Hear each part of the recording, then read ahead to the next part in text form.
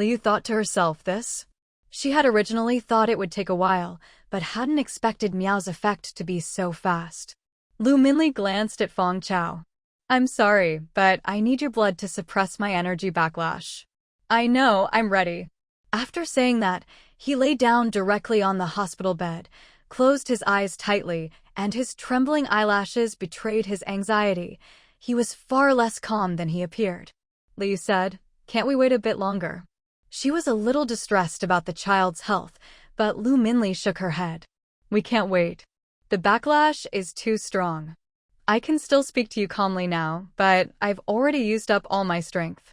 I know you sympathize with Feng Chao, but Sang Chu has already guaranteed his safety. We're not taking his life, just controlling the amount.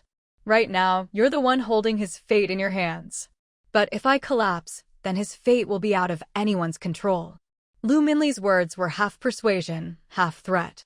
Liu knew this was the truth, but still found it hard to accept. Just as Lu Minli was patiently explaining, Liu finally said, "All right, let's start. I'll lower all the protections, but we can't finish the treatment in one go. We'll have to do it in stages, depending on the situation." Her main concern was keeping Feng Chao alive, but she was still worried that Lu Minli wouldn't agree. "Okay, let's do as you say. I'm not here to harm anyone." Only then did Liu feel a little relieved. Lu Minli lay down on another hospital bed. Liu drew blood from Feng Chao and began injecting it into Lu Minli's body. This was strictly forbidden under normal circumstances. Liu was deeply afraid that Lu Minli would have a rejection reaction, so she didn't dare let her mind wander for even a second. All the magic on the hospital bed was activated, channeling the power of the blood. After just 10 minutes, Liu was already drenched in sweat. At this moment, Lu Minli seemed to be enduring some unbearable pain. It was as if she had split into two people, one body writhing in agony, the other soul drifting far away. Blood, crimson blood, seemed to be surging toward her from all directions. Lu Minli stood, tiny and helpless, in a sea of blood. In the blood, it seemed as if a giant beast was charging at her, its jaws biting down on her shoulder. The scream startled Liu. She hurriedly pressed the emergency device on Lu Minli and immediately increased the healing effect of her magic. But even so, she couldn't stop Lu Minli's body from convulsing violently. What's happening? Feng Chao watched Lu Minli from the side, feeling a strange sense of déjà vu. He reached out his hand. "Dr. Li, quickly, give her more blood." "What?" "Hurry!" Feng Chao shouted. Liu, seeing Lu Minli's condition, had no choice but to draw another tube of blood and inject it. But Lu Minli's symptoms still didn't improve. Feng Chao's face was deathly pale, but he knew Lu Minli couldn't die. "Dr. Li, keep going." "But your body." "I'm fine, I can hold on." "But if we stop now, Lu Minli will die." He didn't know why he had this feeling, but he could clearly sense that if the blood stopped, Lu Minli would die, or rather, she would be devoured. Just like what happened to his uncle. Damn it. Under the pressure, Liu had no choice. Gritting her teeth, she kept drawing blood from Feng Chao and injecting it into Lu Minli. After several rounds, Feng Chao was visibly drained, his face as white as paper. "No more, if you draw any more, I'll die." Feng Chao weakly turned his head to look at Lu Minli. The blood in his body seemed to have finally suppressed her symptoms. "No more, Dr. Li. Can you check her body? Is there a mark on her?" "A mark?" Liu was curious. How could Lu Minli have a mark on her? But she still lifted Lu Minli's clothes, and when she saw it, she was stunned. Sure enough, there was a mark where the blood had flowed out, like the bite of some giant beast, deep to the bone. Liu turned to look at Feng Chao. "How did you know?" "It's just a feeling." He didn't finish his sentence before fainting. "Feng Chao! Feng Chao!" Liu hurriedly checked his breathing. Once she confirmed he was okay, she finally let out a sigh of relief and immediately gave him an 4. Lu Minli slowly woke up, and only then did she notice Feng Chao's condition. She looked at him with a complicated expression. Liu said, "You're awake? How are you feeling?" "I want to see Sang Chu. Ask her to come here right away." Seeing how exhausted she looked, Liu didn't say anything more and immediately sent Sang Chu a message to come over. Sang Chu, who was watching her rabbits at the time, was very confused as to why Lu Minli wanted her now. I'll go check it out. If anything happens at the hospital, let me know right away. Okay. The little rabbit happily typed on the bed, while the other rabbits nervously sorted through the information they'd gathered. Yes, master. What do you mean? Sang Chu felt her mind was a mess. Why couldn't she understand Lu Minli at all? In the empty room, it was just her and Lu Minli. He sat on the hospital bed, magic swirling around him. Lu Minli pulled down her clothes, revealing a huge bite mark on her left shoulder. I saw this after using Feng Chao's blood. It was a giant beast, hiding in the blood moon's mist. Its ability is a bit like Shuiyu's, but as long as my body contains the power of the blood moon, it will possess me. Feng Chao's blood can drive it out, so it panicked and tried to devour me directly. Luckily, Feng Chao and Liu increased the blood dosage, otherwise I would have been completely swallowed and turned into a puppet. Sang Chu rubbed her temples, feeling a headache. What do you want to do? Lu Minli shook her head. Faced with the giant beast, she was powerless. Feng Chao's blood seemed to restrain it, but Feng Chao was already on the verge of collapse, and she had barely escaped death. As for confronting the beast directly, that was a dead end. Sang Chu said, you should rest for now. The beast isn't urgent. The blood moon hasn't fully descended yet. As long as we don't provoke it, we'll be fine. Our top priority now is to clean up Haicheng, then everyone can go back to their own cultivation. I'll work with you. Don't hesitate, but also don't act recklessly. You can relax for now. Seeing the worry in Sang Chu's eyes, Lu Min tried to reassure her, don't worry. Sang Chu said, all right, I have something I need you to help me with. Wang Quan is my responsibility.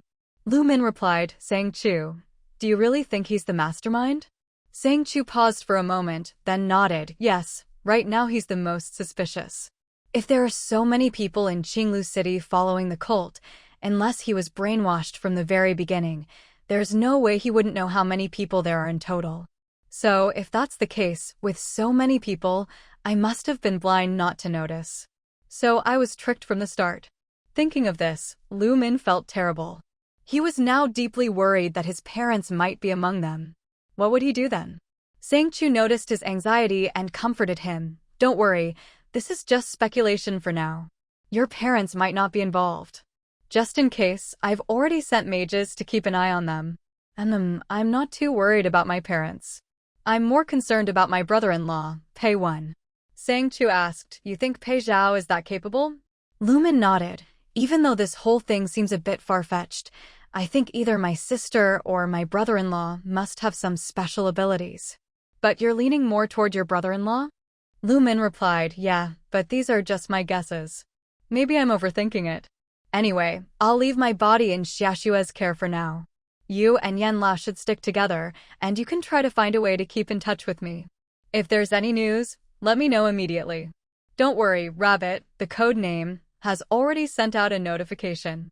He said there's a magic artifact in the cultivation world that can track people with the same soul signature as you. As long as there's a transaction, he'll be able to get the item for me. Until the artifact is found, both Rabbit and I will stay in touch with you. All right, I'll go find Xiaoxue then. But Qin is worried about you going alone. I'll give you an empty room to keep your body safe. Take care of yourself, okay? Lu Min chatted briefly. Since that's the case, I'll leave it to you. I trust you. All right, let's split up for now. If you find anything unusual about him, whether it's true or not, just deal with it cleanly. Lu Min nodded, then dashed into Sang Chu's room. After casting a large magic circle, he left. Sang Chu turned and walked to another room, where Liu was treating Feng Chao. She walked over and asked, how's he? Liu replied, he's not doing well. He already had blood coagulation issues, and he rarely eats. Now, after donating blood to Lu Min, neither magic nor medicine can help him recover quickly. We'll just have to wait it out. Sang Chu took out the person Rabbit had found earlier from her storage space. Give this to him. A person? What good will that do? Liu didn't understand, thinking it was just an ordinary person. Sang Chu explained, it's a spirit. There's a lot of power inside. Just give it to him. If it works, all his water will turn into spirit spring water in the future. Aside from the spirit fruit, spirit spring water and spirit stones were the best products she had. Hopefully, this would help him awaken his abilities. If possible, she hoped the next trip would be to the cultivation world. That way, she could find a place to learn alchemy. Otherwise, all those demon plants and spirit herbs in her storage would go to waste. Eating them raw was far less effective. Huh? Liu suddenly exclaimed. Sang Chu, who had been lost in thought, quickly looked over. What's wrong? Fong Chao. Is something wrong? Sang Chu hurried over, only to see Fong Chao's whole body glowing faintly red, as if he was about to awaken his powers. Shui Yu, who had been following Sang Chu, immediately appeared, still holding the unconscious Gaozha. You called. He looked exhausted. Sang Chu saw this and quickly said, Thank you for your hard work. Leave the rest to me. Go get some rest. Heh, you just want me to watch over this kid, don't you? You're afraid his powers might go out of control. Sang Chu admitted, yeah, it's not that unusual for someone to awaken offensive abilities now. Out of everyone, you're the most reliable, so I can only count on you. You'd better. Shui Yu rolled her eyes. She was hoping to go out and have some fun, but she was always busy like a bodyguard. Sang Chu said, My next trip to the cultivation world is coming up soon. I'll definitely take you with me then. But right now, there's a lot to deal with at the base. Once everything's settled, I'll be able to relax. For now, just stay here and keep watch. No need to run around. Shui Yu patted Sang Chu on the shoulder, then did something with her hands. In an instant, her whole body was covered in armor, though on closer inspection, it was invisible. What's that? Rabbit brought it back from the cultivation world, a spirit armor, immune to all poisons. She helped Gaozhu up and said, If there's any new development with Fong Chao, let me know. I'll head out first. After Sang Chu left, she quickly entered a new empty room. She now had 10 rooms at her disposal, enough to isolate everyone and keep them under control. Meanwhile, Wang Quan was lying on his bed in his room, watching the little animal sleeping beside him, lost in thought. If I could take over this base, wouldn't everything here be mine? He didn't notice that while he was daydreaming, the little ERPP, some kind of animal, on the wall flicked its tail, as if declaring its disapproval. KK, but with Yen Lao's methods, it's hard to guard against him. Even in Lao's powerful mental-type ability users are under control. My wood-type powers probably can't resist either. Wang Quan thought about it, but just then, a little bamboo basket floated in, filled with all sorts of fruit. Wow, the city lord's mansion is great. There's food and drink, and I don't even have to fetch it myself. This is awesome.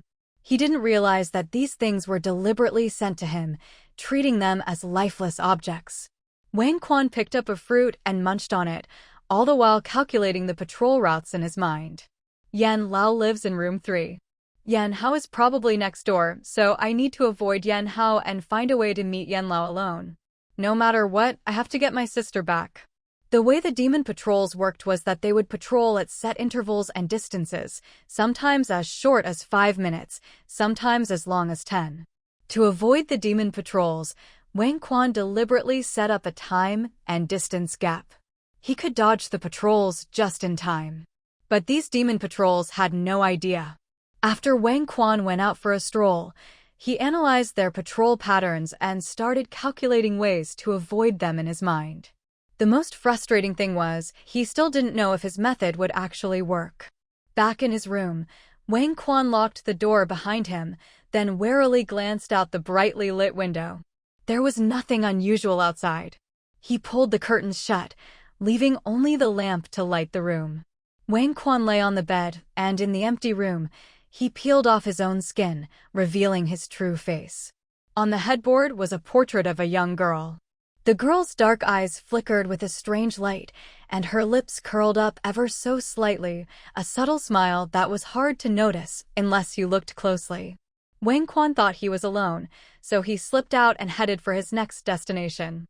By the time Sang Chu received the notification, Wang Quan had already disappeared, and even her spiritual sense couldn't detect his presence. Rabbit, go meet up with Lu Minli and Lu He. Wang Quan has gone to find old Yen.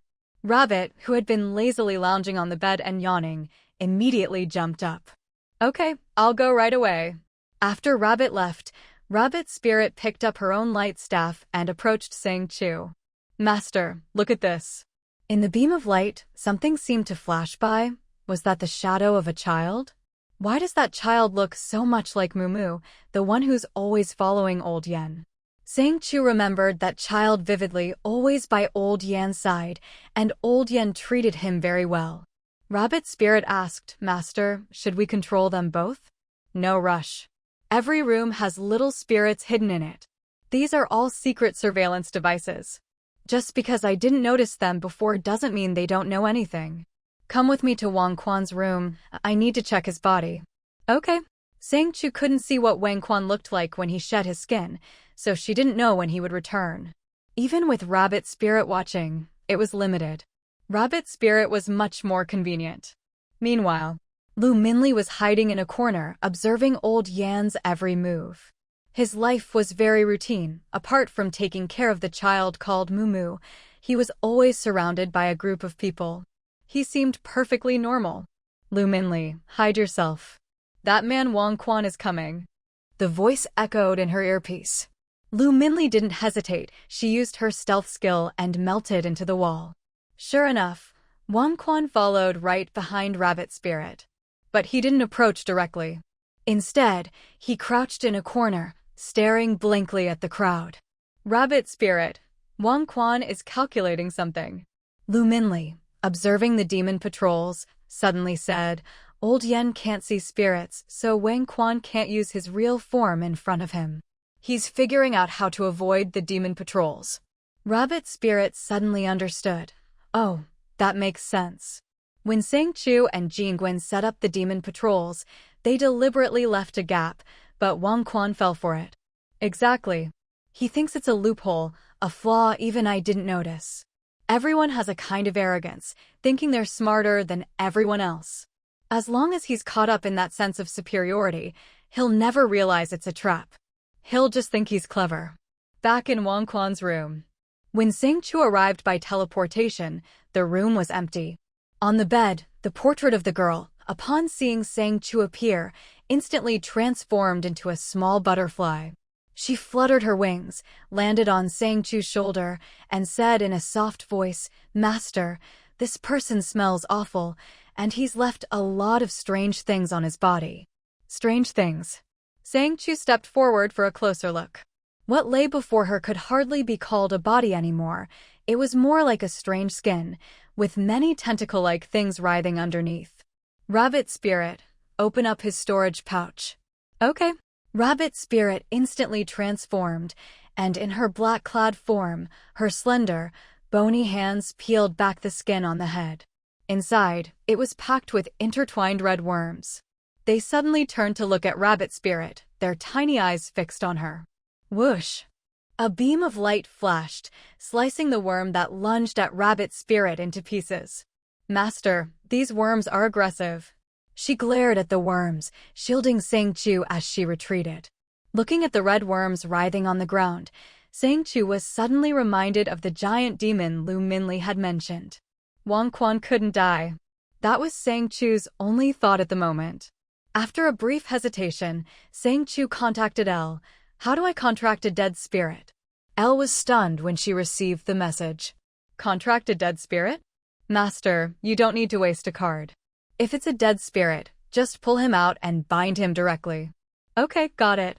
Sang Chu released the card. Master, you haven't let me out in ages. The card spirit stretched lazily, but then suddenly sensed something strange. He sniffed the air, blinked, and said, Master, you're playing a bit rough this time. Even a dead spirit could be played with like this? The card spirit had no idea what was going on. He just felt that Sang Chu was getting more and more creative, even turning a dead spirit into something so bizarre. Previously, Elle hadn't realized Wang Quan was a dead spirit, all because he was hidden inside the skin suit. Enough playing around. Wang Quan will be back soon. I need his control. How do I turn him into my dead spirit? It's simple, Master. As long as he doesn't abandon this body, I can bind him. If he doesn't return to this body, I'll need to catch him first before I can use him as my own dead spirit. Right now, he needs this body. But be careful, the red worms in the skin suit are alive. The cart spirit glanced at Sang Chu, then at the wriggling worms, thinking as long as he wasn't blind, he wouldn't mistake them for dead things. Sang Chu seemed to realize she'd been unclear and explained, these worms seem to have their own consciousness, like people. Maybe he'd refine them with some special technique, even rocks could have thoughts, so it wasn't surprising that these did too. Sang Chu had deliberately warned him, so he stayed extra alert. The cart spirit stepped forward, took off his gloves, and magical runes lit up on his palms as he slowly approached Wang Quan, magic power enveloping him. The contract was completed. The blood-red runes on the leather sheath gradually faded until they turned to ash, scattering with a breath. Rabbit frowned slightly as she looked at these things, feeling that something was off. Don't these seem a bit like soul marks? Soul marks. Sang Chu looked at her in confusion, then at the items in his hand. Are you sure? I'm not certain, but they're very similar. I once followed Feng Che to the world of the BM people. The way these runes die is just like those soul marks after their owners die. Once the original owner's power is gone, they just dissipate. That's not quite the same as what I know. Rabbit said, there are differences, but overall it's similar. They're bloodthirsty and hard to control, and they're most loyal to their original owner. The difference is, in that world, the controllers are very selfish. They go to great lengths to cultivate a soul mark, and if they're going to die, they'd rather take it to the grave than let someone else have it. So once the soul mark changes hands, it dissipates, just like these runes. Feng Che had his eye on those people's soul marks and paid a hefty price for them, but he didn't expect to be swindled out of a lot of money. Those people had no sense of fair trade or ethics. If you wanted a soul mark, they'd hand over their own, but as soon as you tried to use it, the soul mark's survival instinct would go wild and fight back. Even if you didn't die at the hands of the soul mark, once the contract started, if the soul mark sensed an unfamiliar power, it would self-destruct. In the end, all you'd get was a pile of ashes. Feng Che almost didn't make it back from the soul mark world. Not only was he swindled out of a lot of money, he nearly died and became food for those BM people. In the end, he only managed to get a ticket home because he took on a special mission. Otherwise, both he and Feng Che would have died there.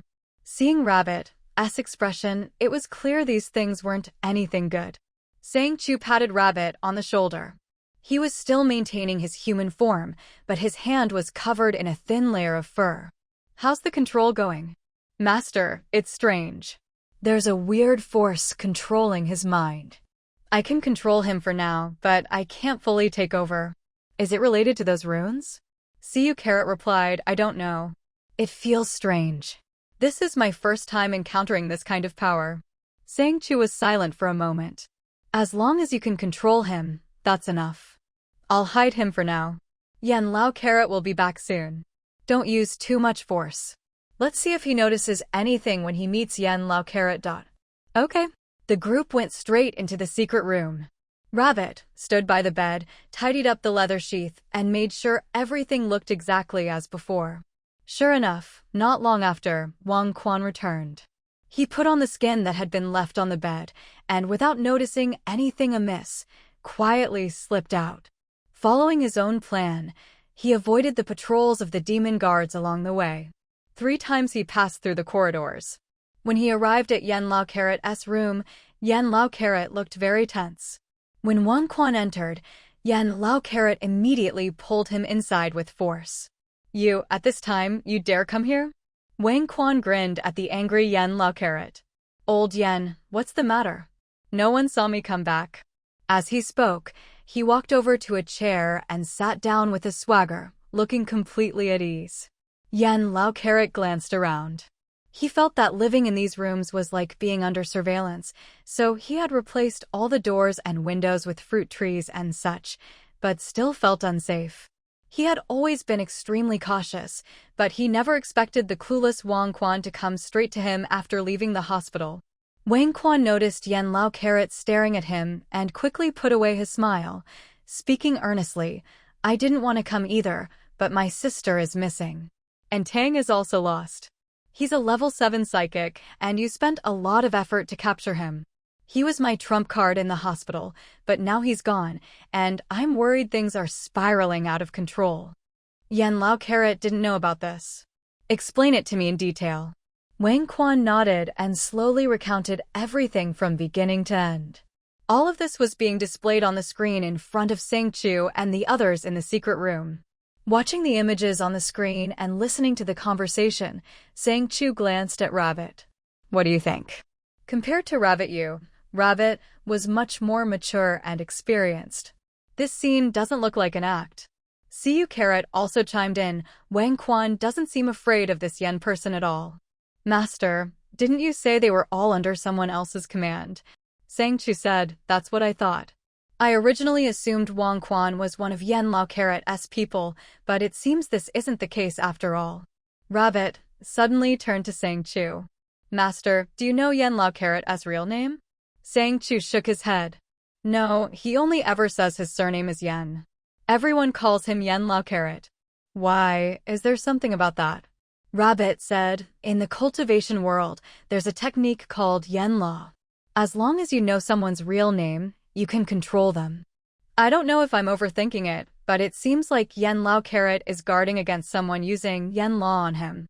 Sang Chu was silent for a moment, then said, all right, go find my brother. Tell him to try to find out Yan Hao's real name. CU Carrot left the secret room, leaving only Sang Chu and Rabbit, watching Yan Lao Carrot and Wang Quan on the screen. You said Xiao Ying lost control and created a domain space just like the first one? Wang Quan nodded. It was a domain space. When I was trapped in the hospital, I couldn't get out for days. The feeling was different from the energy barrier outside the hospital. With the energy barrier, if I wore the human skin, I could feel and even break through it. That feeling was like hitting a soft wall, you could even bounce off it. But the domain space was different. There were invisible walls all around. I tried everything, but almost tore my skin off trying to get out. Yan Lao Carrot, and then everyone in the second ward disappeared, including your sister? Wang Quan. Yes, except for Xiao Ying and her crane, I was the only one left. At this, Yan Lao Carrot's face turned even darker. This is bad. The people I hid among the other disciples must have been discovered. Wang Quan, I'm worried too. My sister is missing, and I can't just leave. If you don't get rid of that thing in my head soon, I won't last much longer. You need to act fast. Yan Lao Carrot suddenly looked up at Wang Quan, his eyes sharp as knives. You want to run? How could I? You're overthinking it. I just want you to get that thing out of my head as soon as possible. Yan Lao Carrot laughed. If you really wanted to find your sister, you wouldn't be here. You want me to deal with those companies, so you can slip away in the chaos. But don't forget, you and I are grasshoppers tied to the same rope. If those people can't be sent to the first ward, do you know what will happen to you? Don't forget, both you and I have that thing inside us. Old Yan, you're overthinking it. How could I possibly betray the boss? When I first followed into the base, it was just to figure out whether she was a ticket holder or not. You know as well as I do, ever since that incident, the boss has been terrified of those people lurking in the shadows. Old Yan's eyes darkened as he glared at Wu Yu. There are no outsiders here, Wu Yu. What exactly are you trying to do? Inside this base, Old Yan was always extremely cautious with his words and actions. He was well aware of the means ticket holders had at their disposal, and he never dared to let his guard down, even around those who had already been killed. Especially since his boss was someone who always kept his distance, never showing his face, never meeting anyone in person. Everything was arranged through intermediaries, with all instructions passed down from above, and Old Yan simply carried them out. As long as he completed the assigned tasks, he'd get his reward, sometimes cultivation resources, sometimes food, whatever the boss felt like giving at the time. Everything depended on the boss's mood. But even so, those who followed the boss still believed that whoever controlled the resources controlled their fate. We understood Old Yan's concerns, but he felt that since the boss controlled everyone in the base through material means, it would be better to stir up trouble between Sang Chu, the ticket holder, and the boss. That way, even if he died, it would be worth it. After all, as long as the boss could find a new body to control, it didn't matter who died. Rabbit, do you know who your previous contractor was? Sang Chu asked. Rabbit Yu was just as confused. All I know is that he was a psychic. He contracted me, and not long after I arrived at his location, I received news of his death. Luckily, we hadn't finalized the contract, and he hadn't paid the price, so, Brother Mian, I just picked someone nearby, and that's how I chose you. Rabbit bracket, Feng Che was the one who contracted me when I was 5, so the person who contracted Rabbit Yu was also a psychic around 5 years old. Rabbit Yu, that's right. Sang Chu looked at the contract panel, deep in thought. Rabbit Yu and Rabbit bracket exchanged glances, both sensing the tension. The humanoid Rabbit bracket walked over and poured Sang Chu a glass of juice. Master, have a drink and think it over. Sang Chu took a sip and asked, did Feng Che ever go to other worlds? He's been to 3 worlds. The third was a cultivation world, which he really liked. He kept sending his people to Nonguan Mountain, and all the magical items his subordinates had came from there. Sang Chu, were these 3 worlds assigned as annual missions, or did he go on his own? Rabbit bracket, he went on his own. He didn't like the apocalypse world, so he was always looking for a place to start over. He set his sights on the cultivation world, which is why he kept sending people there, putting some in the open to act as his agents. He used crystal cores as currency, all to invest in the cultivation world. At this point, a terrifying thought flashed through Sang Chu's mind, but it quickly vanished. You're saying, the person you mentioned isn't a ticket holder from another world, but someone who took a liking to the apocalypse world, just like me, a guardian? So that's why he's always hiding in the shadows. Rabbit Yu immediately shook her head. That's unlikely. All the information I have about guardians is very vague.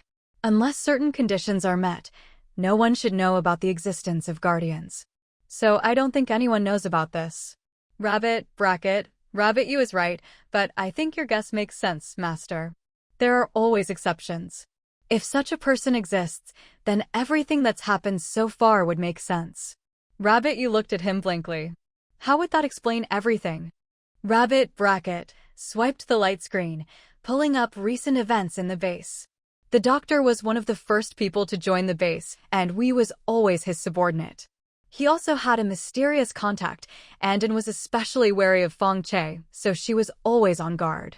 At that time, the doctor discovered Bojan's younger brother and had him hide out in Ant's team to study various materials and figure out how to extract and use crystal cores. Later, when An was captured and brought to the base, the doctor returned to Feng Che's base and reported everything.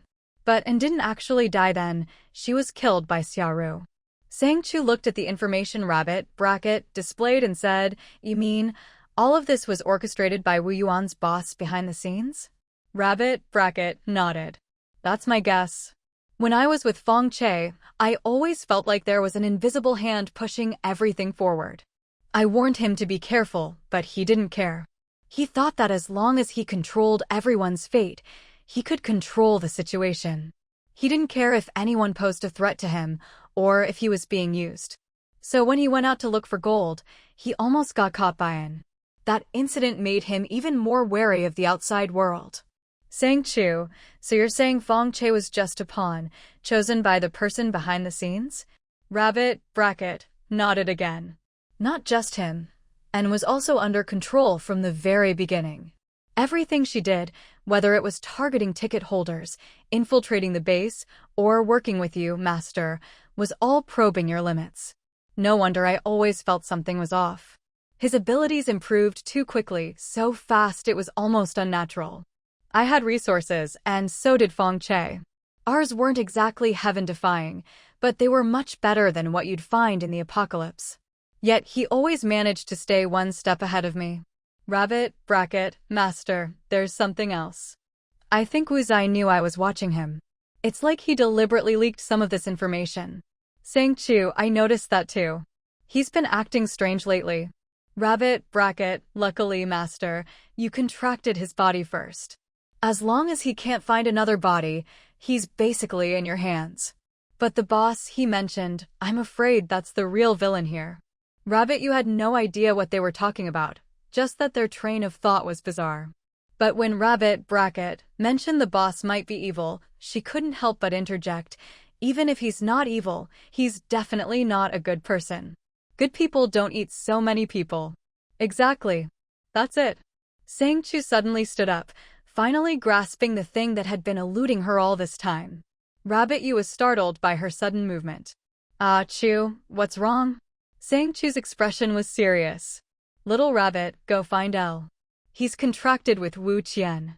If you can't contract with him, then get ready, clear out your space, and get everyone in Qinglu City ready to move at a moment's notice. Not a single one can be left behind. Huh? Rabbit Yu looked at Sang Chu, her expression jumping in surprise. She quickly said, but I can't handle that many. Then start with the dead ones. Turn those living ones into dead ones first. Rabbit Yu hesitated for a long time.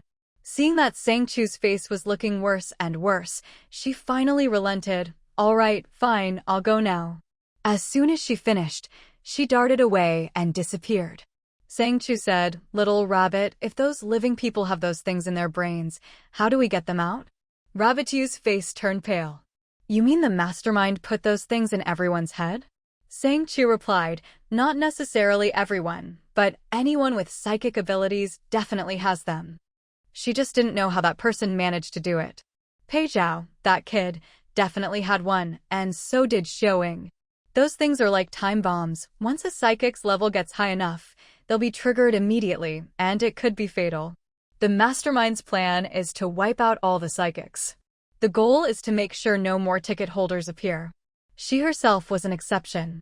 That summoner, the sleep-type one, also died by this method. Otherwise, with how well he hid himself, how could he have died so quietly? And before she transmigrated, she was just an ordinary person, not under his control, so she escaped by luck. But he's got too many tricks up his sleeve. If she hadn't returned to this world for the first time, she might have been targeted already. So, everything that happened to her over the years was probably part of his plan. This person is probing step by step, bit by bit, just to figure out all the cards in her hand, and in the end, eliminate her. Feng Che was also one of his pawns.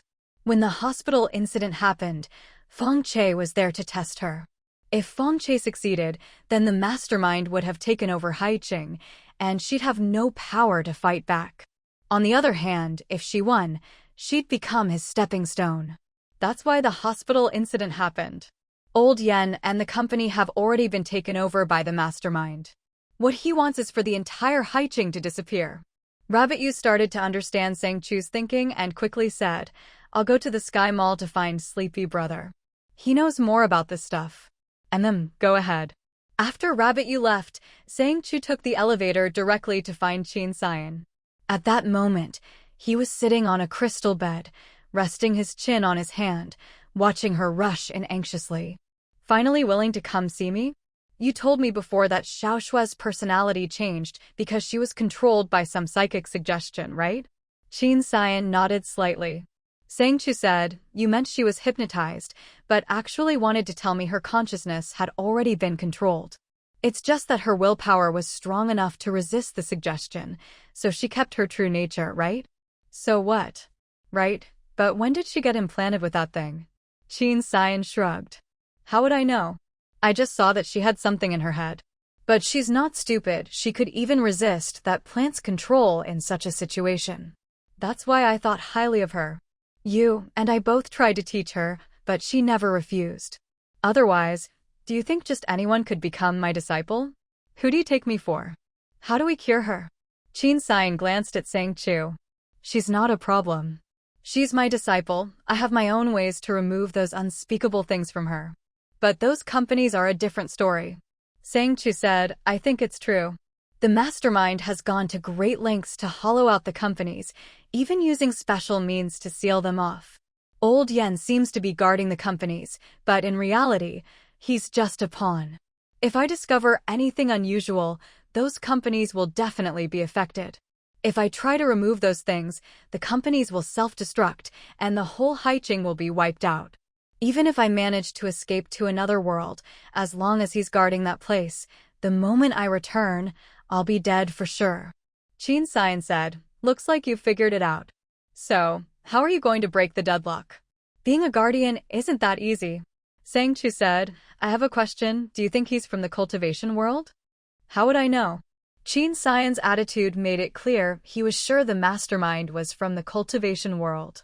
That's also why Feng Che, who was being controlled without realizing it, was so obsessed with the cultivation world, he was influenced by that person.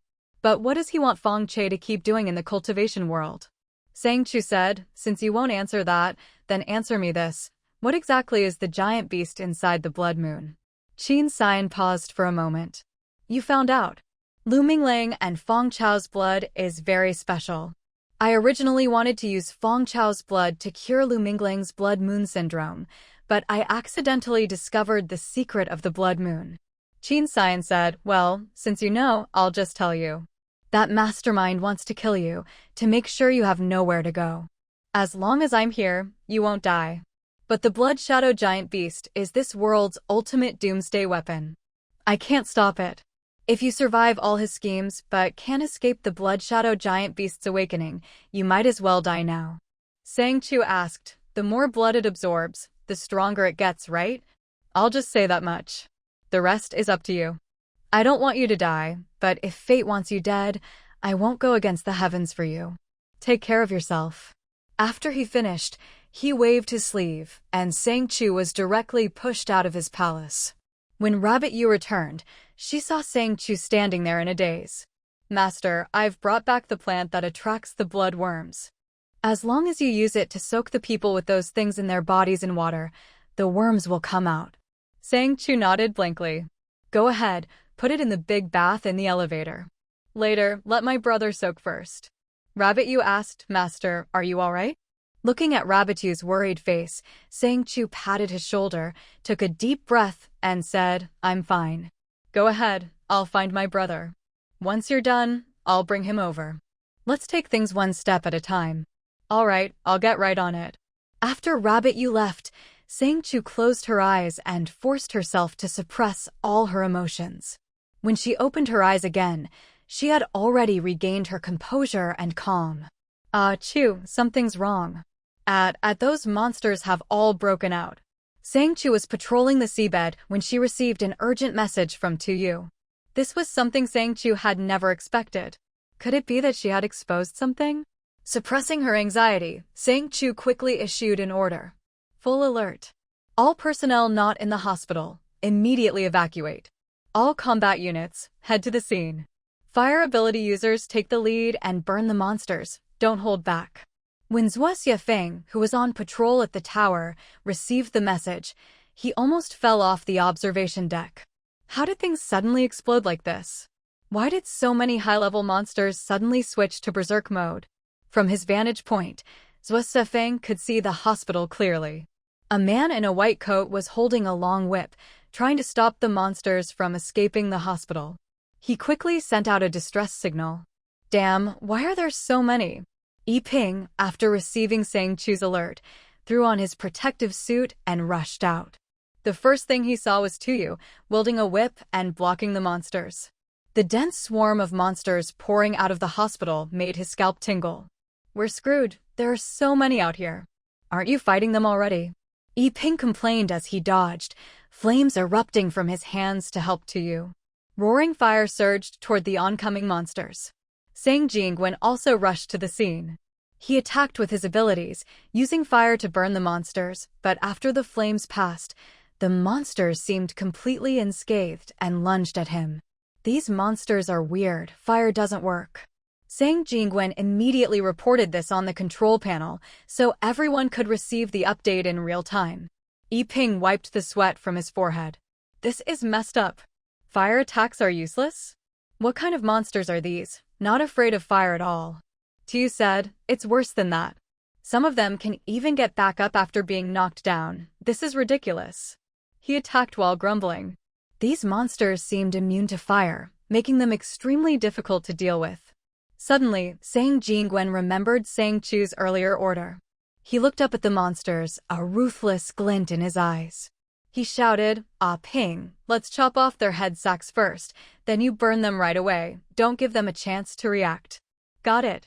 Clad in black and gold combat gear, Tu switched to berserk mode. Black armor appeared on his body. His psychic power surged, allowing him to sense the mental link between the tall monsters. Though he felt a bit drained, the power kept flowing. Sang Jingwen was drenched in cold sweat, not daring to relax for a second. These monsters were directly connected to his mind. If he lost focus, he could become brain-dead or worse, die.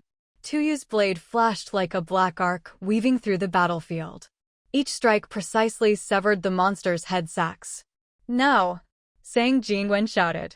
Yiping immediately fused with his flames, unleashing a blazing inferno that engulfed the monsters whose head sacks had been cut off. As the head sacks fell to the ground, finger-sized bloodworms crawled out. "Careful! There are worms inside their heads." Tu quickly dodged, but when he saw the worms, it was almost too late. The worms, attracted by Yiping's fire, crawled onto him. "What the hell are these things?" Yiping frantically shook his hand, but the worms clung to him like leeches, impossible to shake off. Whoosh!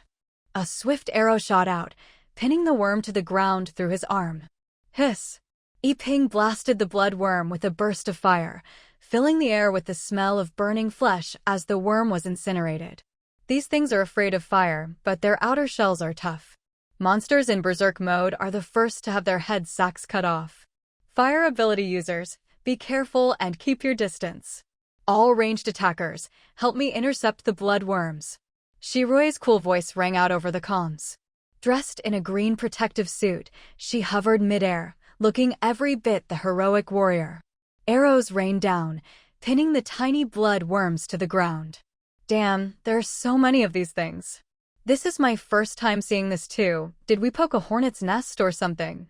Ningsong, wielding his blade, attacked cleanly and efficiently, but couldn't help complaining as he fought. When Sang Chu arrived, she saw the ability users, magicians, and warriors fighting together. Tu said, "Master, I checked before. There weren't this many monsters. Do you think it's related to Elder Yan's power?" "I can't say for sure, but I'm confident I can catch him." "Good. Go catch him. If he resists, don't hold back." "I'm on it." Tu shifted into human form, still dressed in black, and dashed out like a shadow. At the moment, the battle on the surface of Haicheng was intense, but things were far from over. Instead of joining the fight, Sang Chu headed straight for the underground prison. The dark basement echoed with her footsteps and the heavy breathing of the prisoners. Sang Chu knocked on the wall. With a flick of magic, the torches instantly lit up. When Jia Nan saw her, his eyes lit up. City Lord Sang, I swear I'm innocent. If possible, I'd like to join Haicheng. I'll do anything for you. Where's the doctor? Seeing the cell crowded with people, Sang Chu only glanced at them and asked. The people in front of the doctor automatically stepped aside. The doctor stood before her, expressionless, not even glancing at Jia Nan. What does City Lord Sang want? I just want to ask a few questions. No need to be nervous. If you answer, you'll be fine. The doctor had no intention of hiding behind his brother. He stood up, steadying himself on his brother's shoulder, and looked at Sang Chu. What do you want to know? What did you do in the Intan base's daily operations? Studied mutated plants, extracted special energy from them, and injected it into the monsters. Sang Chu asked, so those ability users who lost their powers, was it because of this? The doctor replied, yes. Besides the crystal cores, this process is the most crucial step. Extracting this substance and injecting it into the monsters, then removing it and using it on ability users, will make them lose their powers. One last question. In the Intan base, did you ever see red worms inside those head sacs? At this, the doctor suddenly convulsed, veins bulging. Brother. Bojan hurriedly supported him, but the doctor seemed to become a different person. His hands stiffened, strength surging as he pushed Bojan aside, and he stared straight at Sang Chu, step by step approaching her. Hold him down, quick. Jia Nan shouted, but Dr. Bo, like a wild beast, crashed through everyone trying to stop him and lunged toward the stone pillar, gripping it tightly, desperate to break free. Z. A huge current surged, making everyone in the cell convulse violently, foaming at the mouth as they collapsed to the ground. Sang Chu slowly walked toward Dr. Bo, step by step. The electricity gradually wore off, and his hands slipped weakly from the pillar as he slumped to the ground, gasping, "Looks like you know more about the truth than I thought. Since that thing is your PI, I won't force you. You and Elder Yen are both people with deep connections, aren't you?" Dr. Bo didn't answer, head bowed. Sang Chu didn't push him, but after a long silence, he finally spoke in a faint voice, "I can tell you everything I know, but you have to promise to keep my brother safe. I won't survive, but my brother can't die. As long as you promise me that, I'll tell you everything." "All right, I promise. As long as it's within my power, I'll keep him alive." Little Bo. Bojan was so weak from the electric shock that he could barely stand. Seeing his younger brother like this, he was both angry and scared. He tried to hold his brother, but thinking about what his brother had gone through out of his sight filled him with dread. "Brother, I know you sent me away for my own good, but in the apocalypse, there's no such thing as a safe haven." Dr. Bo gave a bitter smile, raising his head to look at Sang Chu. "When I first awakened my psychic abilities, Feng Che sent me to a safe base. Back then, it was the largest base nearby, full of ability users. I couldn't predict the future, but with Feng Che's help, I quickly grew stronger, which attracted the attention of the leaders there." He slowly shifted his body, leaning against the stone pillar, his face full of regret. He wanted to expand his influence, so he sent a lot of people to different bases. He had me select some people with potential to form a team of ability users. Sang Chu asked, "Is that why you went to Xian City?" "Yes."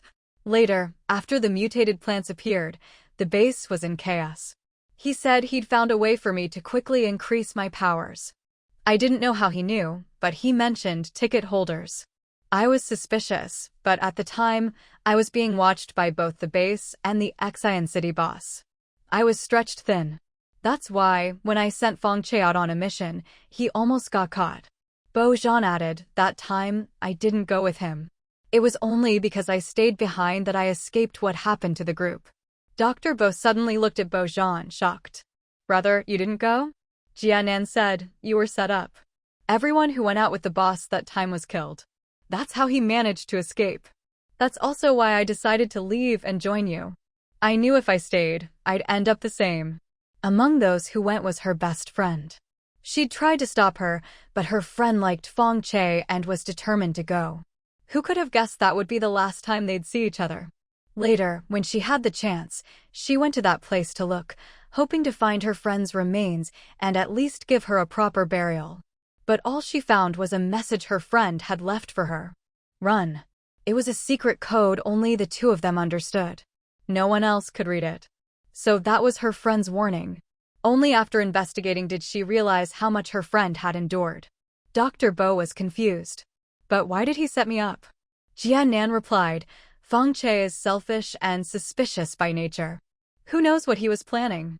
Bojan didn't know why the boss was so insistent on this matter either. It didn't seem to make any sense.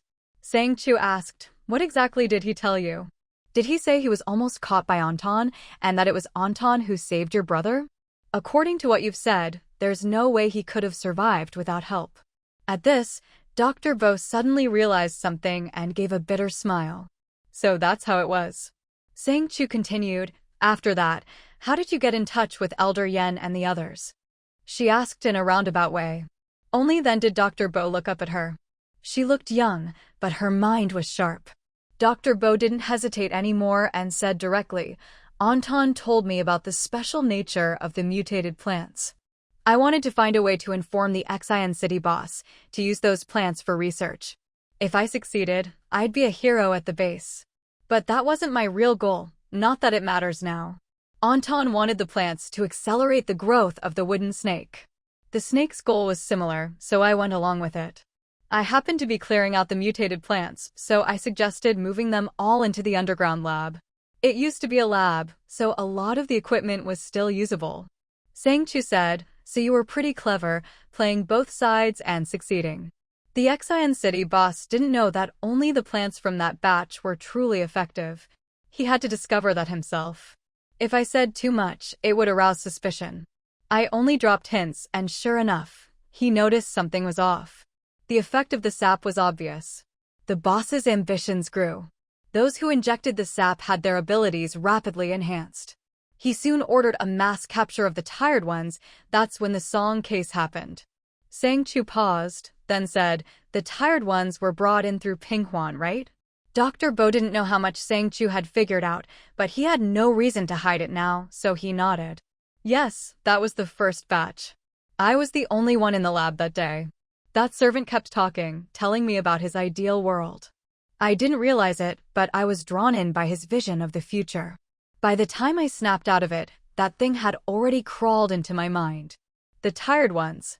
Sang Chu frowned slightly, but Bo Zhan, after hearing Dr. Bo's words, crawled anxiously to his side and asked, "What crawled into your mind?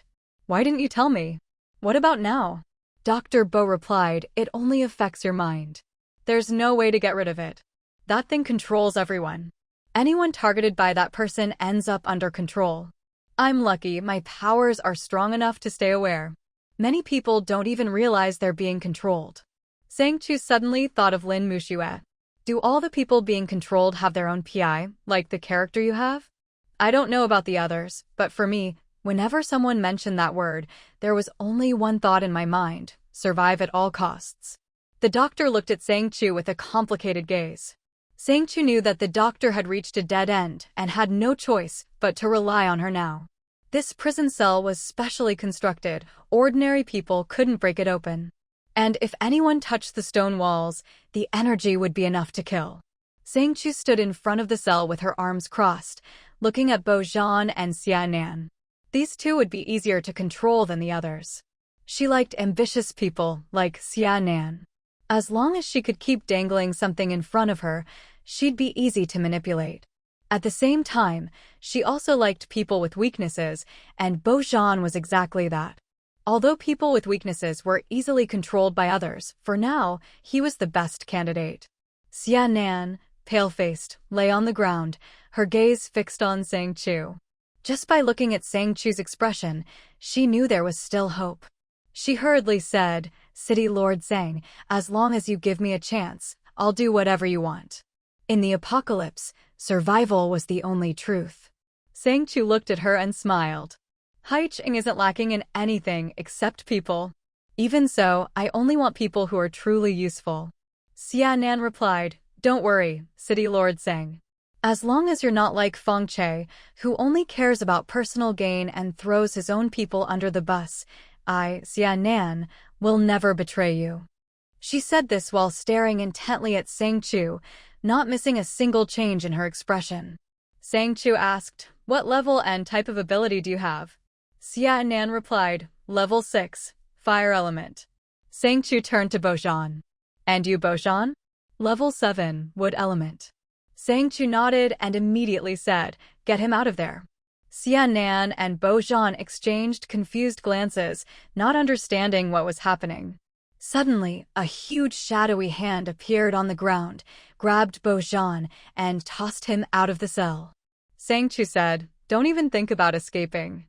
If I can get you out, I can put you back in. I need people with value, and I hope you can give me a satisfactory answer. Come with me." Bo Zhan said, "Wait, City Lord Sang, I'm willing to go with you, but my brother is still injured. Can you heal him?" Sang Chu glanced at him, then gestured for him to look behind. The giant hand was emitting a soft light, and under its glow, the doctor's wounds visibly began to heal. Bo Zhan said, "Thank you." Sang Chu replied, "No need to thank me. He's my person now, and I want him alive more than anyone. But if you betray me or disappear after completing your task, then he'll lose his value." Bo Zhan asked, "What do I need to do to keep him safe?" The ability Sang Chu had just demonstrated made it clear no one else could get someone out of the cell. And with the current situation, facing a cell that couldn't be broken into or out of, he had no other options. Sang Chu said, "Just do your job well and treat our people right. Let's go, get out of here first." The shadow hand followed Sang Chu out. When they reached the exit of the cell block, she took out a card from thin air. A blinding light flashed, making it impossible to keep their eyes open. When the light faded, they had already left the cell area. Xia Nan looked at Bojan, her eyes revealing her understanding. She realized there was no point in trying to figure out the secrets of this place anymore. She'd better behave. She could tell that Sang Chu was someone who would strike without hesitation. Damn it, I'm going to kill you. Hey, you brat, just wait till I get out of here. Don't worry, your days are numbered. I'll be waiting for you. The shouts and curses behind them faded as they followed Sang Chu, walking across the open ground. Black mist spread everywhere, and robots were absorbing the energy from the air. A Xiaoqing noticed Sang Chu leading people toward the courtyard and quickly stopped her. What are you doing? It's dangerous out there. Don't go. Sang Chu also noticed that the base was already full of mutated creatures, and they were coming in waves, even squeezing through the tiniest cracks. You go check Liu's brain and see if he also has those colored threads in his mind, Sang Chu instructed. A Xiaoqing looked at Xia Nan and Bojan, grumbling, see, I told you so. You should have let me handle those prisoners from the start, but you insisted on keeping them, wasting food. Wouldn't it have been better to let me use them to study the world's energy? Sang Chu slapped his hand away from Bojan. Enough, stop messing around. After you check, I need him to go out and handle something. Handle what? There are so many monsters and mutants in the base, no one can get close. Sang Chu said, don't forget, the Blood Moon's power makes people go berserk. In this situation, ability users are more useful. Hurry up. A Xiaoqing gave her a look. Fine, you're the boss. You decide. Shirui came up behind Sang Chu. Ah, Chu. What's wrong? Sang Chu asked. Shirui nodded slightly, putting away her longbow. These threads can control the mutants, but as long as you cut them off, like you said, their power weakens. If you cut them before they reconnect, you can kill them. Sang Chu is surprised. These threads can reconnect to people's brains? Shirui replied, yes. I saw it clearly from above. When a thread is cut, the colored thread crawls out of the head and looks for another mutant to connect to, making it stand up again. However, the stability of the reconnection is low, and a random attack can kill it. You don't need to use the special mode. But the original connection is very stable, ordinary weapons are useless.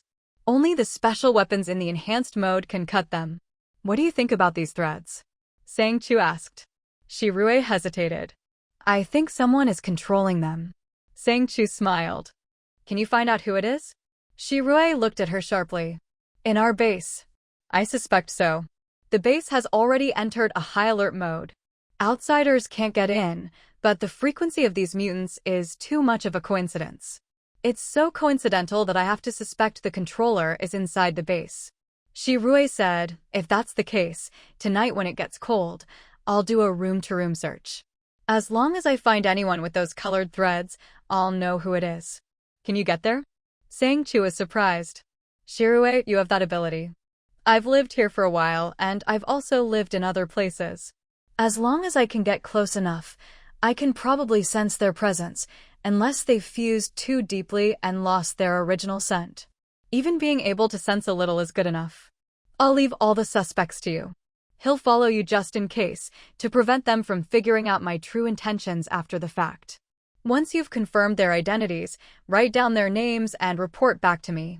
As for the others, let's wait for the results from Xiaoqing and Liu. Okay. Sang. Sis.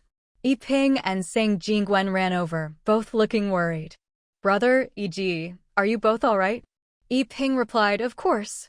These little things are nothing, it's all under control. Sang Jingwen looked at his cocky expression and couldn't help but tease, you're the one who almost lost it. These things are really hard to kill, aren't they? Pretty creepy. Yiping shot him a look and nudged him with his elbow. Can't you let me save a little face? Seriously. After that, he turned to Sang Chu. By the way, sis, what's up with these weird things? Why are there so many? There must be at least a dozen. I had to chase them for ages before I finally cleaned them up.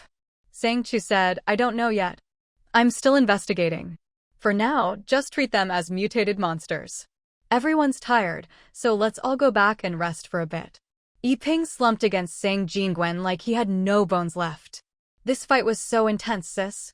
I think our base needs some serious upgrades in the future. Otherwise, even with all these great defenses, if someone else gets in, it'll be a disaster. Shirue added, that's a good suggestion.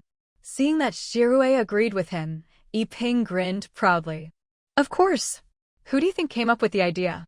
Shirue ignored him and just looked at Sang Chu, waiting for her decision. You just keep an eye on this matter. Make sure to separate it from the regular patrols. Don't let anything slip through. Sang Jingwen said, don't worry, Sang. I'll keep an eye on it. By the way, I saw you let Fong chase people out earlier. Was there a reason? Sang Chu replied, yeah, I promised Fong Chao I'd help him find his parents, but I couldn't leave myself. So I sent someone else to help him, just in case. Yiping asked, why didn't you let me go? He was just curious, so he asked directly. He didn't expect Sang Chu to say, you all saw those weird colored snakes earlier, right? I suspect some of them might be hiding in our base. After all, I was pretty close to them. But we'd already arranged for thorough inspections, and nothing was found. So you can imagine how well they're hiding. That's why I plan to have you organize another round of checks. But if everyone goes out, there won't be enough people left. Jianan and Bo Zhan are the most suitable for the job. Even if something happens to them, they can get themselves out. Thinking of Jianan's special abilities, Yiping nodded. Good call. No need to make things easy for the enemy. After that, he stretched and yawned. I'm exhausted. It's a pity Uncle Gao isn't well, otherwise we could have had a big feast. Sigh, guess we'll have to make do with the food the robot makes for now. The robot could make edible food, but it was all pretty bland compared to what Gaozha or Sang Jingwen could cook. Seeing him like this, Sang Chu messaged Rabbit Spirit, are the plant-based ones ready? Rabbit Spirit, who had just finished tying up Elder Yen, quickly replied, all done. Elder Yen is captured too. Do you want me to bring him to you? Keep him for now. As for the ones you caught, take them to the bathhouse in the city lord's mansion. Then have the shadow rats observe in secret. Anyone with bloodstains, mark them with the shadow function. I need him intact. Rabbit Spirit was stunned for a while, the water he'd just boiled for the plants almost spilling. He wanted to remind Sang Chu that it was the bathhouse, but given his status, he didn't dare say much. After a long pause, he finally replied, yes, master. Rabbit Spirit quickly poured all the boiled plant water into the bathhouse and notified Sang Chu, then released the shadow rats, which lined up densely along the walls. Sang Chu looked at Sang Jingwen and the exhausted Yiping and smiled. Brother, e.g., I've already arranged for everyone to soak in the spring water I prepared. Uncle Gao is feeling better now. I'll go check on him and see if he can cook something good for everyone as a reward. Yiping wasn't too interested in the spring at first, but when he heard Uncle Gao might cook, his eyes lit up. Sis, you're not lying, right? Uncle Gao is really okay now. Sang Chu replied, when have I ever lied to you? But Uncle Gao's condition is still a bit unstable. I'll go check on him first. If he's up for it, I'll have him cook for everyone. For now, you all go to the bathhouse and soak for a while. It's good for your health. Yiping waved his big hand and called out to his friends, thanks, brothers. Let's go, time for a bath. Nan Song, having just released his beast form, looked pale as he yawned and said, I'm beat. I just want to sleep. This high energy mode is killing me. My energy consumption is through the roof. He felt nauseous and exhausted, just wanting to go to bed, not take a bath. Joe Lynx also agreed after reverting from his beast form. Usually it's fine, but after using the beast form for so long, I feel like I'm going to throw up any second. Sang Chu said, I know everyone's tired, so I specially prepared this spring water. Soaking in it will relieve fatigue and help with the after effects of using your beast forms. Go on, you'll feel much better afterward. Yiping said, this is a benefit from my sister everyone. Don't dawdle, let's go. Yiping grabbed one person in each hand and dragged them toward the bathhouse. Even though he didn't know what was special about the spring, since Sang Chu insisted, he trusted her. He believed Sang Chu would never harm them. Sang Jingwen, after reverting from his beast form, just nodded to Sang Chu. I'll go too then. Okay, brother, soak for a while. Got it. After leaving Sang Chu, Sang Jingwen leaned heavily against the wall, his clothes soaked through, his face pale, sweat dripping onto the ground. "I'm still too weak," he muttered. Twilight Snow was cultivating in the boundary beneath Qin Siren's watchful gaze, but the more she practiced, the more uncomfortable she felt. Why did her mind feel so muddled? It was as if something had left a brand on her consciousness. At that moment, she wasn't using any abilities, she was simply following Qin Siren's instructions, reciting the cultivation method to begin refining her spiritual power. The spirit stones around her gradually lost their glow, as if something was slipping away from her body, falling to the ground. Those things writhed on the floor for a moment, then quickly turned to ash. When it was all over, Twilight Snow felt as if something dark and oppressive had been torn away from her. She recalled the events of recent days, her expression growing more and more grim.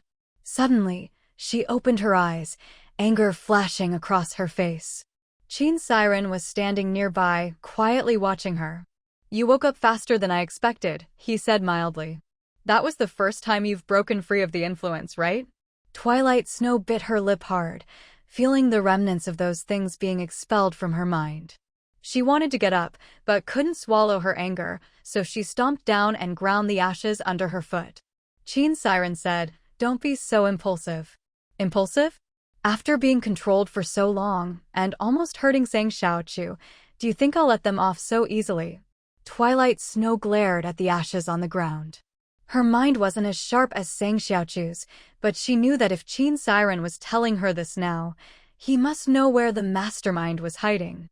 Qin Siren glanced at Twilight Snow's beautiful face, then at her unrestrained emotions, and couldn't help but frown. "You wear your heart on your sleeve.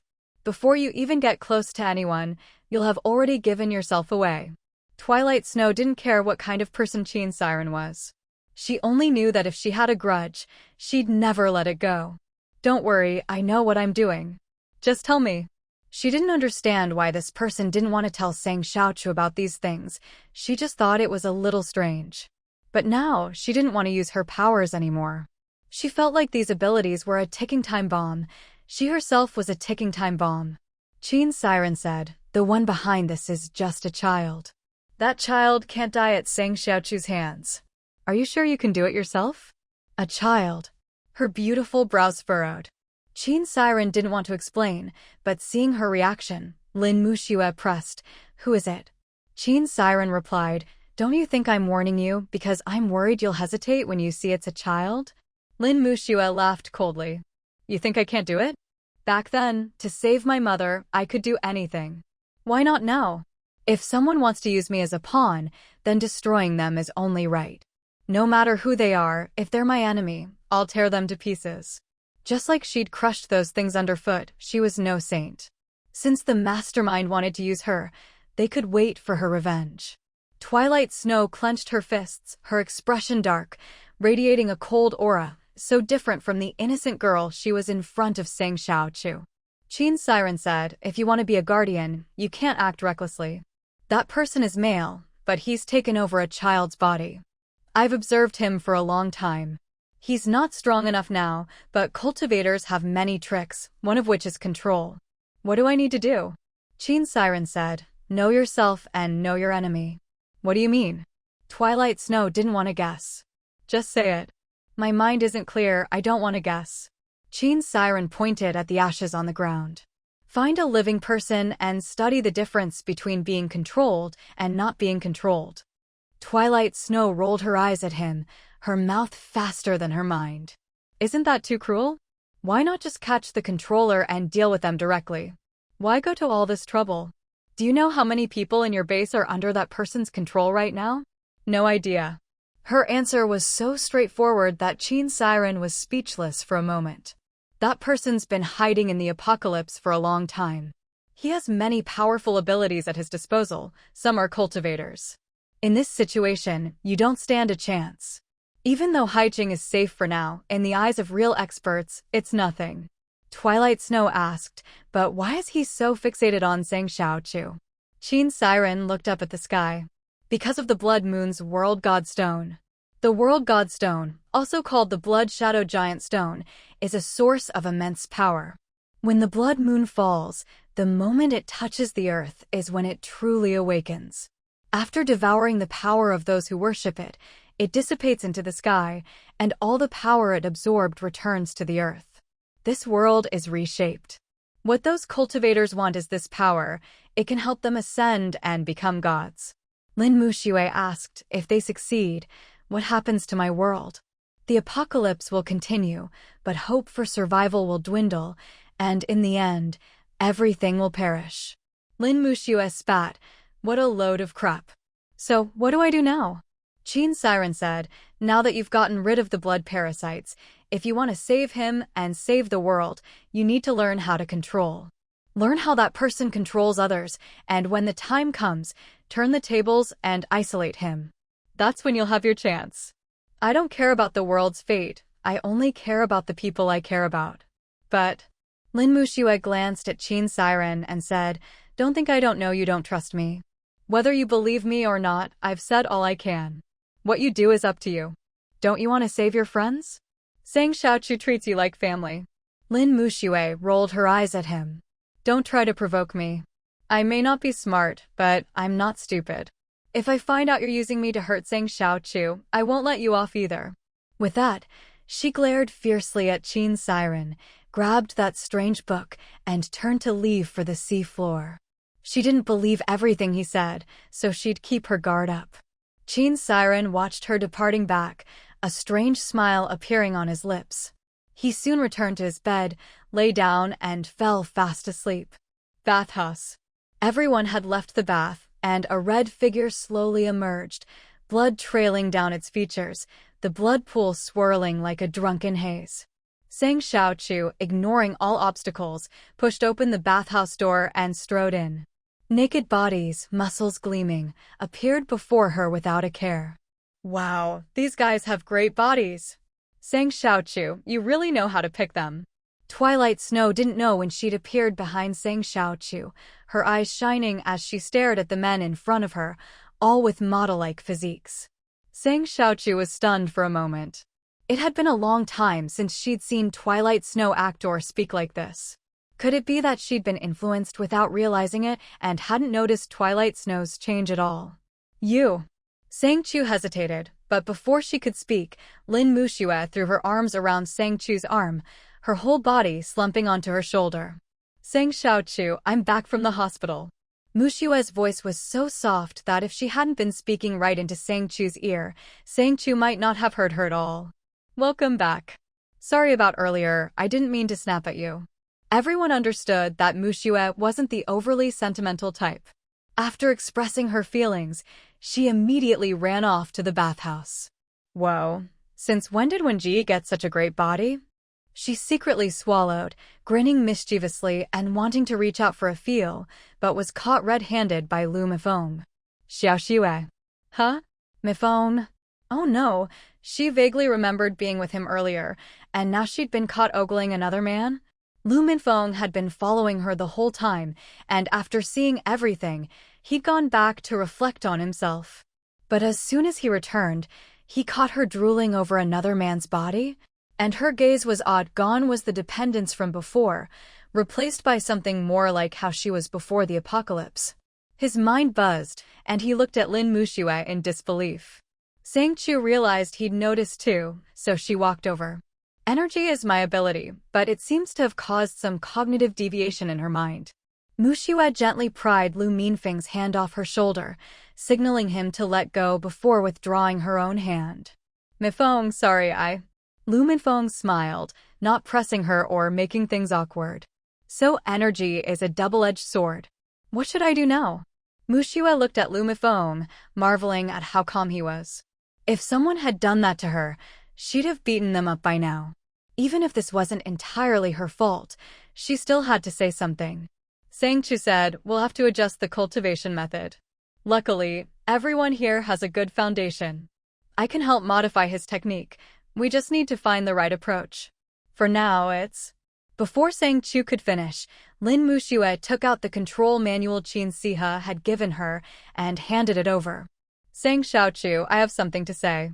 What is it?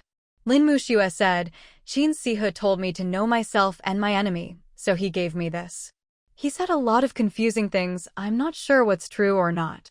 Take a look first. She handed the manual to Sang Chu, who quickly realized it required very precise control, something the spiritually powerful Manhua happened to possess. Sang Chu asked, do you want to try?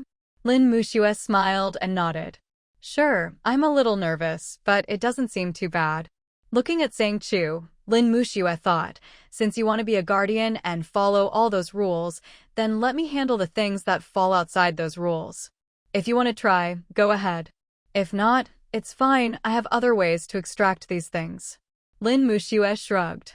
Either way, I'm not using energy anymore. That stuff is too scary, it turns people into idiots. Seeing her sticking out her tongue, as if she'd just been through another lifetime, Lu Minfeng's smile faded and he said seriously, Chu, can you keep these plant energies stable and effective for a long time? I can. Lu Minfeng said, in that case, let's make it routine. But it's best if only the three of us know about this. I almost got eaten by that giant beast, and I can sense that these blood cells are somewhat repellent to it. It won't come near me. Chu doesn't have them and Xiaoxue has lost control, but we can't be sure when these things might mutate, so we need to be careful. Lin Manhua raised her hand in agreement. Agreed. Suddenly, as if remembering something, her smile vanished. Sang Xiaochu, didn't your grandma have some of this stuff too? Sang Chu replied, not sure, but Xiao Rabbit is already in the spring water. Tonight, I'll try to get grandma to use it too. Okay. Manhua nodded repeatedly. She'd originally wanted to tell Sang Chu about Qin Sihu, but with Lu Minfeng present, she wasn't sure if she should bring it up.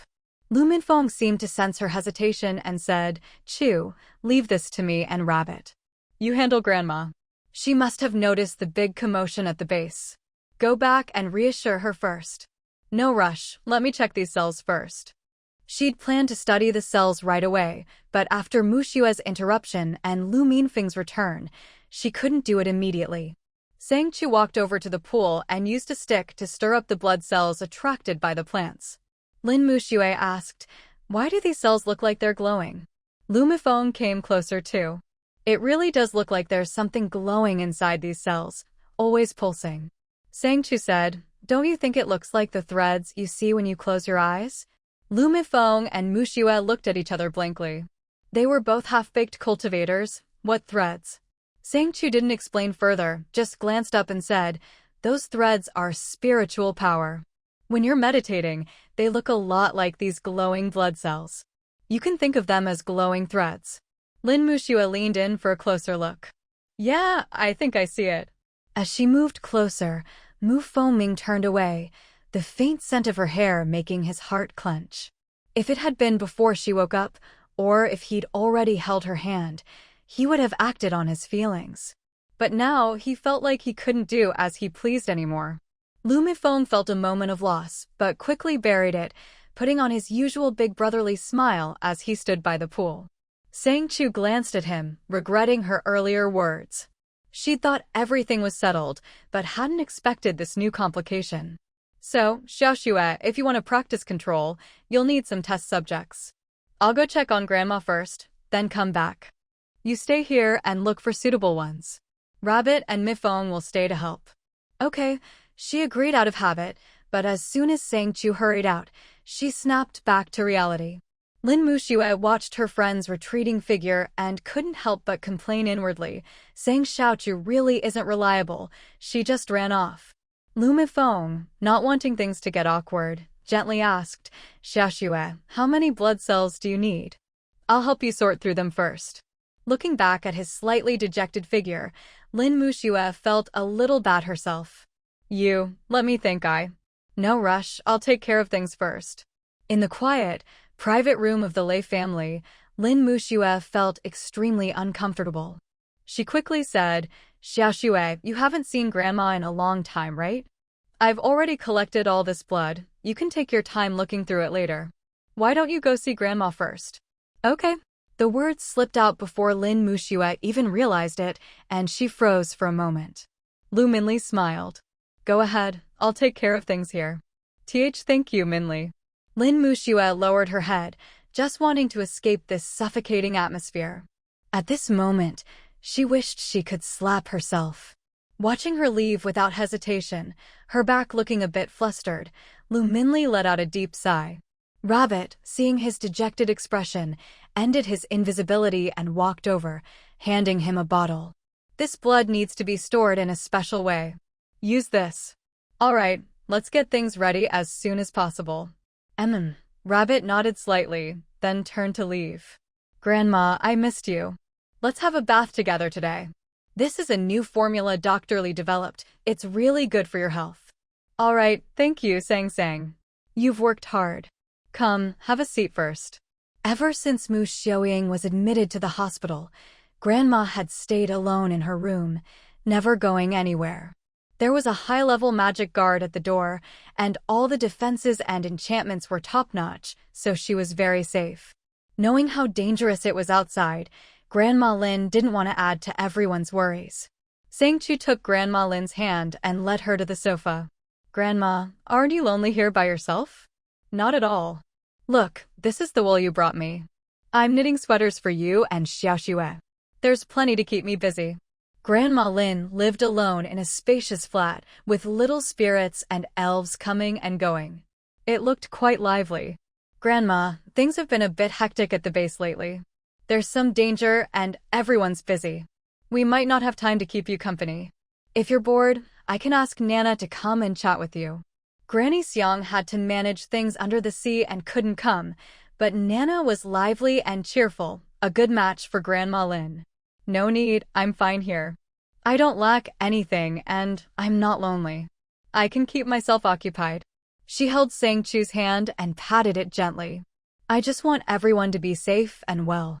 She felt that she'd lived long enough, and she missed Bai Yuqi a lot, but she hadn't seen that child in a long time. She knew he was probably gone now.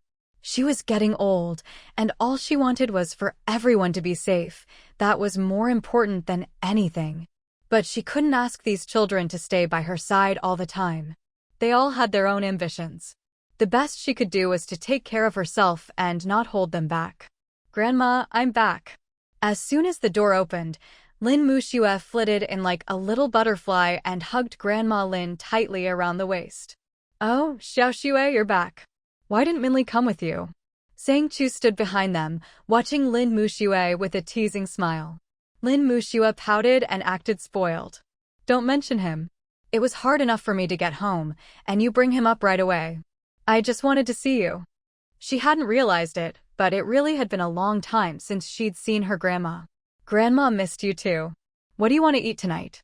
I'll make it for you. Anything's fine, hee. Lin Muxue stuck close to Grandma Lin, following her everywhere, chopping vegetables, washing them, not leaving her side for a moment. She only went back to her room to rest after Grandma pushed her to do so. Lying on the big bed, Lin Muxue's mood instantly relaxed. After hearing Grandma return to her own room, a heavy feeling settled over her. Is this the cold zone warning? She quickly changed her clothes, and while Grandma and Sang Chu weren't paying attention, she slipped out of the room. The magic guard at the door glanced at her but didn't say anything, just let her pass. Muxue moved quietly through the corridors. The ordinary people seemed to all be eating. Only the magic guard was at the door. When he saw Muxue, he hesitated for a moment, but after recognizing her, he let her in. There were only 5 children in the cold zone: Peijiao, Mumu, a boy, and a girl. The corridor was dimly lit, and Muxue gripped the flashlight in her hand as she walked down the hall. There was a note on the door. Originally, it was just for management, but now it was convenient for her. She didn't know who the person behind Qin Sahan was, but since he said it was a child, she'd just check all the children one by one. Shuriran? Looking at the name on the door, Muxue paused. This child lives alone? Well, let's start here. She put her hand on the doorknob, but as soon as she turned it, someone grabbed her hand. Muxue spun around, ready to attack, but the person quickly pressed her hand down. It's me. Minli? Muxue frowned slightly, her tone a bit unhappy. You followed me? Lu Minli said, I just happened to see you come here while I was investigating the person behind Old Yen, so I followed you. Muxue looked at him holding her hand and said coldly, let go. Did Qin Sihan tell you something? Muxiue stared at Lu Minli with bright eyes, hesitating whether to tell him the truth. Lu Minli let go of her hand and said softly, "No matter what happens, you can trust me. Haven't we always faced everything together in this apocalypse? After so many years, am I still not worthy of your trust?" Muxiue bit her lip, thought it over, and finally told him everything Qin Sihan had said. Lu Minli's brows furrowed deeper and deeper. A cultivator's reincarnation? A child who appeared out of nowhere, and now a cultivator's reincarnation in the apocalypse? Yeah, that's what he said. I don't know if I believe it, but I can't just ignore it. I can't let an unknown danger exist. Lu Minli glanced at the name on the door and pulled Lin Muxiue aside. No rush. Since we know this person is in the base, I'll take control of them first. Right now, we don't know what tricks they might have. Just like Qin Sihan said, cultivators have many methods, and I might not be able to handle them at my current level. So, I'll take control of the situation first. Lu Minli glanced subtly at the place where Qiao Song was guarding and said, "We need the special field of Qinglu City." Muxiue frowned. "If you have something to say, just say it. It's a place you can't get in or out of, just like my hometown, Haicheng. That's why he came with us. If he's hiding somewhere you can't enter or leave, there must be a reason. So, for now, I can't act rashly. You come with me first, I'll handle things here." Although Lin Muxiue didn't want to leave, she'd already been discovered and had no choice but to back off for now. As soon as she stepped out, she saw Sang Chu standing by the guard post, leaning against the wall, watching her. "You can't hide it from me." Although Sang Chu didn't know why Lu Minli suddenly brought this up, it did remind her of something interesting. She glanced toward the child's room and smiled. "Even if you want to hide it, that depends on whether I'll let you." After saying this, she turned to leave, but just as she was about to step out, she ran into Lu Minli. "You really are something. After sending Xiao Shui back, you immediately slipped away. What do you think about what she said?" Sang Chu shrugged, crossed her arms, and leaned against the wall. "I plan to let Haicheng go. There are a lot of new bases nearby, and it's not a bad thing to have some dealings with him." "I think the same," Lu Minli said. "I've always been on the defensive, always being chased and attacked by him. But now that I've guessed he wants to hide, why not do the opposite? Let him hide if he wants to." Sang Chu said, "I just don't know how many people he's hiding. After letting Haicheng go, I need to make sure I have control over the important resources." Lu Minli smiled. "That's exactly what I was thinking. Since Xiao Shui said there are many things you can't handle yourself, just leave them to me. You just focus on being the city lord." After speaking, he turned to lead Sang Chu away and said, "Lu Minli, whatever your relationship with Xiao Shui is, you're still one of the most important members of Haicheng. I hope we can all make it to the end of the apocalypse together. Of course, you and I will always be friends." Watching his departing back, Sang Chu smiled helplessly. Xiaoqing, who had been watching the whole exchange, was completely confused by their conversation. He walked over to Sang Chu, poked her shoulder, and asked, "Hey, Sang Chu, what's up with your relationship?" "What do you mean?" Xiaoqing said, "It's so ambiguous. Don't tell me you've fallen for Lu Minli." Sang Chu was amused by his teasing. She turned to look at Xiaoqing, and suddenly, many thoughts flashed through her mind. In the past, she would have just let them go, but now she wanted to act on them. Sang Chu suddenly moved, pressing Xiaoqing down onto the couch. One hand pinched his chin, the other traced his fair, smooth face. "Lu Minli is my friend. He's good-looking, but not my type. Compared to him, I actually prefer your looks. Also, I like being in control. Lu Minli and I are too similar, our thoughts always in sync. That kind of connection is scary to me. But you're different. Because I'm your master, you can't hurt me." "Bah."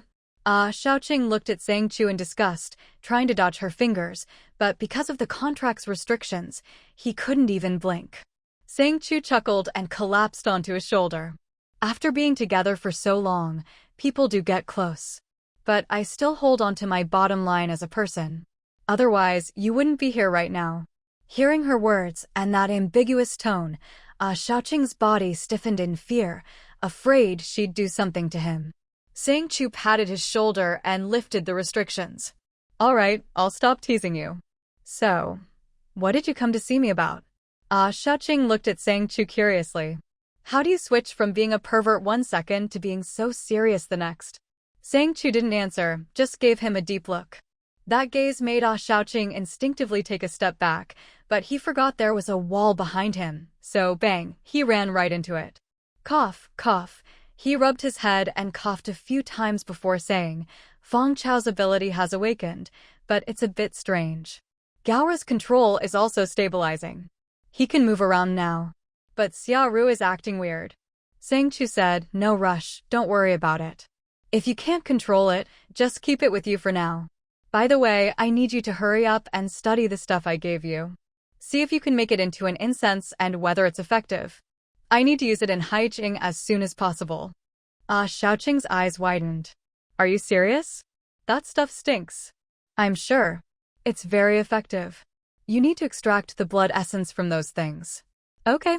Sang Chu continued, the blood essence is currently in people's bodies, but these plants can force it out and make them fall unconscious. I want to purify Haiqing's big group, so this stuff is essential. Also, see if it's more effective if you make it into a spray. Xiaoqing said, alright. If it works, I'll make it for you, boss. Xiaoqing, if you don't want to do it, you can say so. Seeing her half-smiling eyes, Xiaoqing forced a grin. No, I'll do it. I love doing it. Then go get busy, Mr. Hard Worker. If Uncle Gao is fine, let him go back. He's not needed for tonight's feast. Xiaoqing's eyes suddenly lit up. Are we having a big meal tonight? Tell him yourself. Alright, I'm off. With that, he dashed toward the lab and Sang Chu turned to leave. Chu, do old Yen and the hospital director know about this? Tu and El had already tied up old Yen and the hospital director, who had been contracted, and were checking them, but couldn't find anything. El looked at Sang Chu and said, Master, the blood essence in their bodies seems a bit more active than in those monsters. Sang Chu sat on a stool, looking at the dazed old Yen and the other two, her fingers tapping the armrest. Rabbit, did you catch all those dead people's spirits? At the mention, Tu got angry and complained, of course not. I almost lost track of them. Luckily, I reacted quickly, or else Wu Qian would have been bitten to death. Sang Chu frowned in confusion. He could see Wu Qian? Yeah, I was waiting for El, and he suddenly lunged at Wu Qian. Who knew, just as he was about to contract, those spirits suddenly broke free. I quickly pulled Wu Qian away, but those monsters ignored us and chased after her. Strange, right? Logically, he shouldn't be able to see Wu Qian. She's not human, not a ghost, and doesn't even have a body. El said, it is strange.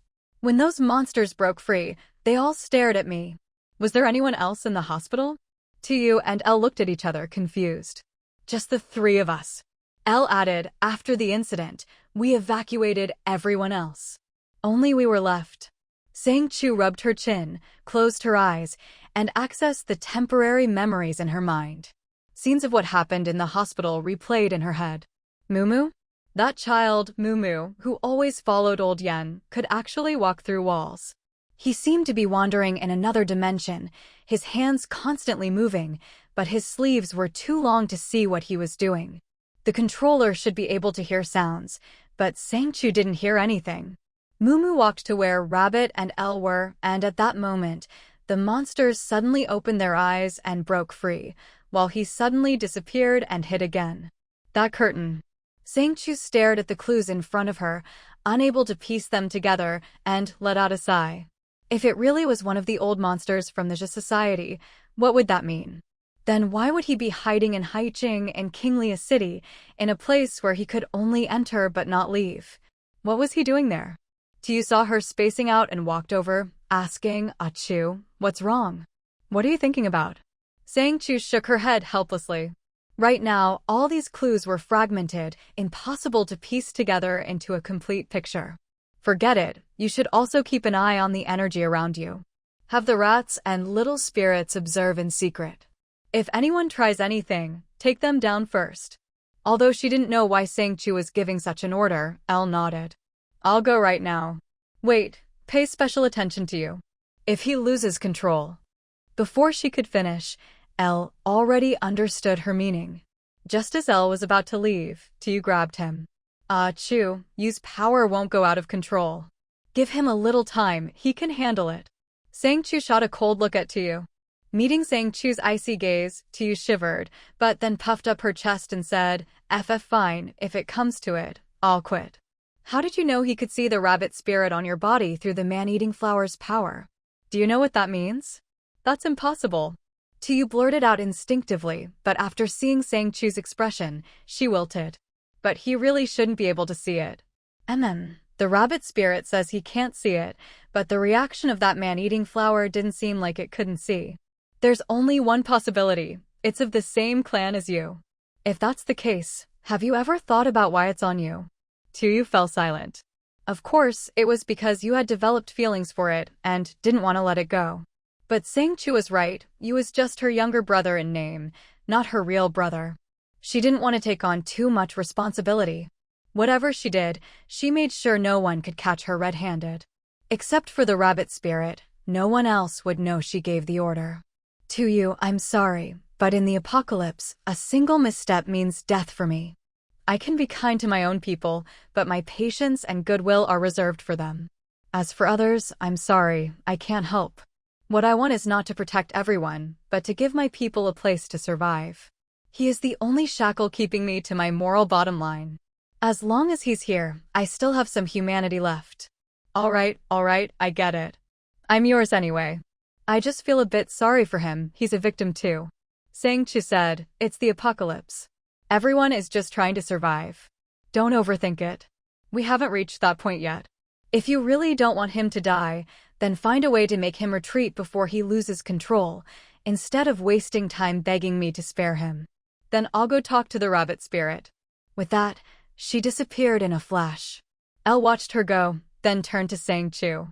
Master, if she really finds a way, do you want to let him go? No need.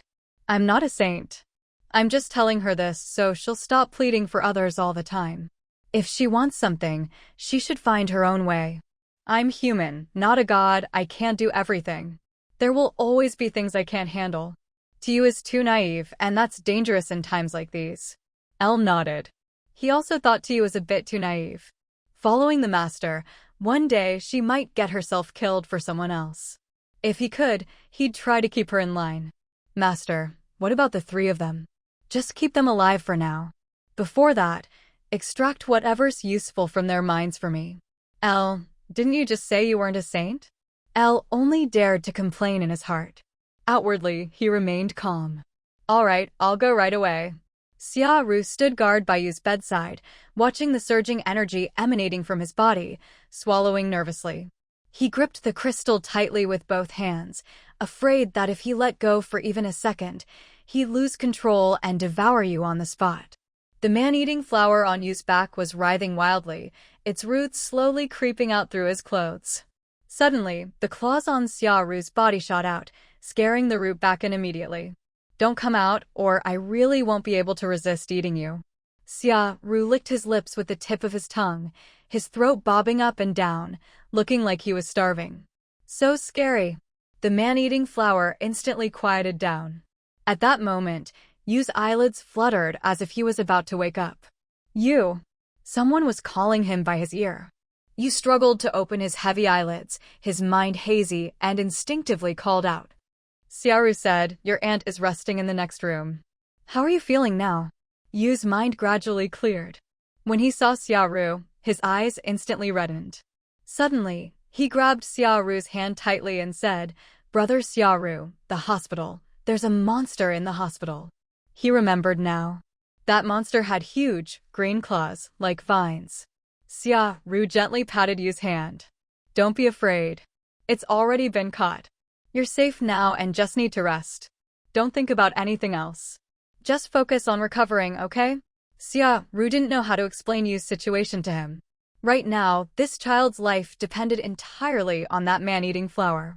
Xia Ru didn't even dare to imagine what would happen if something happened to that flower. You said, am I useless? He lowered his head, eyes brimming with tears. The cheerful boy he used to be was gone in this moment. Xia Ru felt a pang in his heart and hugged him.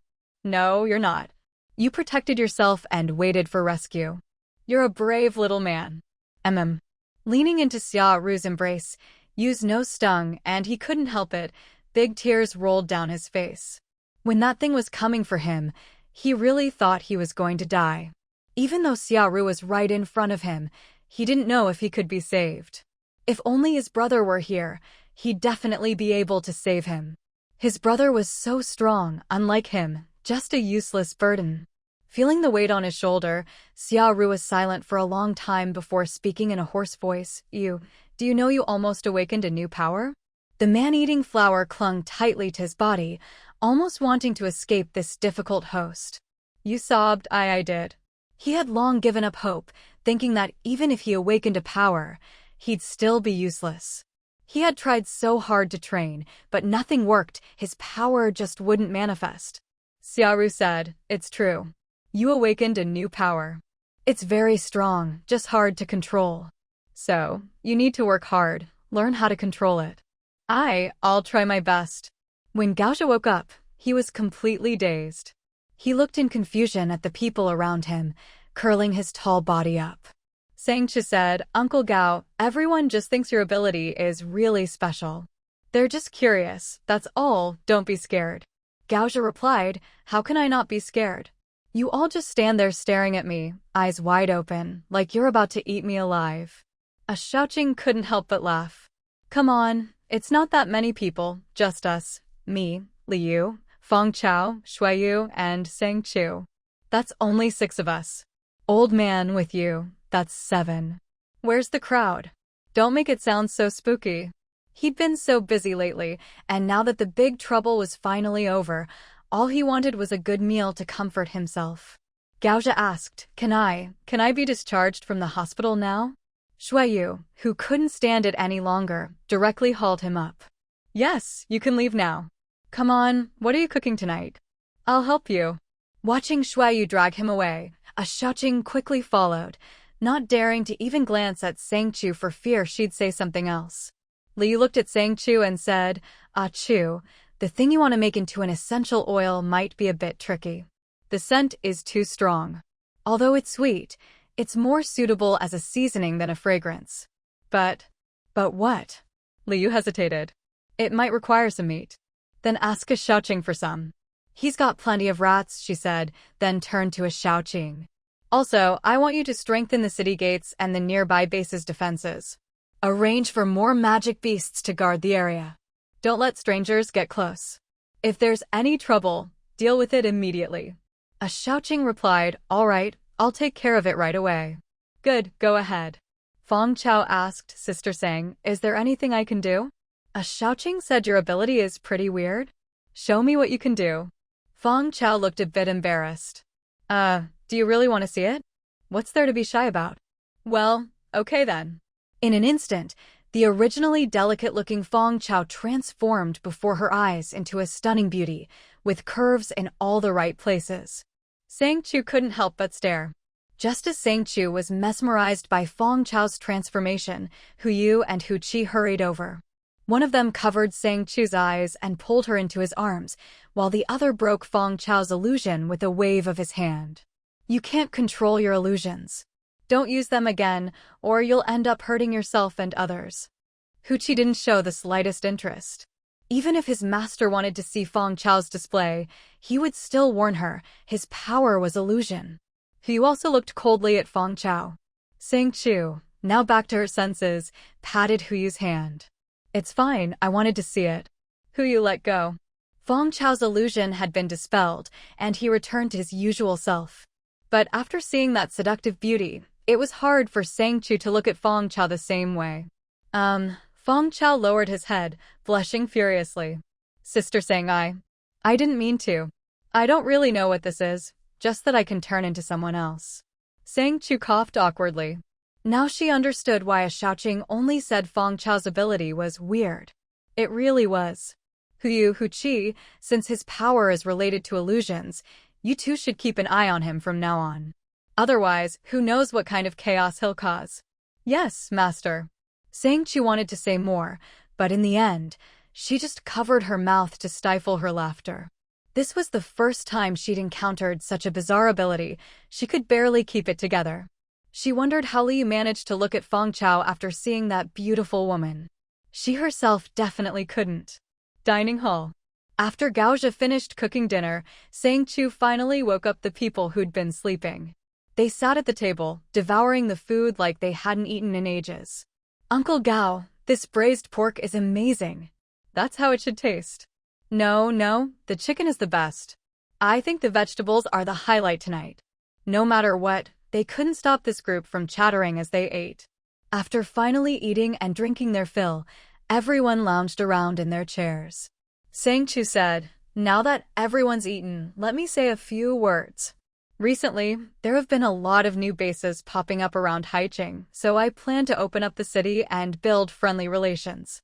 As you all know, even though our base has enough food and supplies, crystal cores are a finite resource. The more we use, the fewer we have. The supply from Qinglu City is getting tighter, so I have no choice but to trade with other bases. Everyone, get a good rest tonight. Tomorrow, I'll open the city and let them in." Zhou Lin raised her hand. "City Lord, do you need me to talk to them about this?" "That's fine. For now, our base can only trade food. We don't have much else to offer. But we do have a lot of houses available for rent. Anyone who wants to stay can pay with crystal cores. If they have anything valuable, we'll accept it too. Doesn't matter if they're ability users or ordinary people, as long as they can pay." Nan Song commented, "That's true. Haicheng isn't a place for freeloaders." Sang Chu smiled. "The apocalypse was never a place for freeloaders. I didn't open the city before because we were still establishing ourselves and had a lot to do. But now I realize we're short on manpower. Even though we have a lot of puppets, we've only used them once and everyone was drained for a long time afterward. It's clear that making the puppets stronger isn't easy, and our abilities aren't limitless. We just don't have enough people." Sang Jingguan added, "Yeah, if it's just me, there's no way I can be everywhere at once. Even though we have Huyu and Hu Qi, it's still not enough." After eating her fill, lay on Sang Jingwen's lap and looked up at him with her usual blank expression. "I agree. Let's open the city." Sang Chu said, "Since no one objects, let's all get a good rest. Later, Dr. Li will make a special potion for everyone to help restore mental energy.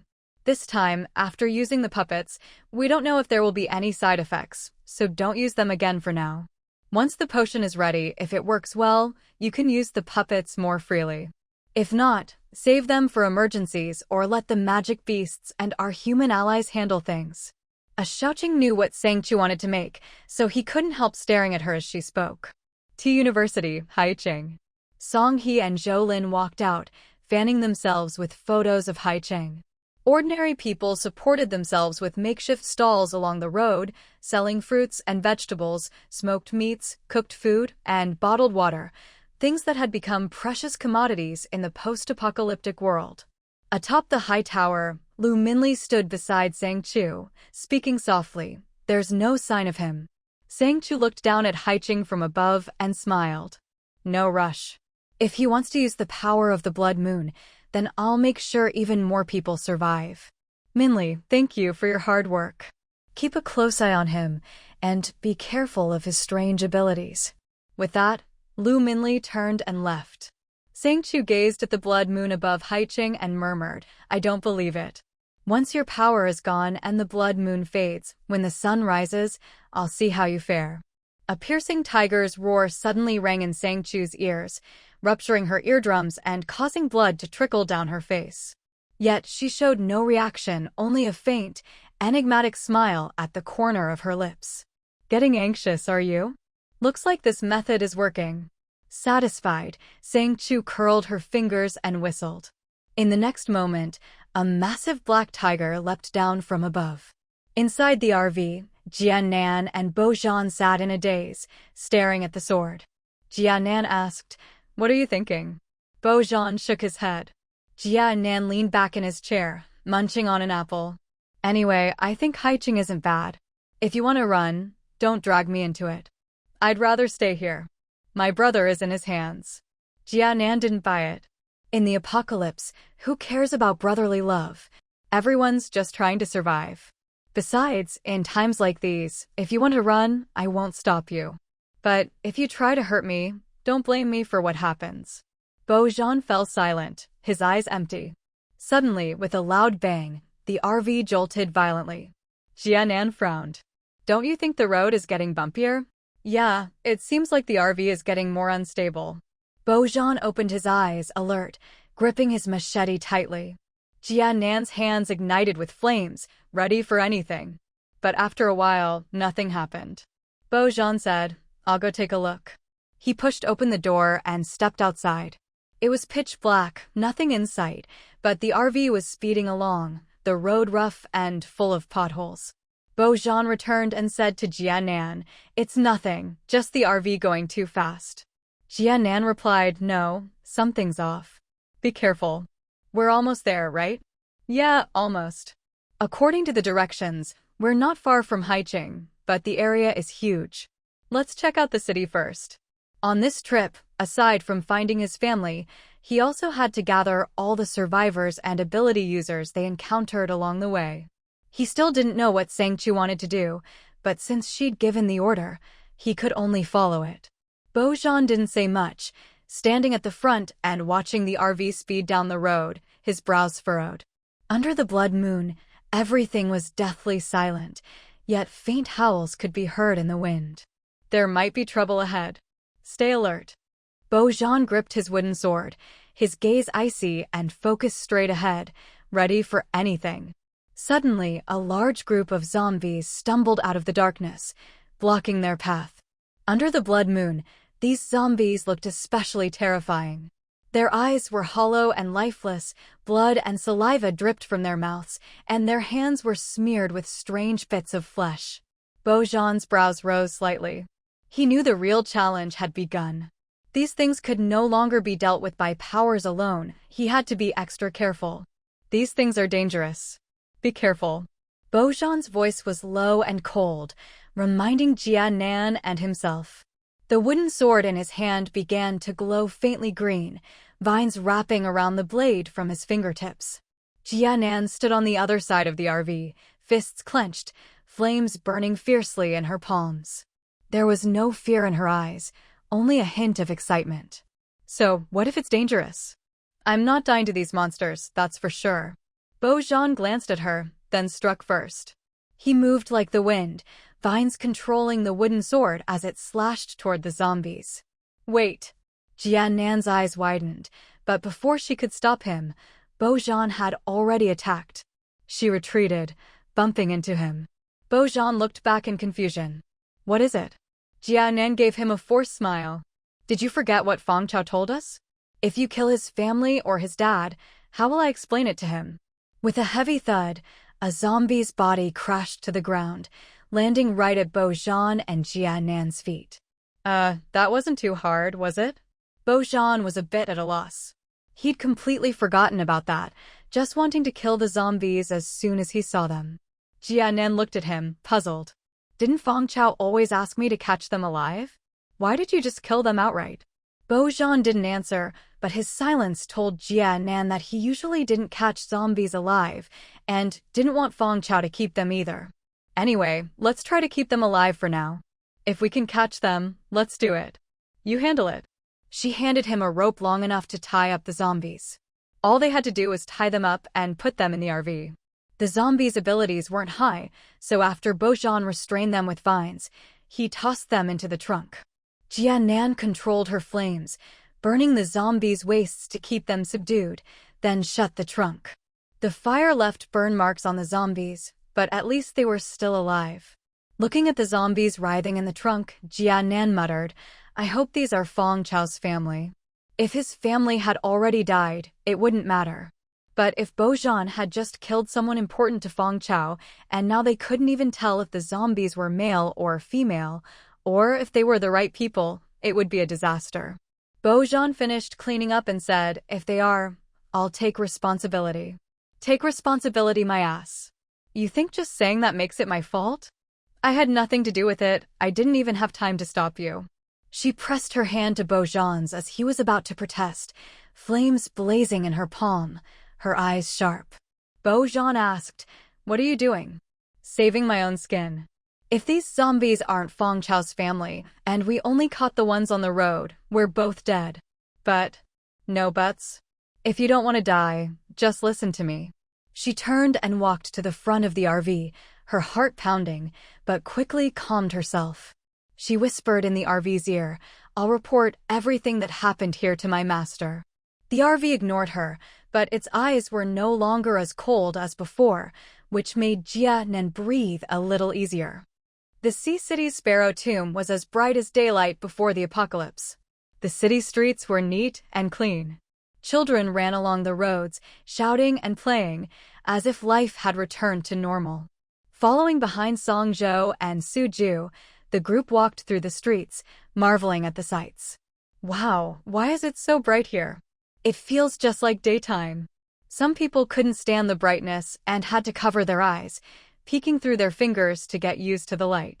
Hey, look, there's food over there. It's soup.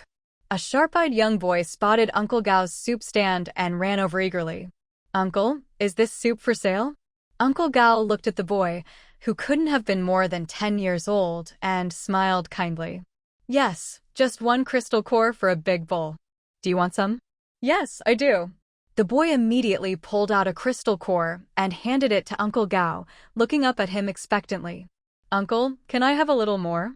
He hadn't had water for a long time. Water was scarce in the base, and he only got a little each day. He never dared to drink much, always saving it. Now, seeing so much soup, his mouth was watering. All right, I'll give you a bit more. Kid, there's also water for sale next door. Same price, one crystal core. If you're thirsty, you can buy some there too. There's water for sale? The boy, Mu Bai, looked around, frowning. Uncle, I don't see any. Uncle Gao glanced at the spot where the water was supposed to be sold, but it was empty. He was puzzled. Wasn't there water here just now? Seeing Mu Bai's disappointment, Uncle Gao comforted him. Maybe they'll come later. But the soup is real, right here at my stall. Oh, okay.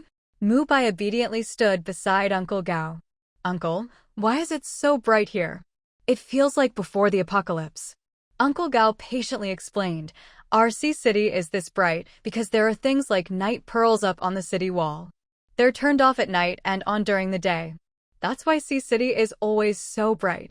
At night, everyone sleeps, and during the day, the city gates are open.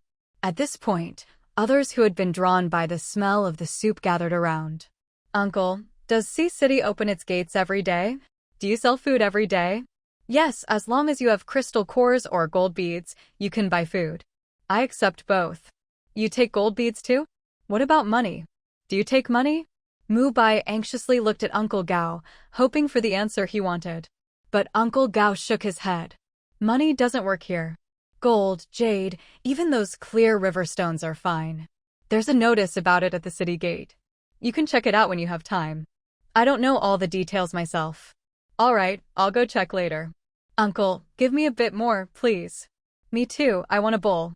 Hey, slow down. There are seats inside. You can all sit down and eat. The children formed a small group and walked into the shop, leaving only Mu Bai squatting next to Uncle Gao. He quietly asked, Uncle, can you tell me how to get to the base? Our base has a checkpoint. Just go to the big building on the left after entering the city gate. But you'll need to wait a bit, it's pretty busy. That's where you need to go. Thank you, Uncle. You're welcome. Sea City is a good place. As long as you work hard, you'll never worry about food or clothing. Uncle Gao gave Mu Bai a few more tips, and Mu Bai nodded earnestly. I understand. Thank you, Uncle. You're such a good person. Our city lord is the real good person. Here, this is for you. Thank you. I'll eat now, Uncle. Mu Bai couldn't wait to start eating. The others also got their soup and ate heartily. At the city gate, Granny Xiang sat under the notice board with a table full of strange cards. A girl in gray clothes, her head bare, walked over nervously. Is what's written on the notice true? The girl spoke hesitantly, her voice barely audible. Granny Xiang smiled at her, her tone gentle. Of course. As long as you can provide what's listed on the notice, you can exchange it for Sea City coins. With Sea City coins, you can buy anything here. Ju Rui's hen looked around anxiously, then took out a gold bracelet and handed it to Granny Xiang. How much can I exchange this for? Granny Xiang examined it with a special light, confirmed its contents, and then took out a white card, activated it, and loaded it with credit. This card now has 100 Sea-City coins. You can use it at any shop, just show it and swipe. Zhu Ruizhen took the card, dazed. What about accommodation? Accommodation is 20 crystal cores per month. 100 Sea-City coins is the starting rate, it might go up later. If you want to rent now and you're the first, I can give you a discount. Just give me 80 and you're set. Zhu Ruizhen was excited. I want it. Can I see the room? Of course, yeah. Grandma, I'm here. A girl in a white dress ran over, her face slightly sweaty and a bit of food still at the corner of her mouth. Granny Xiang looked at her helplessly. Wipe your mouth. It's not like you don't get to eat. Why do you always sneak food at times like this? Aya, there's just so much delicious food. Grandma, you called me. Take this young lady to her room. She's renting for a month. Show her around. Ye glanced at Zhu Ruizhen, smiled, and took her arm, not minding her tattered clothes at all. My name's Ye. What's yours? I'm Zhu Ruizhen. Jinjin? What a nice name. Thank you.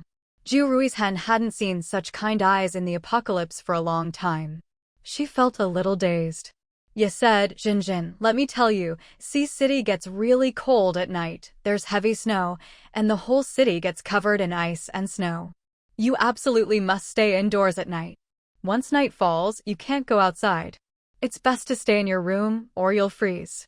Cold? But I haven't seen snow or ice since the apocalypse. Why does Sea-City have it? Ye replied, it's to keep people from wandering around at night. Just stay inside after dark and you'll be fine. A large robot was holding a screen in its mechanical hands. After skillfully entering Zhu Ruizhen's information, Ye turned to Zhu Ruizhen and said, Jinjin, hand me the Haiqing card that Grandma just gave you. Here it is. Zhu Ruizhen was already stunned by her surroundings. Ever since the apocalypse, she had never seen such intact buildings or such bright lights. It felt like a world away from what she remembered. If possible, she wished she could stay here forever. After a few more operations, Ye handed the card back to Zhu Ruizhen. Jinjin, keep this card safe. You'll need it to use the elevator and to pay for things. If you lose it, just go to the city lord's mansion and find Sister Huaxi. Later, I'll take you to register your identity. Today is the first day Haiqing has opened, and many rules haven't been finalized yet, so stay a bit longer and let me know if you need anything. After she finished, she pulled Zhu Ruizhen toward the elevator. Do you want to live higher up? Some people have already moved into the lower floors, and the new rooms are all above the 5th floor. Can I live higher up? She wanted to see the view of Haiqing. Living higher meant she could see farther. Ye smiled beautifully. Of course you can. Let's go. They swiped the card, entered the elevator, and in the blink of an eye, arrived at the 40th floor. This is still pretty low. Once you pick a room, just swipe your card. Your information will be recorded on it, and next time you swipe, you'll go straight to your own floor. Your card will only open your own room. All the rooms where people lived had their doors closed. Small cleaning robots were busy scurrying about, cleaning up. Suddenly, a small cleaning robot bumped into Zhu Ruizhen, and she instinctively took a defensive stance. The little robot didn't seem to mind and quickly scooted away.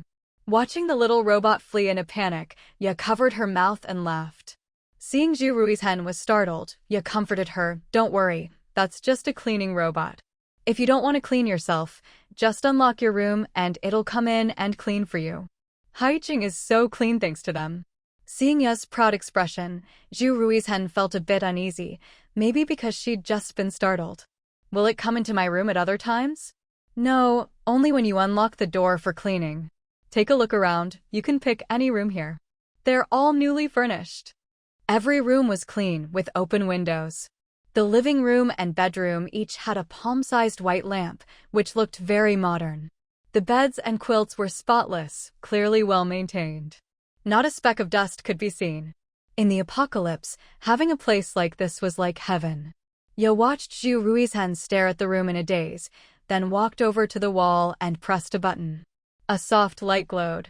This is a lamp. At night, when Haiching's main power is off, you'll rely on this for light. The lamp needs to be replaced once a month. If you don't want the cleaning robot to come in, just take the used lamp to the butler's room next door and exchange it for a new one. Each time, the lamp's color or pattern will be different, so you can collect them if you like. What if the cleaning robot comes in? Ya replied, it'll change the lamp for you during cleaning. Even if you don't use the old lamp, the robot will take it back for daily maintenance. The lamp is durable, but if you want to clean or replace it yourself, just unlock your room and let the robot in. You don't need to worry about broken things here, just report it to the butler's room, and the robots will fix it. If you break the rules here, you'll be permanently banned from Haiching. The rules are posted on the wall by the door. Take a look when you have time. You must follow them. As long as you follow the rules, you can come to me for anything. If you break them, there will be consequences. Okay, I understand. Thank you. You're welcome. Everyone's been so busy lately, I haven't had anyone to play with. If you need anything, just call me. Today is a great day. Zhu Ruizhen looked at herself and said shyly, I want to take a shower. Oh, I forgot to show you. Come with me. Ye led Zhu Ruizhen to the bathroom. The bathroom was oddly shaped, like a watertight reservoir.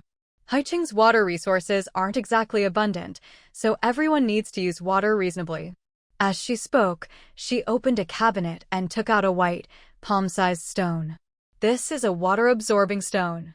After you shower, just toss it into the tub, and it will absorb all the used water. Once it's full, put it in the bucket next door. Every time you use the toilet, use the shower water for flushing. The red stones are for wastewater and can't be used for drinking.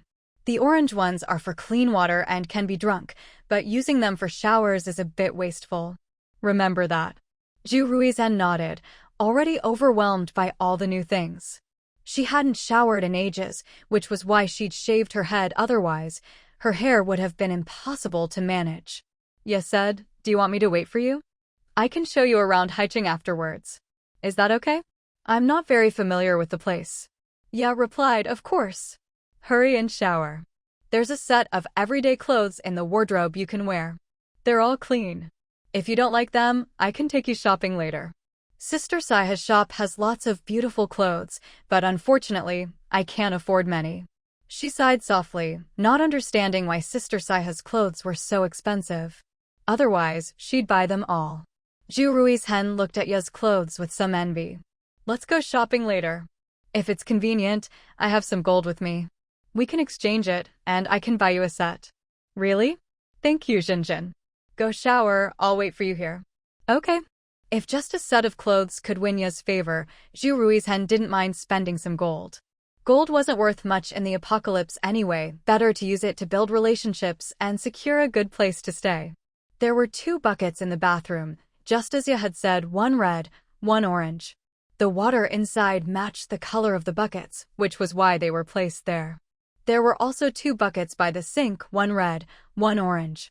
There were no floor drains in the bathroom, water collected in one place after use. Zhu Ruizhen could see the water level rising with the naked eye. She decided to indulge herself and tossed the water-absorbing stone into the tub. With the water absorbed and a hot shower, she finally enjoyed a rare moment of comfort. Mu Bai, after eating and drinking his fill, sat on a bench and rested for a long while. He'd just finished a big bowl, something he wouldn't even have dared to imagine in the past. After saying goodbye to Gaozha, he slowly made his way toward the place where Gaozha was staying. Hey, kid, you're new around here too, right? Mu Bai wasn't sure if the man was talking to him, but when he looked up, he saw a scruffy man, bundled up in layers of clothing. Are you talking to me? Yeah, who else? My name's Li Mu, I'm from a nearby base. What about you? I'm Mu Bai, from the south side of the city. That's great, we're practically neighbors. Mu Bai subtly took a step to the side, keeping his guard up. Let's get going then. Li Mu watched Mu Bai's movements, his gaze greedy as it lingered on him. He'd just seen this kid eat a whole bowl and even swallow a crystal core without blinking. Now he was going to rent a place to stay.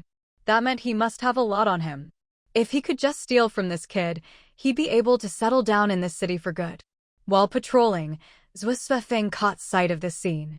He was about to step forward when Sang Chu stopped him. Chu. Zhuo Xiafeng was confused as to why Sang Chu was holding him back. Wasn't it said that there shouldn't be any thieving or shady business in Haiqing? Sang Chu smiled and explained, "Don't worry, that kid's sharp. Wait until he takes care of the guy himself, then you step in and throw the thief out. And make sure to post his picture at the gate as a warning to others. He'll never be allowed back into Haiqing." But isn't that a bit much? If you're not tough, it's useless. Only strict rules will make people afraid and restrain themselves. This is just the beginning, just a warning. Later, we'll put up a notice. If anyone from a base dares to steal in Haiqing, not only will they be punished, but their entire base will be banned from entering. Anyone who commits a crime in Haiqing, no matter how big or small, will be dealt with. If you don't follow Haiqing's rules, you'll never set foot here again. Watching Zhuo Xiafeng leave, Sang Chu finally walked into Uncle Gao's shop. Chu, you're here. Come sit, I'll get you another bowl of noodles. It'll be ready soon. Thank you, Uncle Gao. I came here just for your noodles. Sang Chu. Here. Lin Muxue, holding a big bowl of noodles, called out from a table, waving at Sang Chu. Sang Chu walked over and saw she already had a bowl in front of her. Aren't you always watching your diet? How come you're eating so much today? Uncle Gao's noodles are delicious. Besides, Haiqing is so lively today. I haven't seen this many people in ages. It feels just like before the apocalypse. Right? The city lord of Haiqing is amazing, being able to build such a great place. A young man eating nearby chimed in, exactly. You know, I just moved in today. My God, the buildings are so tall. It's only been a short while and people are already moving in. Unbelievable. Pfft, if I had money, I'd move in too. But it costs 20 crystal cores. I barely have enough for food, let alone rent. After this meal, who knows what I'll do next? Lin Muxue kept eating, glancing and winking at Sang Chu, making her eyes ache. Noticing Lin Muxue's teasing gaze, Sang Chu said, "It's only a bit chaotic today. Soon, everyone will be using Haiqing's currency instead of crystal cores." Really? Are you from Haiqing? Sang Chu replied, "Yes, I'm a local." Miss, can you tell me how Haiqing's currency exchange works? You're not going to scam us, right? Sang Chu smiled, "No scam. When the city bell rings at dusk, it means night is coming. At that time, the city gates will close. After the city's patrols are done, everything will return to normal and the gates will open again. As for the exchange, there aren't detailed rules yet, but 1 crystal core can be exchanged for 5 Haiqing coins. Are those coins made by Haiqing? Are they valid long-term?" Sang Chu nodded, "Yes, they're valid long-term. Today is the first day, so for convenience, the exchange is set up at the main gate. Later, if you want to exchange, you'll have to go to the main city's administrative office. Why not keep the exchange at the gate? Isn't that more convenient?" It is, but the main office is safer and more private. People don't want others to know exactly how much money they have. True. Too bad, though, I just moved in, or I'd save up enough to stay for a month. I heard there are even showers. Sang Chu said, "If the first batch of residents follows the rules and no one causes trouble, we'll open up the second wall for everyone. Right now, there aren't many people in Haiqing, so it's easier to manage. Just bear with it for a month. If nothing major happens, we'll open up all 18 blocks. In the meantime, get familiar with Haiqing's currency or buy a guide and follow it. As long as you have money, you can move in as soon as it opens up. Isn't that great?" "Yeah, thanks a lot, miss." "No problem. It's the apocalypse. We should all help each other." When Uncle Gao brought over another bowl of noodles and saw Sang Chu chatting with everyone, he didn't say much, just set the bowl down. Chu, eat first. Don't worry about me, I'll get you another bowl." "Thank you, Uncle Gao. Go ahead, don't tire yourself out. If you can't manage, I'll help you." "No need, I can handle it. You eat first." After Uncle Gao left, the others started chatting. People from Haiqing are so nice, really good folks. Maybe it's because no one here has to worry about food or clothing. There's not so much scheming, so everyone's naturally kinder. Lin Muxue didn't think there was anything special about it. She kept eating, her eyes sparkling with happiness, and her cheerful presence drew more people into the conversation. Just then, Wan Yaru suddenly ran over and whispered something in Sang Chu's ear. Sang Chu stood up. Mushue, you eat first. I have something to take care of. Sure, go ahead, busy lady. Lin Mushue waved her hand carelessly. After she and Wan Yaru left, the uncle sitting behind Mushue asked curiously, is she some important official in Haicheng? She seems so busy. What? She's our city lord. She built Haicheng from the ground up. You just realized how impressive she is. As she spoke, Lin Mushue couldn't help but laugh. It's true, she really has that big boss aura, doesn't she? Many people from Xiaoshue's group had arrived. Someone approached Gaozha and asked, Hey, old pal, is that young girl really your city lord? Gaozha replied with a proud smile, That's right. Surprised, aren't you? Don't be fooled by how young our city lord looks. She's actually a level 7 ability user, incredibly capable. When they heard she was a level 7 ability user, many people who had been harboring other intentions immediately gave up on their plans. Following the direction she had gone, a thin man said, It looks like something's going on over there. There's a crowd gathering. Looks like trouble. Are they here to cause a scene? Should I go check it out? The uncle who had just been chatting with Sang Chu suddenly dashed out, shouting, Something's happening. There's trouble. Uncle, why are you so worked up? The young man waiting for food was curious about the uncle's excitement and asked, Didn't the city lord just say that as long as no one causes trouble, we'll all get housing? But it's only the first day and someone's already making trouble. Isn't that ruining our chances? No way, I have to go see. With that, he rushed out like a whirlwind. At the city gate. Li Mu, you have no right to arrest me. Let me go. Zhuo Xiafeng was gripping the back of his neck like he was holding a kitten. Mu Bai, seeing this, was stunned. That uncle had tried to steal from him, but as a spatial ability user, how could the uncle possibly succeed? He'd subdued the man, and then this person dressed like a robot came and grabbed him. Zhuo Xiafeng said, Haicheng has its rules. Once you're caught stealing, you're banned for life, never allowed to set foot in Haicheng again. With that, he didn't bother with any more words and simply tossed the man out the city gate. You're being too harsh. It's not like you warned us in advance that stealing wasn't allowed. Sure, he tried to steal, but you didn't say it was forbidden beforehand. Sang Chu and Wan Yaru arrived just then. Sang Chu couldn't help but laugh. The city's rules are clearly posted. If you didn't read them, that's your problem, not Haicheng's. But you can't just kick someone out for one mistake. He didn't even succeed. Sang Chu replied, You're with him, aren't you? Out you go, all of you. Yes, I am. Suddenly, a squad of Magitech soldiers marched over in perfect formation, closing in on the group who had been causing trouble. You're going too far, someone shouted, trying to summon water abilities, but he was only level 4. Against the Magitech soldiers, he didn't stand a chance and was quickly subdued. One Magitech soldier stayed to guard the gate, while the rest left in an orderly fashion. Sang Chu announced, Haicheng has never tolerated theft, and it never will. I don't care what you did outside, but once you enter my city, you must behave. If you commit a crime, or are even suspected of one, it won't fly here. This time, since it was his first offense, I didn't cut off his hand, he's lucky. But think about it, what if he had succeeded? We've all suffered in the apocalypse, and finally there's a place where you can live in peace as long as you pay. But if people like him steal, what then? How would you feel? Mu Bai, the victim, spoke up, Thank you, City Lord. If I weren't a spatial ability user and stronger than him, he would have succeeded. I also owe my life to the man who stopped him first. They were working together. If that man hadn't acted, I'd have been robbed by now. He'd realized it too late by then. A crowd had gathered at the gate. He'd been careful, suspecting there might be accomplices, but hadn't expected them to act so brazenly. That's right, I saw him trying to steal too.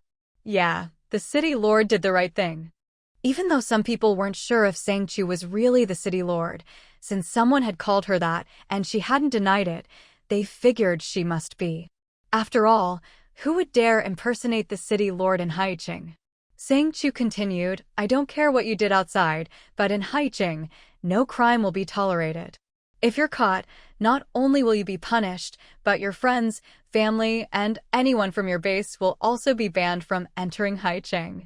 So if you have sticky fingers, a bad temper, don't listen to reason, or have any kind of problem, keep it in check.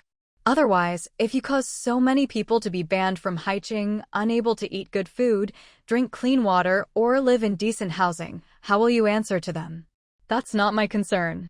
My only concern is the safety of everyone who enters Haicheng. As for leaving Haicheng, you can do whatever you want. It's none of my business. After she finished, she turned and left. No one knew if her words had made an impression, but at the same time, Zhuo Feng posted a notice. The city's investigation team posted photos of those who had been expelled. These 4 people are permanently banned from Haicheng. If anyone sees them trying to enter, report it to the main city management office. Sister Sang, come quick, look at this. Gao Qiu pointed worriedly at the rice in the field. I don't know what happened, but all of a sudden, the rice wilted. The ears are shriveled and gray, all dead. Wan Yaru said, it might be related to the strange light Feng Chao mentioned, but I've checked and can't find anything. Sang Chu asked, what did Dr. Li say? Gao Qiu replied, nothing unusual found. Xia Han took out a few ears of rice and said, Sister Sang, it's so strange. They just suddenly turned like this. As Sang Chu reached for an ear of rice, a rabbit suddenly darted out and knocked it from her hand. The rabbit's paw was stained with red blood, which sizzled and corroded the rice ear as soon as it touched it. Xia Han was stunned. As Sister Sang, I didn't know, I didn't do it on purpose.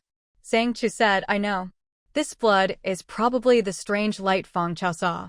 This batch of rice is unusable. Gao Qiu was furious. Those people must be crazy. Do they know how hard it is to grow this rice? Do they realize how many mouths they're depriving of food? Wan Yaro said, there's nothing we can do. At least now we know the cause. We'll just have to be more careful from now on and make sure no one else eats contaminated food. Unexpectedly, Sang Chu disagreed. It's not enough to just keep outsiders away. The more people Haicheng has, the less you'll be able to handle it all by yourself, even if you work yourself to death. This affects our recruitment. Yaru, go draft a notice. My farm is hiring. Would ability users preferred, but ordinary people can apply too. However, before starting work, everyone must be screened. Only those who pass the inspection can join the team. Wan Yara said, but Sister Sang, the previous workers were also checked. Gao Qiu added, yeah, but nothing was found in those checks. This time it's outsiders causing trouble. Sang Chu said, I know what you're worried about. I have my own way. Just go do it. All right, I'll get on it right away. Mu Bai had just finished eating when he was delayed by Li Mu for a bit, and by the time he rushed over, all the rooms were already taken. Grandma, are they all gone already? He asked anxiously. Granny Xiang looked at the young boy in front of her and replied, yes, they're all gone. There were a total of 180 rooms available, and they've all been filled. Of course, if you can find someone who's already moved in and is willing to share, you can co-rent with them. Most people are open to finding a roommate, so you can give it a try. That was a suggestion, but who would want to share a room with a stranger? Mu Bai sat dejectedly on the ground, feeling that even the floor in Haicheng was drier and more comfortable than his own bed. If I'd known, I wouldn't have stopped to eat. Just as Quanzi secured the last available room, he heard Mu Bai wailing his heart out nearby. Unable to stand it, he walked over and said, Bro, it's not that bad, is it? Mu Bai replied, it is. This is the worst. My life is over, it ends here. Quanzi looked at Mu Bai, who was sprawled on the ground without a care for his image, squatted down and said, I got the last room. Want to share it with me? But let's be clear, we split the rent 50-50. Mu Bai perked up instantly, his eyes shining as he grabbed Quanzi's hand excitedly. Bro, you're a good man. Yes, let's split it. Granny Xiang watched them with a smile and said, Quanzi, take him upstairs first and then register his name. Once you've registered, you can get him a card. You can use your card to pay for things in Haicheng, or you can give it to him to use, or you can each get your own later, whatever works for you. The fact that Granny Xiang could directly register Mu Bai's name surprised Quanzi, but he didn't say anything. Suddenly, Mubai asked loudly, "Grandma, how do I pay the rent? Do you want to pay with crystal cores or money?" She asked. "Crystal cores. I have a bit over 30. Granny Xiang replied, "The current rate is 1 crystal core for 5 nyo. So 30 crystal cores would be 150 nyo. What about if I pay in cash?" "That depends on the exchange rate, which can only be calculated by a machine." "All right, I'll pay with 30 crystal cores for now." He took out the crystal cores and handed them over. Granny Xiang gave him a card and said, "It's all set up. You can use this card to buy things or pay for meals. If you want to transfer money to someone, just enter their card number and the amount. It's very convenient." Mubai looked at the card in his hand, amazed. "This card is so useful?" Quanzi replied, "As long as it works, that's all that matters." As he spoke, he showed Mubai his own card, which had a string of numbers in the upper left corner, 00180. But Mubai had no idea what to do with it. Just then, a girl nearby said, "Hey, just enter the number on your card. It's really easy." Mubai looked over and saw a girl in a white dress with her hair in twin ponytails. She was so pretty she looked like a doll, and Mubai was momentarily stunned. Seeing him staring, Yaya said, "Don't understand? Let me help." She reached out and quickly entered Quanzi's number on Mubai's card. Instantly, the card lit up like a display screen, showing Quanzi's name. "Transfer to ________." Yaya asked, "How much do you want to transfer?" Mubai stammered, I'm sharing the rent with him, so I need to give him half." Yaya said, "That's 50 nyo." "Okay." She entered 50, but a prompt popped up. Yaya told Mubai, "You just need to confirm it on your card, just press anywhere." "Oh, okay." As soon as he finished the operation, Quanzi's card chimed with a ding, and a notification popped up showing the transfer and the sender's name and location, leaving both Mubai and Quanzi a bit stunned. "All done." "Jinjin, let's go," Yaya said, linking arms with Zhu Rui's hen and skipping away. Quanzi and Mubai stared after them, eyes wide. Quanzi couldn't help but laugh. "Bro, they're gone." I know." Mubai shot him a look, then quickly collected himself and followed Quanzi upstairs to register, just as Wan Yaru was posting a notice. "Granny Xiang, I'll just post this notice here. If anyone's interested, please let me know," Wan Yaru said. Granny Xiang glanced at the notice and was surprised to see it was a recruitment ad. "Is it really a good time to be hiring right now?" Wan Yaru replied, "Sister Sang said she needs people at the moment." "All right, put your notice here. All the rooms are full, so I can help you register anyone who's interested." Wan Yaru said, "Sister Sang said if someone is hired, they can get a room, with food and board included." "Food and board included? I want to apply." "Me too." A group of people, some holding snacks, others in new clothes, were just coming back from shopping. It was the busiest time of day, but the moment they saw Wan Yaru's notice, their spirits were instantly lifted. Everyone crowded around Wan Yaru. "I'm hiring 50 people. What type ability users preferred? Food and board included. 100 nyo per month for ordinary people, as long as you're hardworking and diligent. But there's one condition. Everyone must go to the hospital for a checkup first. Only those who are healthy can join." "What if there's a long line at the hospital and it gets late?" Wan Yaru glanced at the person in the crowd and replied, "Then everyone needs to manage their own time. You can see the hospital from the city center, just look up. Haiching's curfew is at 6:30 p.m., and the cold dome is activated from 10 p.m. to 4 a.m. the next day. During this period, if anyone sneaks out and dies, Haiching won't be responsible. The cold dome is created by special ice-type ability users and is extremely powerful. Even the top 7 ability users in my base have to stay in their rooms at night. If you value your life, stay inside. If you don't care, go ahead and try your luck outside, but don't blame anyone if something happens." "Why do you need this cold dome? Don't you care about people's lives?" Wan Yaru explained, "It's precisely because we care about your lives that we have the cold dome. It's to prevent criminals from sneaking into Haiching and causing trouble. Since the city was established, we've caught people trying to steal rice, colluding with outsiders to attack the city, and so on. After all that, don't you think it's necessary? She was probably the one who'd spoken the most today. Wan Yaro really wished Xia Ru were here. He was much better at dealing with people. For someone with social anxiety like her, this was just too exhausting. Haiching, 6 p.m. Dong, dong, dong. As the deep chimes rang out, people lingering and playing in Haiching instinctively looked up at the tall city wall. The large screen displayed, the citywide alert had reached 6 p.m. No way. Isn't there still half an hour before the Peace City alarm? I can't. I have to hurry to the noodle shop to eat. No. Maybe I'll have another bowl of noodles, then grab some snacks to take home. Then hurry up. If you're late, there'll be nothing left. Everyone was in a rush, so by the time he reached the noodle shop, there was already a long line. Oh my god, how long do I have to wait? No idea. This shop is always run by just one person, busy inside and out. I don't think I'll wait. I'll go buy something else instead. Some people left, some stayed, and some glanced around, clearly scheming something. You're really going to stay? A young voice standing nearby looked at his companion and whispered, while another voice sounded in his ear. Haiching is so big. As long as you hide somewhere, how could he possibly find you? I'll wait until there are more people, then sneak off and hide. I don't believe his so-called cold warning can really catch everyone. What if it's true? There's no what if, it's just a bluff. Anyway, I don't believe it.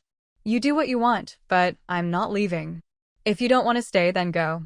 Otherwise, I'll stop talking to you. You. The young boy was genuinely afraid of dying. He didn't believe the city lord's warning was fake, but his friend insisted on staying, and he didn't know what else to say.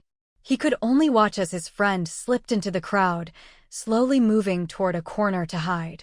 The boy clenched his fists nervously, then turned and headed to a nearby bun shop. He bought some buns, and before the Peace City alarm sounded, he slipped out of the area. Ah, Chu, should we pull that kid out and make an example of him? Zhuo Xiafeng was already itching to act, but Sang Chu shook his head and said, since he wants to test the rules with his life, let him. Otherwise, more people will try to take chances in the future. Sometimes you have to make an example. But he's just a kid. Sang Chu looked back at Zhuo Xiafeng. Being young isn't an excuse for breaking the rules. I'm not the only one who said Hutching is dangerous at night. He refuses to listen and insists on risking his life.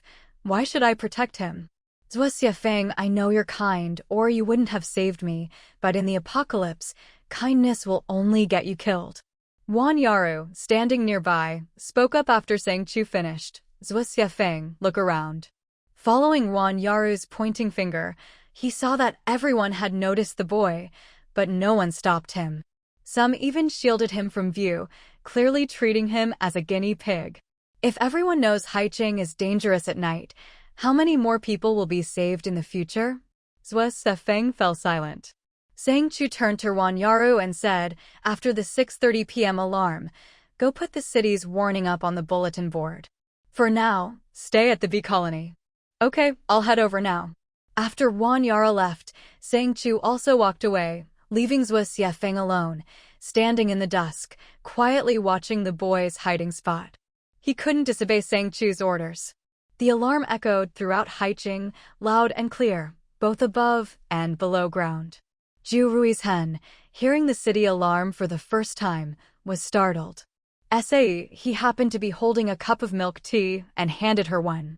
This is the Peace City alarm. It's short and will be over soon. What you really need to watch out for is the nighttime alarm. Zhu Ruizhen carefully held the warm milk tea, still in shock. Hijia, is the cold warning always this loud?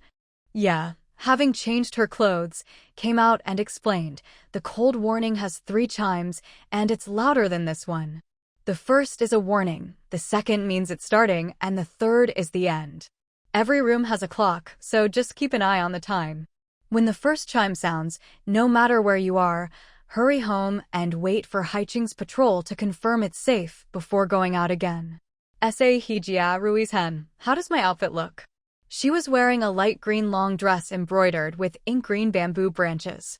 The whole look was elegant and fresh, and paired with her delicate face, it was stunning. Zhu Ruizhen also wanted to wear beautiful clothes, but she didn't have long hair, which made her feel self-conscious. Seeing her disappointment, he stroked her chin, suddenly thinking of a way to make some gold. Ruiz-hen, do you want long hair? At this, Ju Ruijian's eyes lit up instantly. Hijia, do you have a way? Of course. She was a witch, after all, how could she not have a few tricks up her sleeve? Ya also noticed that Ju Ruihen really cared about her hair and couldn't help but step forward. Jia, if you have a way, help her out. He was a bit taken aback by Ya's sudden enthusiasm, but then said seriously, it's not hard, but I'll need to use a little magic. Give me 3 gold coins, and I'll give you long hair right now. Really? He, seeing her disbelief, said confidently, of course. I'm a level 4 witch now. Growing hair is nothing. Okay, I'll pay you.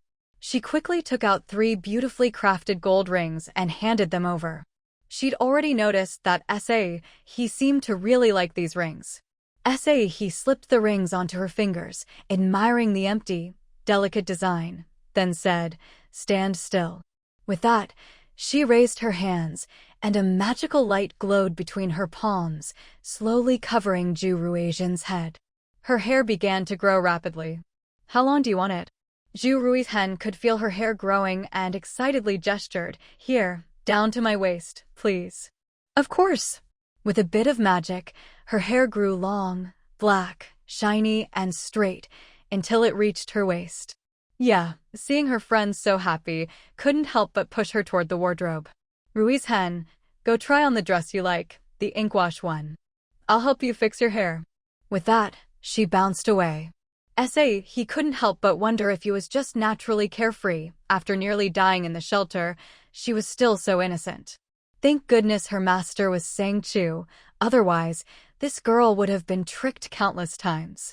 Taking advantage of everyone's distraction, Shurichi slipped into a small alley, only to find Mushue waiting for him. I knew you'd sneak out. I've been waiting here for you after eating my fill. Shurichi took a step back, looking at Lin Mushue with innocent eyes. Mushue-jia, what are you talking about? I don't understand. You don't need to understand. Just know that as long as I'm here, you won't get the chance to harm Xiaochu. Shurichi watched Lin Mushue warily. Mushue-jia, you've got the wrong person.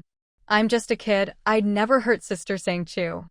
He'd always hidden himself well, never daring to reveal his presence to the world, let alone to the heavenly Tao. He'd been cautious, lurking in the shadows, never daring to let anyone know he existed. Especially now, with the blood shadow still prowling like a tiger eyeing its prey, if he was discovered, he'd be dead for sure. But who could have guessed, just when he thought he was safe, that as soon as he revealed himself, the entire cave would be sealed off by a formation. Lin Mushue didn't give him any chance to react. She attacked him without hesitation. Shurichi only saw a flash before his eyes, and then a torrent of light rained down on him like a storm. Instinctively, he retreated, quickly forming hand seals in front of him. A shield of light formed to block the attack. However, Lin Mushue's assault didn't let up in the slightest. In fact, it only grew fiercer, one hand wielding fire, the other ice, both blasting toward him. You little brat, you're no ordinary kid. Die. If Lin Mushue hadn't attacked him so directly, he wouldn't have been exposed. Shurichi dodged her attacks like a wolf, desperately searching for a way to break her formation. But for some reason, he felt that the formation was getting smaller and smaller. Shurichi shouted, "What did you do?" At this moment, Lin Mushue's eyes were filled with hatred, and a cold, cruel smile played at her lips, as if she could already see Shurichi's death. With you gone, I'll know the extent of Auntie's spatial abilities. Plus, with my spiritual powers, I can create a formation as powerful as Nuamu's. This is my territory now. Don't worry, after you die, I'll make sure you never have the chance to resurrect again. There's only me here, no Lu Minli to watch over me, no chance for you to come back from the dead and harm me or Sang Xiaochu again. People like you don't deserve to live. At this moment, Lin Mushue was like a cold, bloodthirsty beast, speaking words that sent chills down one's spine. She attacked relentlessly, not giving Shurichi any chance to escape. Shurichi's heart was in turmoil. Of all the people he guarded against, Lu Minli, Du Feng, Even Sang Chu, he'd never thought that the one he looked down on the most, Lin Muxue, would be the one to corner him like this. He might really die in this cave today. Suddenly, he realized something was wrong. Wait, how did you? Wanna know? Then ask King Yama in the underworld. The madness in Mushue's eyes made sure Ichi's heart sink. He hadn't been on guard against her at all. Had his mind already been controlled?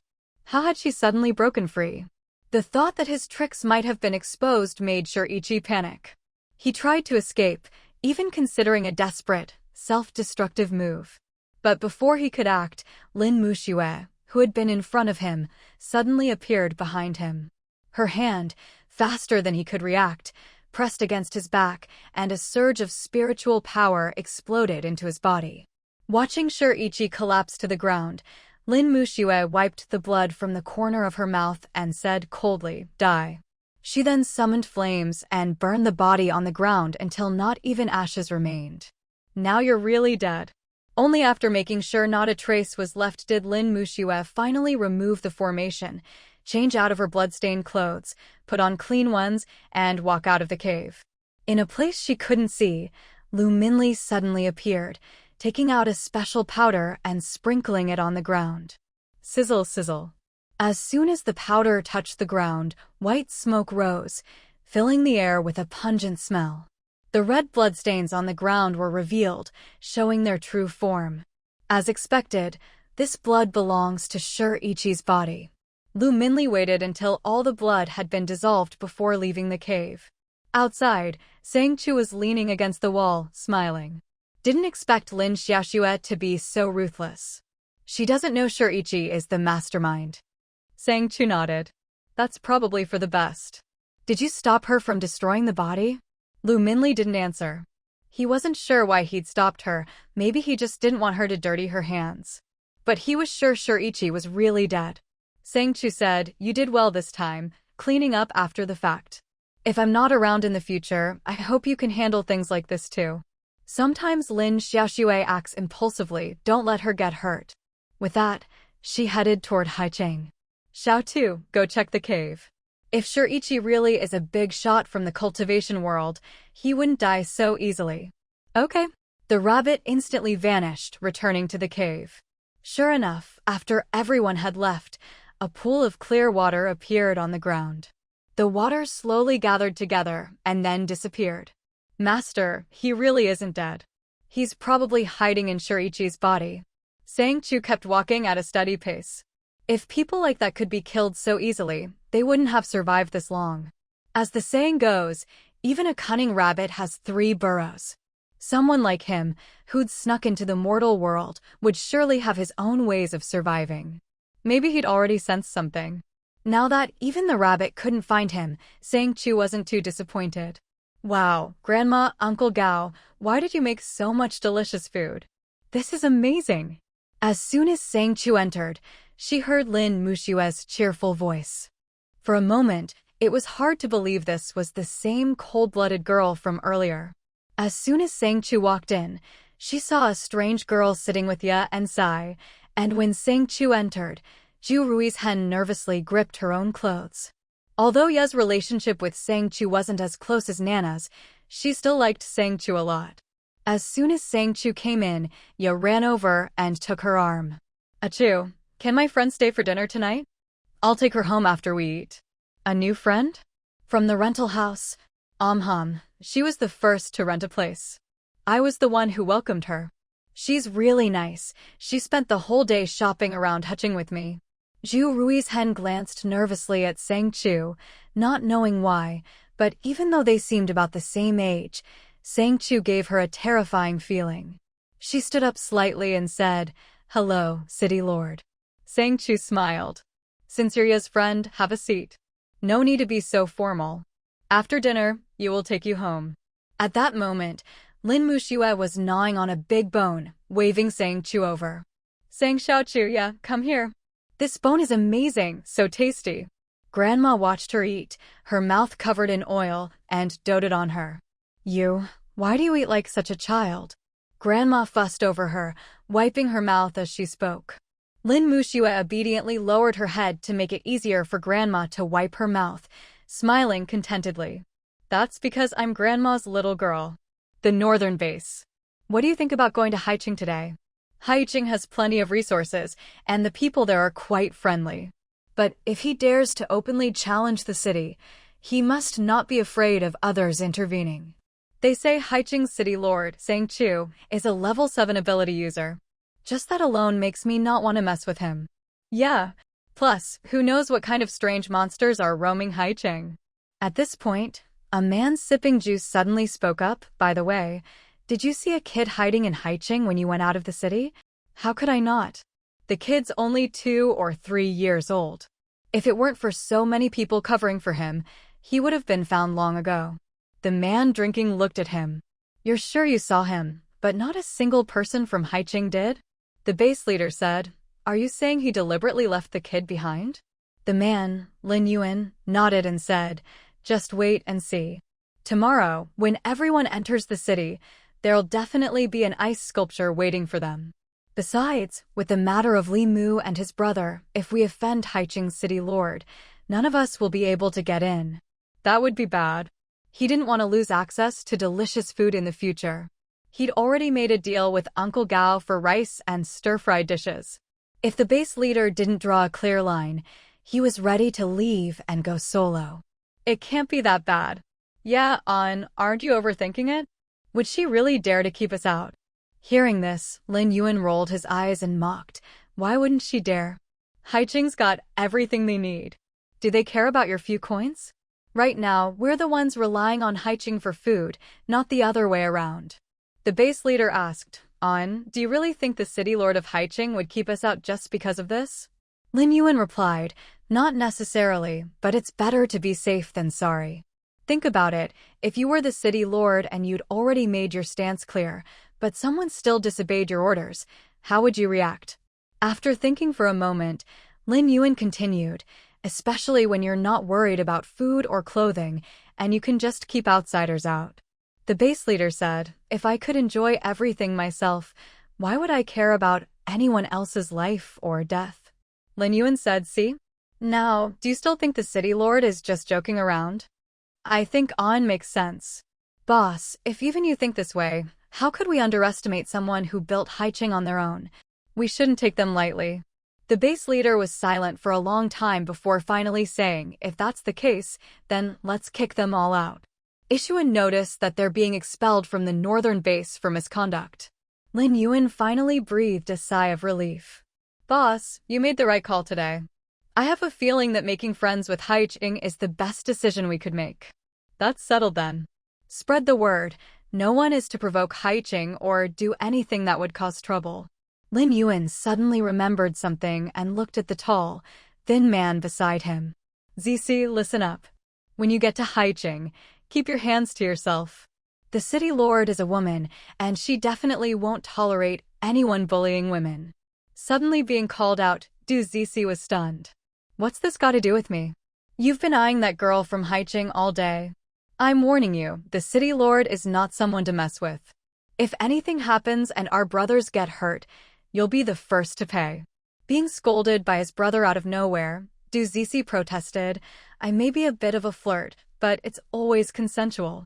I like mutual affection, not forcing myself on anyone. I just thought that girl was pretty, that's all. Don't worry. All right, as long as you said it. Now that everything's clear, let's all go back and rest. Just keep an eye out from now on. Okay, got it. Haicheng. Hiss. Why is it suddenly so cold? It's almost 10 o'clock, must be the cold wave coming in. But this is way too cold. My God, it's freezing inside the house, let alone outside. Knock, knock, knock. There was a knock at the door. The people inside looked at each other warily, weapons in hand. There's someone at the door. I'll go check. Mubai, who is it? Quanzi patted his shoulder. I don't know either. Open it and see. Mubai gritted his teeth. All right, open it. Quanzi carefully moved toward the door. After glancing at Mubai and getting a nod, he finally opened it. Outside stood Wan Yaru, who took out a notebook. Mubai, Quanzi, right? Yes, is there something you need? Wan Yara said, you can think of this as a room check. It's your first day here, so you're probably not familiar with everything. I just wanted to remind you, once the first cold wave hits, the temperature in the rooms will drop below 0. You can turn on the heater in advance. There's a button with a snowflake on it, just press it. Right now, only the rooms have heating. I live in the management office, so if you need anything, you can come find me.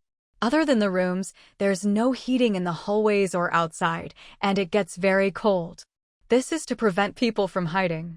Unless it's necessary, don't go outside during the cold wave, it's dangerous. You're welcome. My name is Juan Yaru. If you can't find me, just ask the staff in the duty room and they'll tell you. Breakfast is in the main hall tomorrow at around 6. You can go eat directly. It's free for your first day as a welcome to Haicheng. Mubai asked Sister Yaru, where's the main hall? It's in the wooden building in the middle of the square. Quanzi suddenly remembered the recruitment notice he'd seen earlier and couldn't help but ask, Sister Yaru, what's the deal with that recruitment notice? Can you tell us about it now? Juan Yaru seemed to have anticipated this and handed him a flyer. Take a look for yourself. If you have questions, you can ask me tomorrow. If I'm not in the management office, I'll be in the back at the farm. You can find me there and the city lord will be there too. Okay, thank you, sister. You're welcome. Now hurry up and turn on the heater. The longer you wait, the colder it'll get. All right, take care, sister. Juan Yaru wrapped herself tightly in a thick coat and left. By the time Quanzi closed the door, Mubai had already turned on the heater in the room. Wow, it's so warm in here now. It's a world of difference from just a moment ago. Mubai lay on the sofa, looking at the talisman in his hand, then turned to Quanzi. You're a wood-type ability user, right? Are you thinking of joining Haicheng? Yeah. What about you? I want to join too, but I'm just an ordinary ability user. I don't even know if I'll make the cut. Mubai said quietly, truly wanting to join. It used to be so cold he wanted to die, but now it was so warm he just wanted to stay here forever. Quanzi took out a steamed bun and handed it to Mubai. I don't know why, but I always felt the blood moon was dangerous. But after coming to Haicheng, that lingering fear in my heart disappeared. If possible, I really want to stay. Mubai stared at Quanzi with wide eyes. You feel that way too? You too. Mubai took a bite of the bun and said, yeah. But no matter who I tell, they all think I'm crazy. They say if it was dangerous, something would have happened already, and that I'm just overthinking it. Quanzi replied, I haven't really talked to anyone about it either. I did want to ask what everyone thought about the blood moon, but everyone just said, it's just a moon. What's there to think about? Before the apocalypse, didn't we also get some weird-looking moons? So I didn't dare say anything. Mubai nodded. Same here. After being labeled as crazy, I stopped talking about it. But that moon wasn't normal at all. There weren't mutated animals or plants, no ability users, and the moon didn't just hang in the sky without setting. Quanzi said, I think the blood moon's position has shifted a bit, even though it still looks weirdly beautiful. I hadn't noticed that, haha. The room was so warm that the two of them were getting drowsy. Even the fragrant buns lost their appeal. Quanzi saw Mubai struggling to keep his eyes open and said, since we're already here, let's get some sleep first. Tomorrow, after breakfast, we'll go find Sister Yaru and ask about joining the base. Okay, I'm going to bed then. Good night. Mubai stuffed the rest of the bun into his mouth and walked to his room, his steps light. He lay on the bed, as alert as ever, but under the influence of the warmth, his body felt dry and clean, and he drifted off to sleep without even realizing it. The alarm in the living room went off, but he just turned over and went back to sleep, not waking up at all. When the sunlight of Haicheng's morning filtered through the window into the room, Mubai even rolled over and wrapped himself tighter in the blanket, mumbling, just let me sleep a little longer. Close the window, I'm so tired. He finished speaking, then suddenly sat up and quickly walked to the window, looking out at the view of Haicheng. This was the Haicheng of the apocalypse, not the city he lived in before. Looking at the scattered crowds outside, Mubai's eyes reddened. He lowered his head, his tears falling to the floor. Dad, why couldn't you wait a little longer? This place is so good. It's just like before the apocalypse. His voice choked up, tears blurring his vision, and he didn't dare lift his head. The same feeling appeared on others' faces as well. When the sun rose, it felt just like before the apocalypse. Everyone felt like they had just woken up from a nightmare. After the nightmare, you were at home, and when you opened the door, you saw familiar faces, your family. At the city gate, Bojan and Xia Nan happened to return. Huh? Why is the city gate open? There are people. Bojan was also confused. Didn't they say Haicheng didn't welcome outsiders? How come after just one trip out, there's a huge crowd? Inside the city, after hearing what those people said, everyone was stunned. I wonder if old Gao's rice and stir-fried dishes are ready today. I'd love a bite. Haven't had anything like that since the apocalypse. Me too. Xia Nan saw everyone was dumbfounded. Are they talking about what I think they are? Maybe something happened. Anyway, this is our chance. Bojan said a lot, and Xia Nan understood her meaning, but what she was afraid of now was that this opportunity would disappear in an instant. She didn't dare tell Bojan about it, thinking she'd have to find Sang Chu privately to clear things up. Soon, they arrived at the hospital, only to see a long line outside. Wow, so many people are sick? When someone tried to cut in line, an uncle quickly stopped Xia Nan and Bojan. Hey, what are you doing? Don't you see all these people waiting? Get to the back of the line. Xia Nan and Bojan looked at each other. Uncle, we really have something urgent. Everyone here has something urgent. No matter how urgent, you still have to wait your turn. Exactly. You two look young, but don't you know how to follow the rules? The city lord said the most important thing in Haicheng is following the rules. Xia Nan wanted to say more, but Bojan pulled her back and they obediently went to the end of the line. The uncle said, see, that's more like it. Everyone wants to join Haicheng, but you have to follow the rules.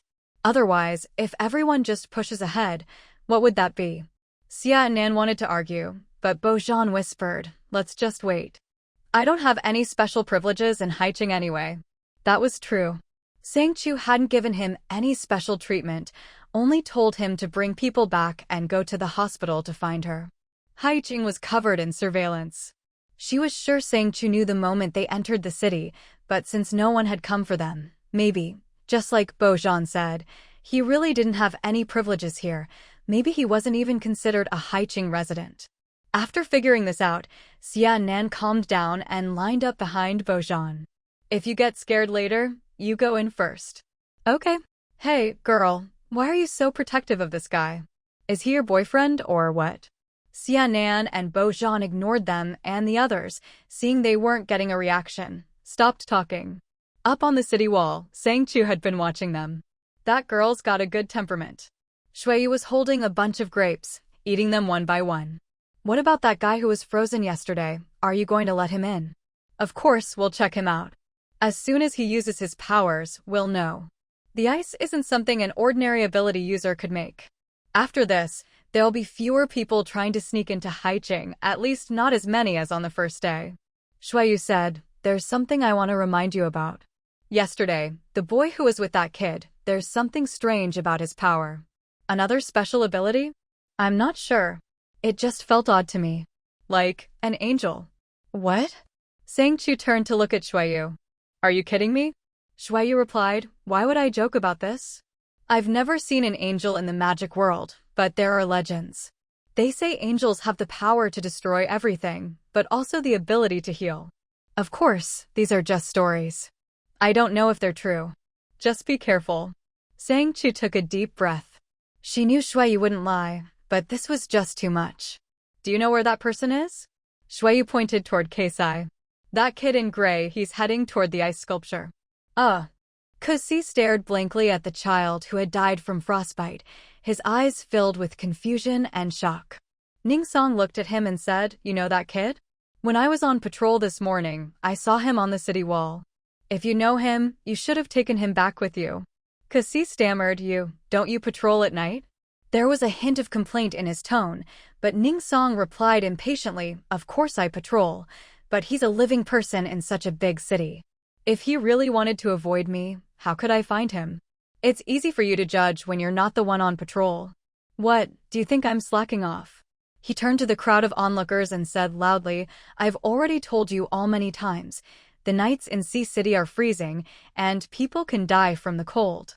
If you don't believe me and insist on staying outside at night, you're just asking for trouble. If you think I'm not doing my job, then go check on the kid's body yourself." With that, he turned and left, ignoring the strange looks from the others. An Ice-type ability user had already started examining the child's body. At that moment, his friend beside him asked, "You're an Ice-type too, right? What do you think about this?" As soon as he spoke, everyone turned to look at Xingwen. Xingwen frowned, his tone cautious. This ability user is very strong, and his power is very pure. The child's body is frozen solid. Even the outside is covered in frost. I'm a level 5 ice type, and while I could freeze someone to death, I couldn't do it to this extent. He thought for a moment, then explained, "Normally, when people like me use our ice abilities, the freezing is from the outside in. Even someone stronger than me would do the same. The person would freeze from the outside, and maybe their organs would be damaged too. But this child is different. He's frozen from the inside out." "What? How's that possible? How could someone freeze from the inside out?" Xingwen replied, "If you don't believe me, you can get someone to check. His organs are all frozen solid. I think this brother is right. Being frozen to death usually means the body's functions fail due to hypothermia, heart and lung failure, severe oxygen deprivation, and so on. The organs might be damaged, but you'd see it mostly in the extremities, not the core. But this kid is different. He's frozen all the way through, like an ice sculpture." Someone in the crowd put on a new pair of glasses and adjusted his wizard's robe, which looked quite impressive. "Whoa, bro. What are you wearing?" The people from the same group stared at him, as if they didn't recognize him. Yu Ping, a little proud, said, "Looks good, right? This is from a new clothing shop. They have all kinds of coats and outfits, and they're super warm.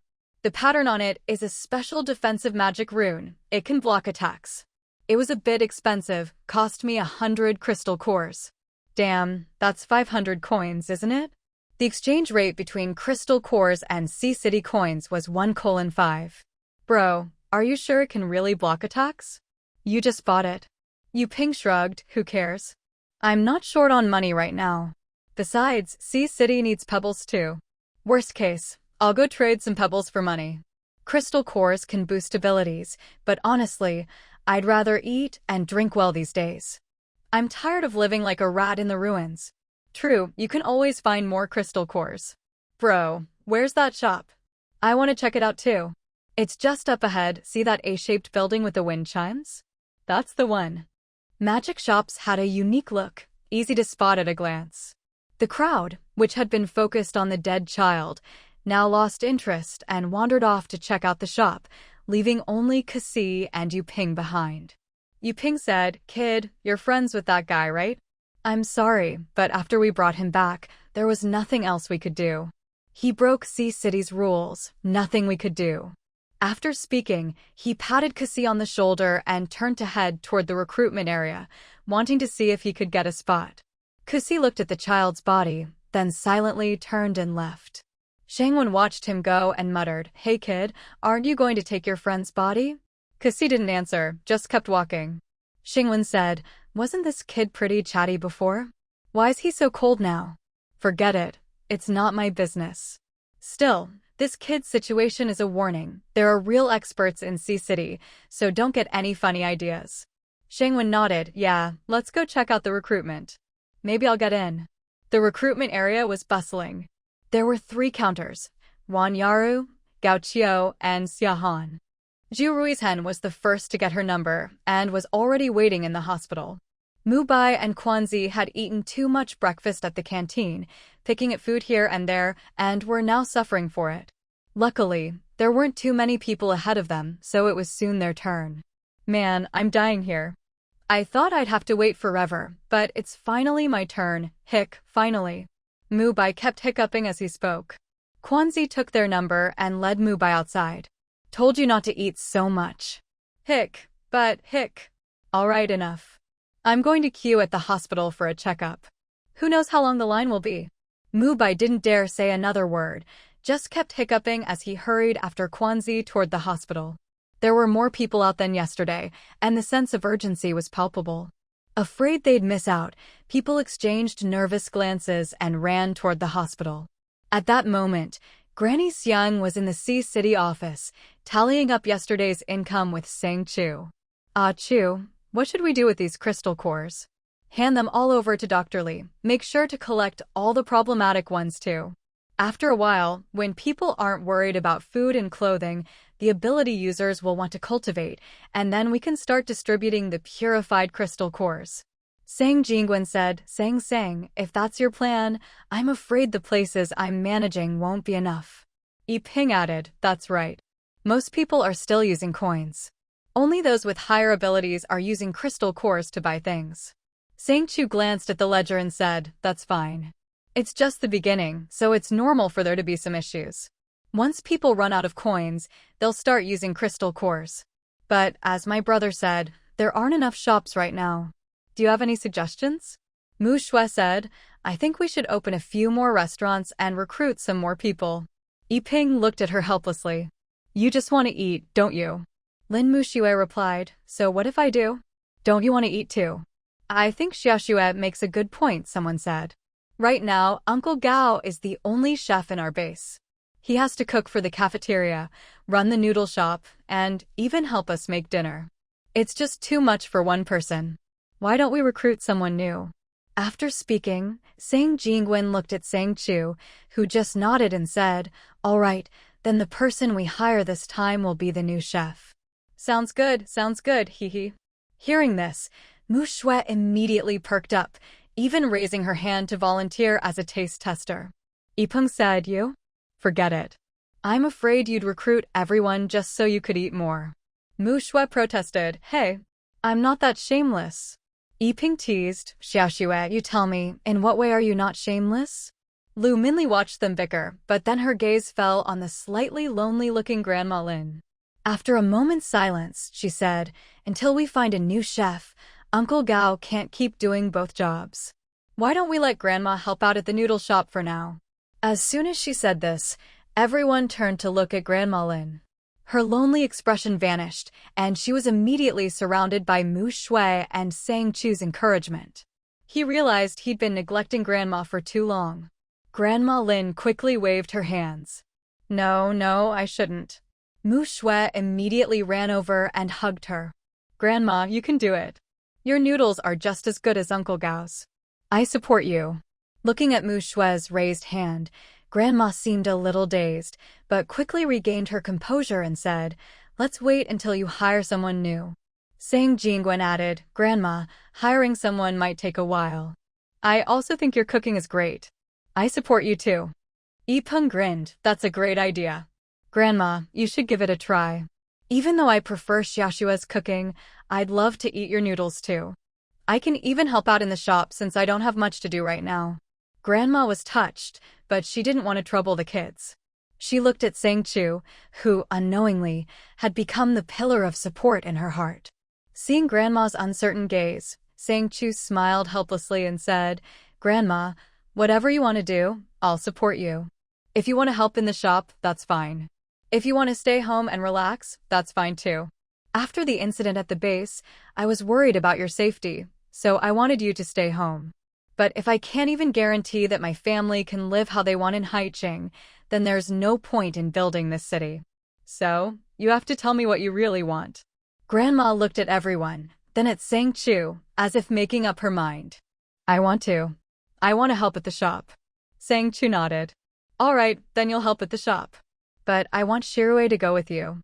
That's my bottom line, I need to make sure you're safe, okay? Isn't that too much trouble? Not at all, Grandma. Don't worry. Achu, I need to talk to you for a moment. Hua, she suddenly ran over, looking anxious.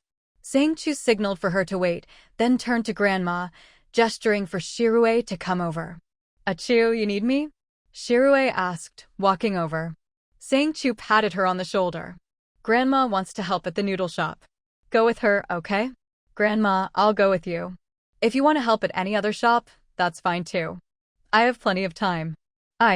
Seeing Grandma's unease, Sang Chu hugged her and said, Grandma, you took care of me, Xiaoxue, and my brother when we were little. Now it's my turn to take care of you. You never thought I was a burden when I was young, so I won't think you're a burden now. Trust me, just do what you want, and leave the rest to me. But suddenly, Sang Chu grinned mischievously. But Grandma, if you get too popular at the shop, there might be a lot of young men coming to eat. If you want me to help you pick one, let me know in advance.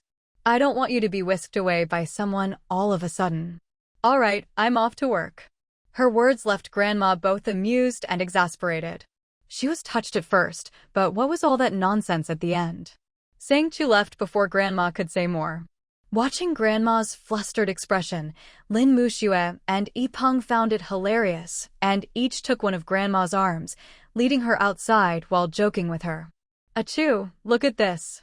Hua, she said, handing Sang Chu a business card. On it was written, "Will soon pay a visit to Haicheng's city lord." Do you know who sent this? Hua, she shook her head. Today was super busy at the admin office, with people coming and going. This was just left on the desk. I only noticed it after lunch when everyone had left. Even the surveillance robots didn't catch who left it? No. Maybe someone slipped it in during the morning rush. It was really chaotic. Give me the list of everyone who came to the admin office this morning and pull up the surveillance footage. Hua, she went straight to the control room and pulled up the photos, ID info, what they did, how many contribution points they spent, how much beef they bought, everything was clear. Sang Chu sat in the chair, scanning the footage, when suddenly she spotted something odd. Pause. What is it? Hua, she asked. Sang Chu pointed at a person on the screen. Do you recognize this person? The person on the screen was wearing clean clothes, but only exchanged for one crystal core, and it was his first time trading. His clothes were similar to those sold at Haicheng's clothing store, but that store only opened today. Yesterday, someone had left through the back door of a shop that had just closed. Not sure. I'll print out his photo right now. Okay. All city guards, keep an eye on this person. Also, notify the rats to tail him. If he leaves the city, let him go, but if he enters Haicheng, watch him closely. Remember his scent, and if anyone else smells like him, pay attention. Got it, I'll handle it now. Hua, she hurried out. Sang Chu sat in front of the screen, tapping her fingers thoughtfully as she stared at the young man on the monitor. Looks like someone is finally interested in Haicheng. Let's see just how strong my city really is. Noodle shop. Uncle Gao saw Grandma Lin and the others walk in and immediately understood. He smiled, that's great.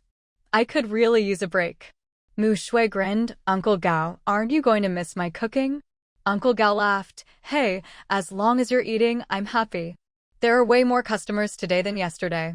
Jia Nan and Bo Zhan followed Zhou Linxiao to report, both of them looking much more subdued than before.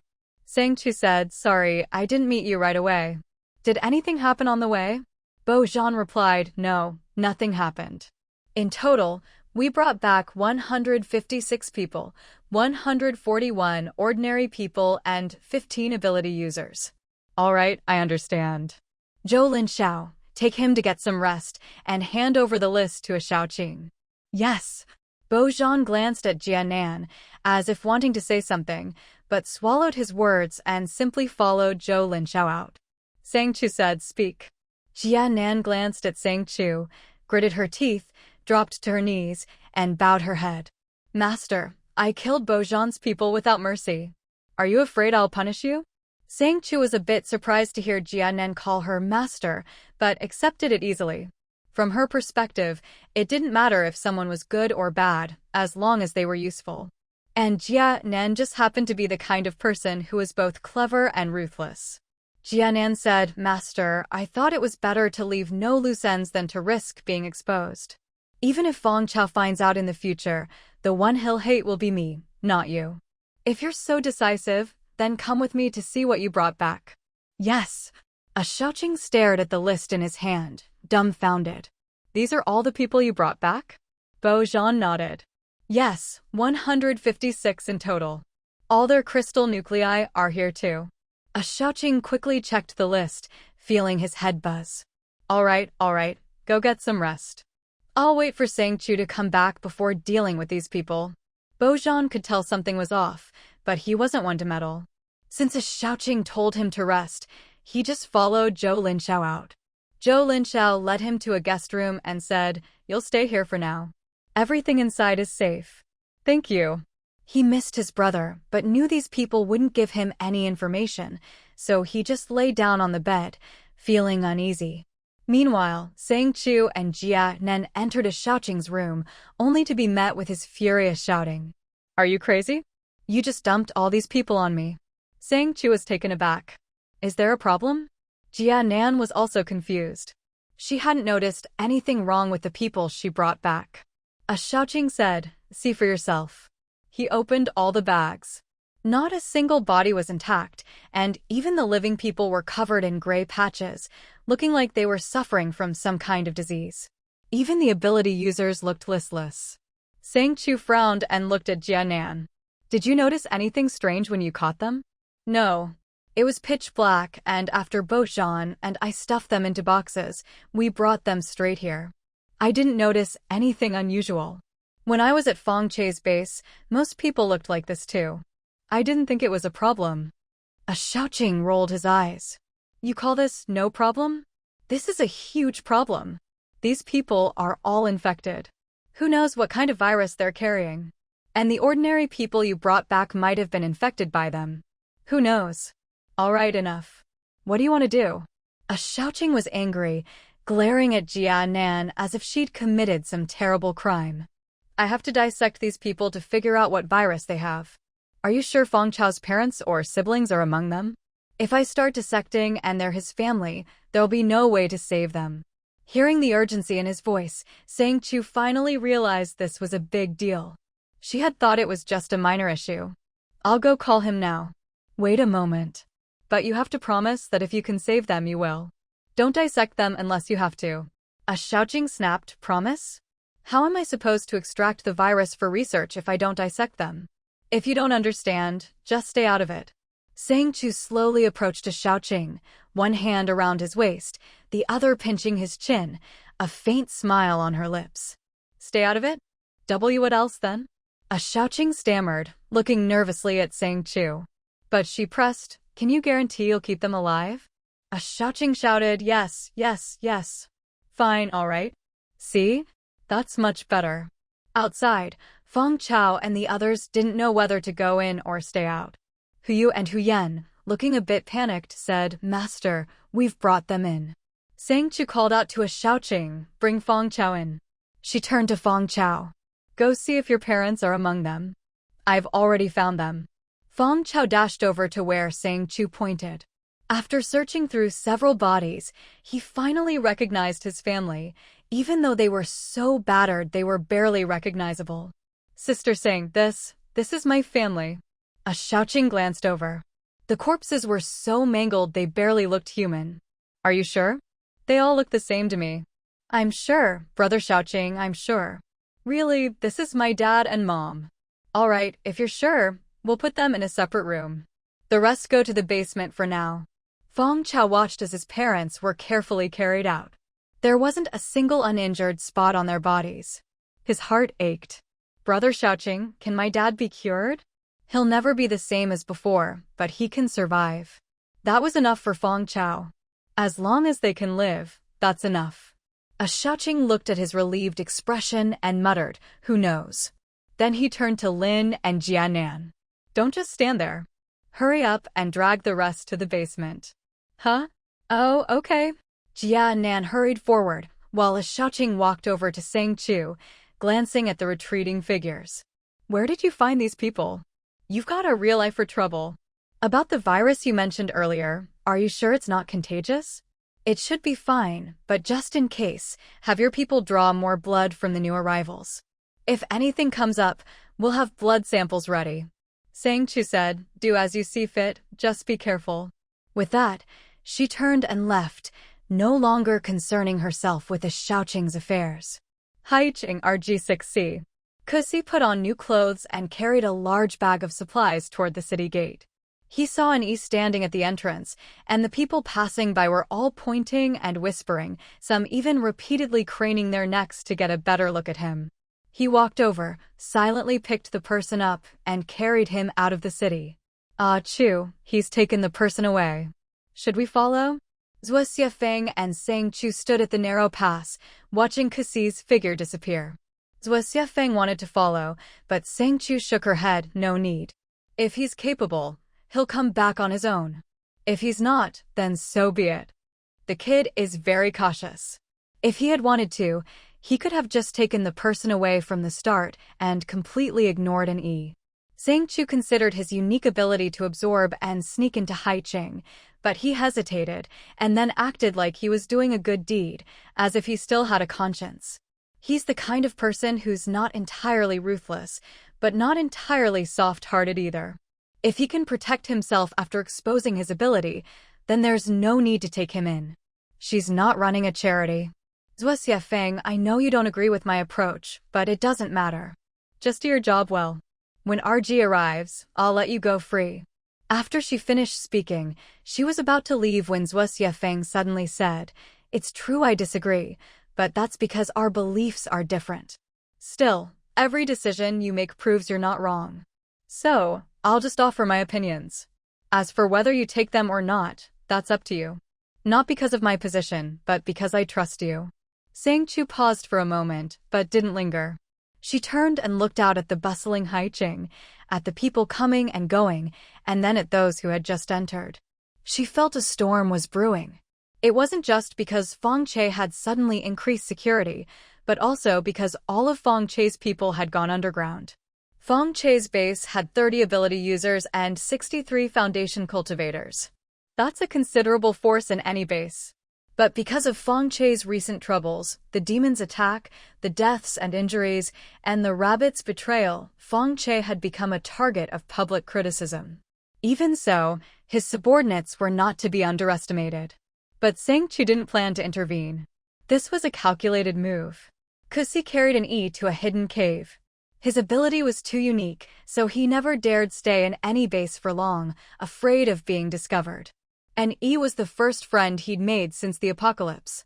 He hadn't joined any base, but he did have some dealings with the nearby Wanderer Alliance. He thought those people would take care of an E, but apparently not, and he didn't interfere. After placing an E on the stone bed, Cassie hesitated for a long time. He didn't want to reveal his ability, but this was his first friend. He had come here intending to confess. If, after arriving in Haiqing, no one saved an E, he would take an E away and heal him. Once an E was healed, he could continue hiding here. After much hesitation, Cassie slowly took off his gloves and placed his hand on an E's chest. A golden light instantly ignited, enveloping an E. The life force that had been eroded and devoured by poison was slowly recovering. Lying on the bed, Shuiyu suddenly opened his eyes and sat up with a grave expression. He disappeared in a flash and went straight to Sang Chu. Someone saved that kid. As expected. So it's him. This healing ability is going to be a problem. Seeing Sang Chu's unsurprised expression, he immediately thought of the boy who had given him an angelic feeling. Is it the one I told you about before? Yes, you said he looked like an angel. In legends, angels have the power to heal and resurrect. But this kid is very ordinary. I had someone check, he hasn't joined any base. People who don't join any base are either very confident in their strength or are hiding a secret. Shuiyu said, looks like his secret is healing. All the marks I left on that kid are gone. I can't locate him anymore. With him around, Haiqing's nights will never be safe. Seeing Shuiyu's worried look, Sang Chu smiled. You know the magical world, but you don't understand people.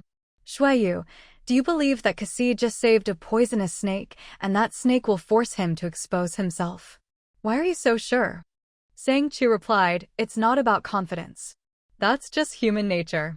Whether it's Uncle Gao, Yata, or the first batch of people who joined Haiqing, none of them are truly evil.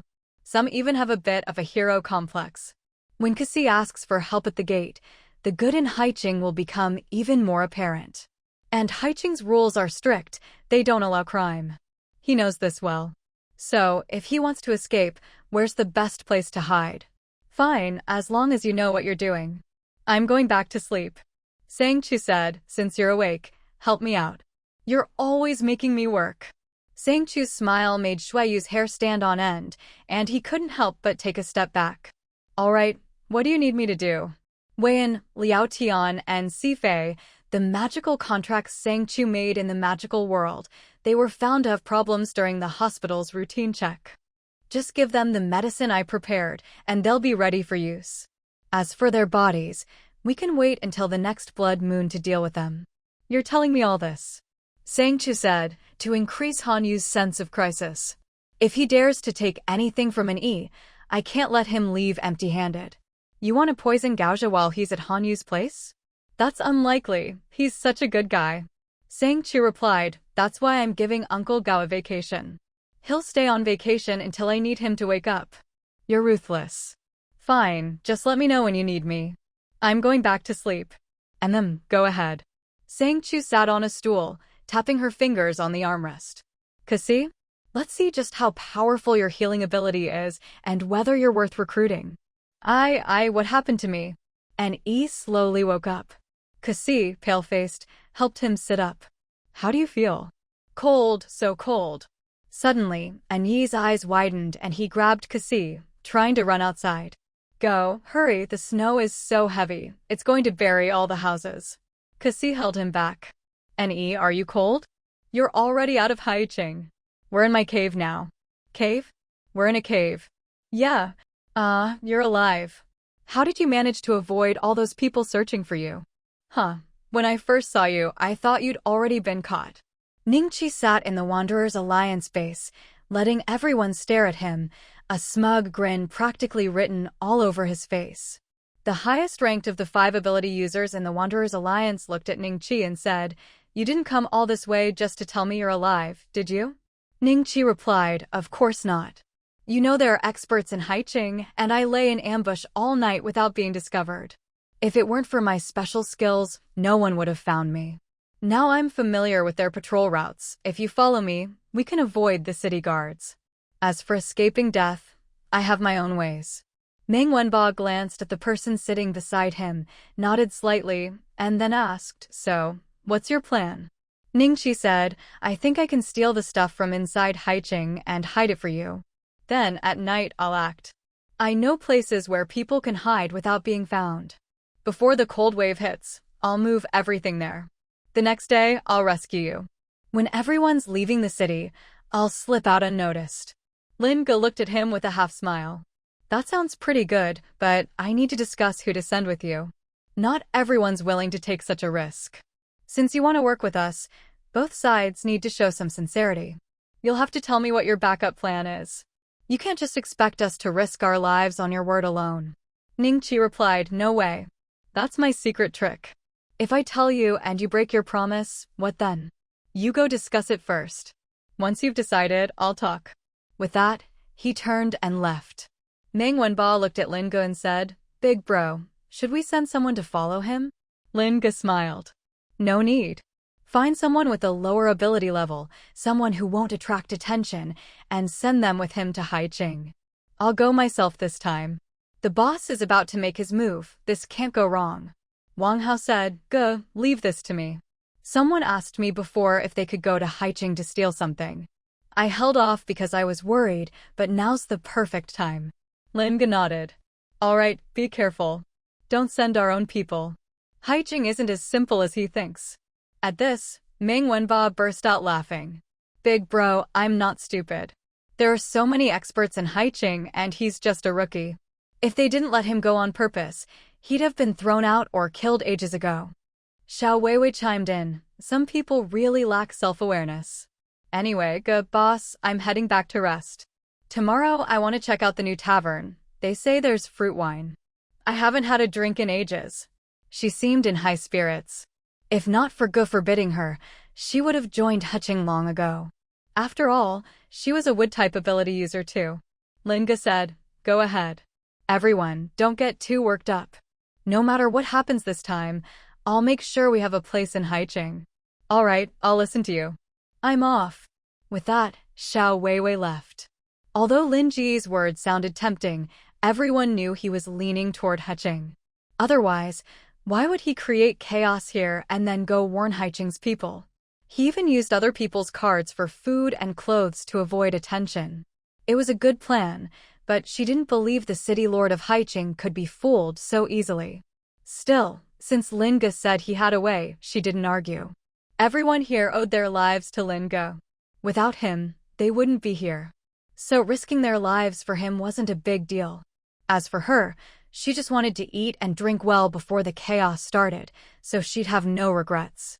Linge had already started picking people, while Ningqi swaggered around the base, afraid no one would notice he was alive, completely unaware he was being watched.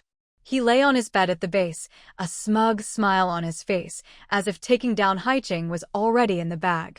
1 month later, all those who passed the screening to join Haiqing gathered at the city's southern gate. Among them were Mu Bai, Quanzi, and Zhu Ruizhen. Sang Chu looked at the group who had passed the selection and said, "Welcome to Haiqing. Later, Huaxi will distribute your ID cards. These cards are your identification in Haiqing. You can use them to shop, but for anything specific, you'll need to talk to Huaxi. Haiqing doesn't allow infighting. We're all companions here, and I hope we can get through the apocalypse together." After Sang Chu finished, there was a round of applause. Huaxi began handing out cards one by one. Everyone, step forward. Those who received their ID cards quickly lined up, reporting in. Their voices were loud and clear, leaving a strong impression. Sang Chu said, "It's time for your test. Follow Uncle Gao to the kitchen at the city lord's mansion and help prepare dinner. Tonight is the welcome banquet. Show us what you can do, I'll be watching your performance." "Yes, city lord. I won't let you down." "Good. Uncle Gao, take him." Gaoxia glanced at the group and said, "Follow me." After they left, Mu Bai couldn't help swallowing nervously. With so many people, tonight's dinner was bound to be a feast. Wood-type users in one line, water-type in another, spatial ability users in another. After all the ID cards were handed out, Huaxi said, "These ID cards have your information and some features outsiders don't have. If you lose your card, report it immediately. If you lose it due to carelessness and something happens, you'll be punished. So take good care of your cards. If you lose one, report it right away to have it deactivated." Mu Bai didn't know what the card could do, but he knew Huaxi said you'd be punished if you lost it, so he immediately put it in his spatial storage.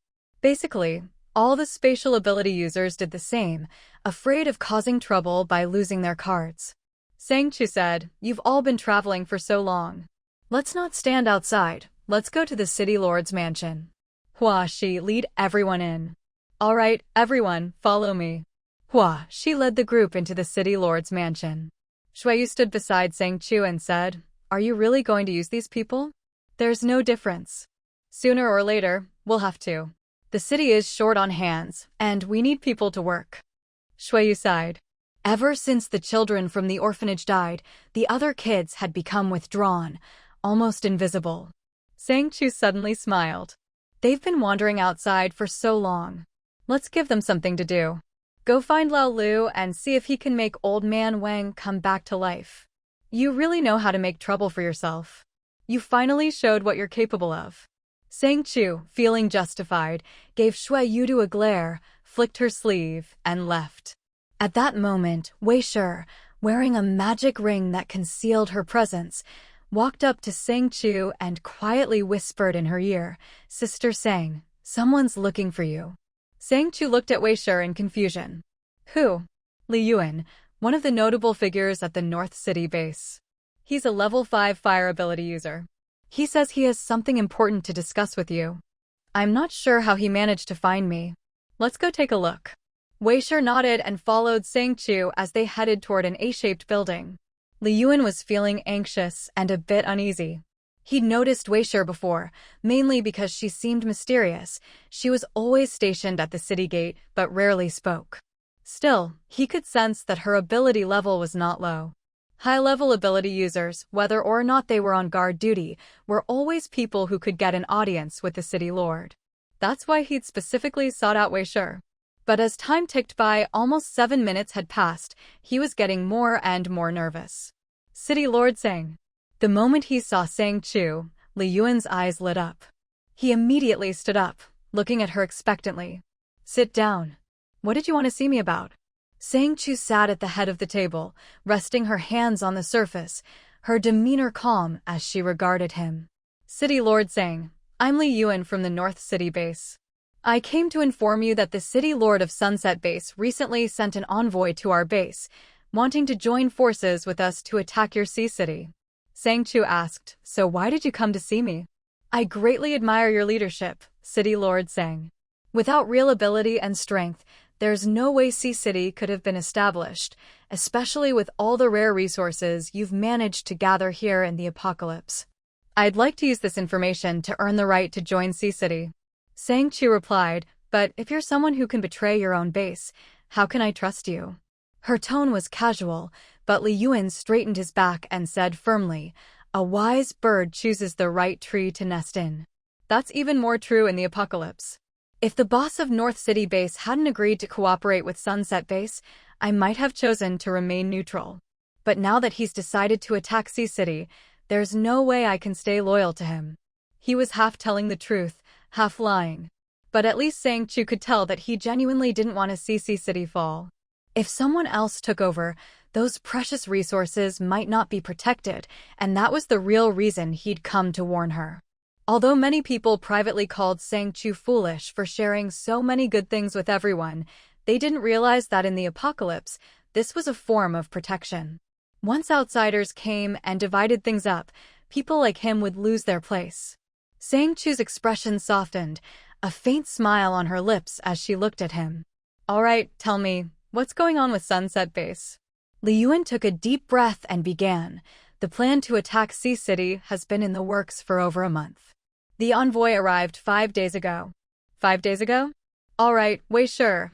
Go make arrangements for one more person at dinner tonight. Looks like we have a new guest at the welcome banquet. Wei sure glanced at Li Yuan. Although she didn't know why Sang Chu agreed to let him join Sea City after just a few words, this information must be valuable. Understood. I'll go right away.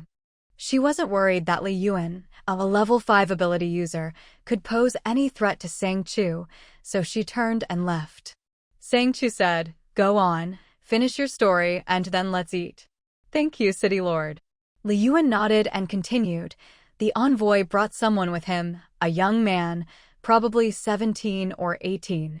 They claimed that with him, they could infiltrate Sea City as if it were unguarded. At first, I didn't take it seriously, since I know how dangerous Sea City is at night.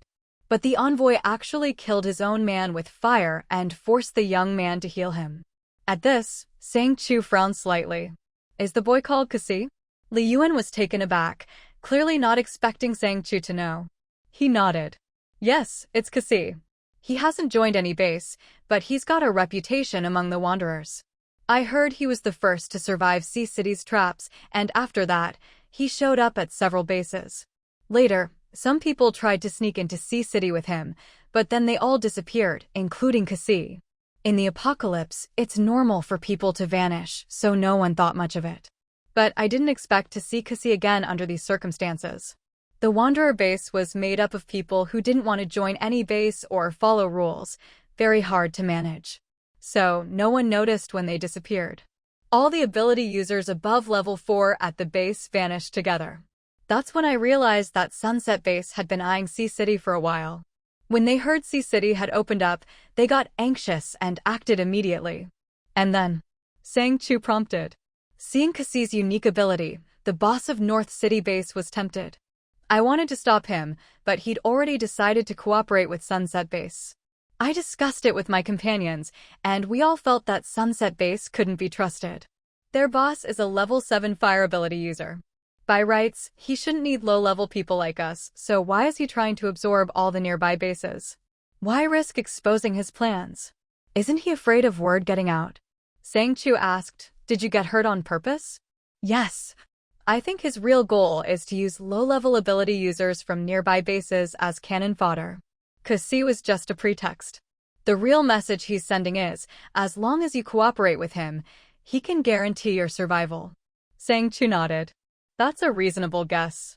Lately, there have been more people lingering in Sea City at night. Are they testing Cassie's abilities? Yes. I volunteered to join the infiltration team. Only by getting inside could I gather this information and report back.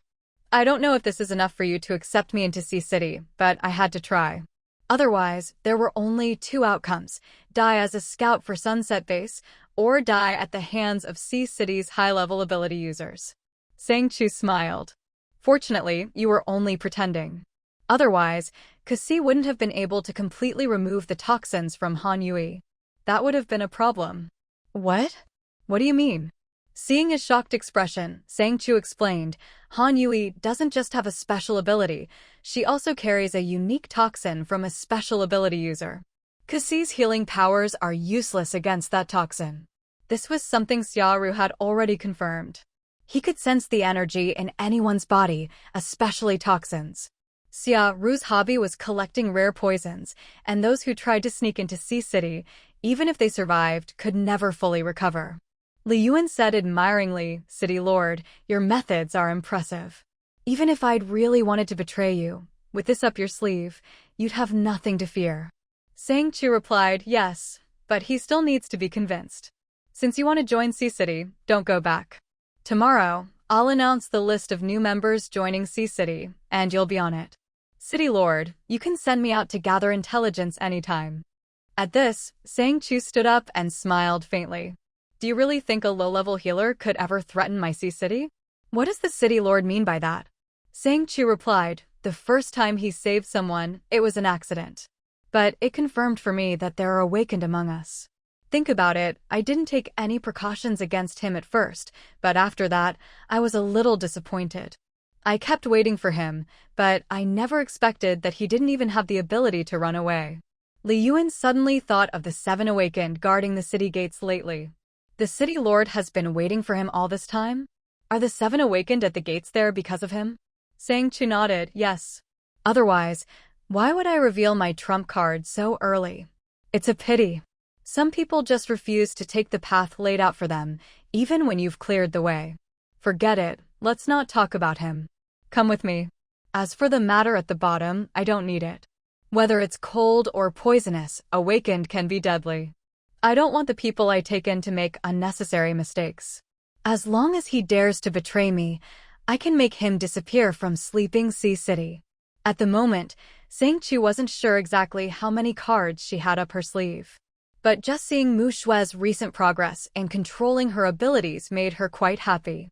Once Mu Xue could fully master her power, she could be put to use. The new captives and recruits could be deployed directly. If everyone behaved, things would be peaceful. If not, there would be consequences. Li Yuan didn't know what she was thinking, nor did he know what she planned to do. He just felt that, at least, she wasn't someone who killed without reason. You lay on the bed, staring at the strange hands growing from Arceu's body, lost in thought. Arceu patted him, trying to comfort him. "You, don't overthink it. Aren't you alive right now?" You glanced at him, then lowered his head. Was he really alive? Even though the gaping wounds on his body had been patched up by that strange flower, he still felt like a dead man.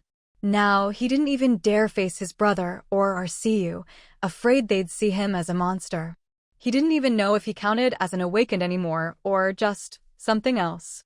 Arceu patted his shoulder. "You, honestly, I think you're overthinking it. Look, your newly awakened ability is really special and powerful. In the apocalypse, that's rare. You're alive, and your parents are still here. What could be luckier than that?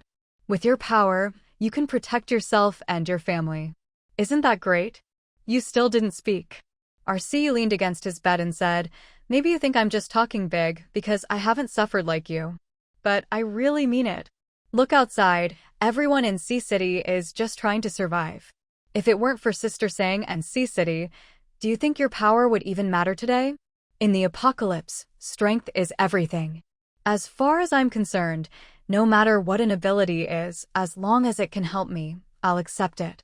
Even if these hands eventually controlled him, it didn't matter. What mattered was that, right now, he was their master, and with them, he could survive the apocalypse.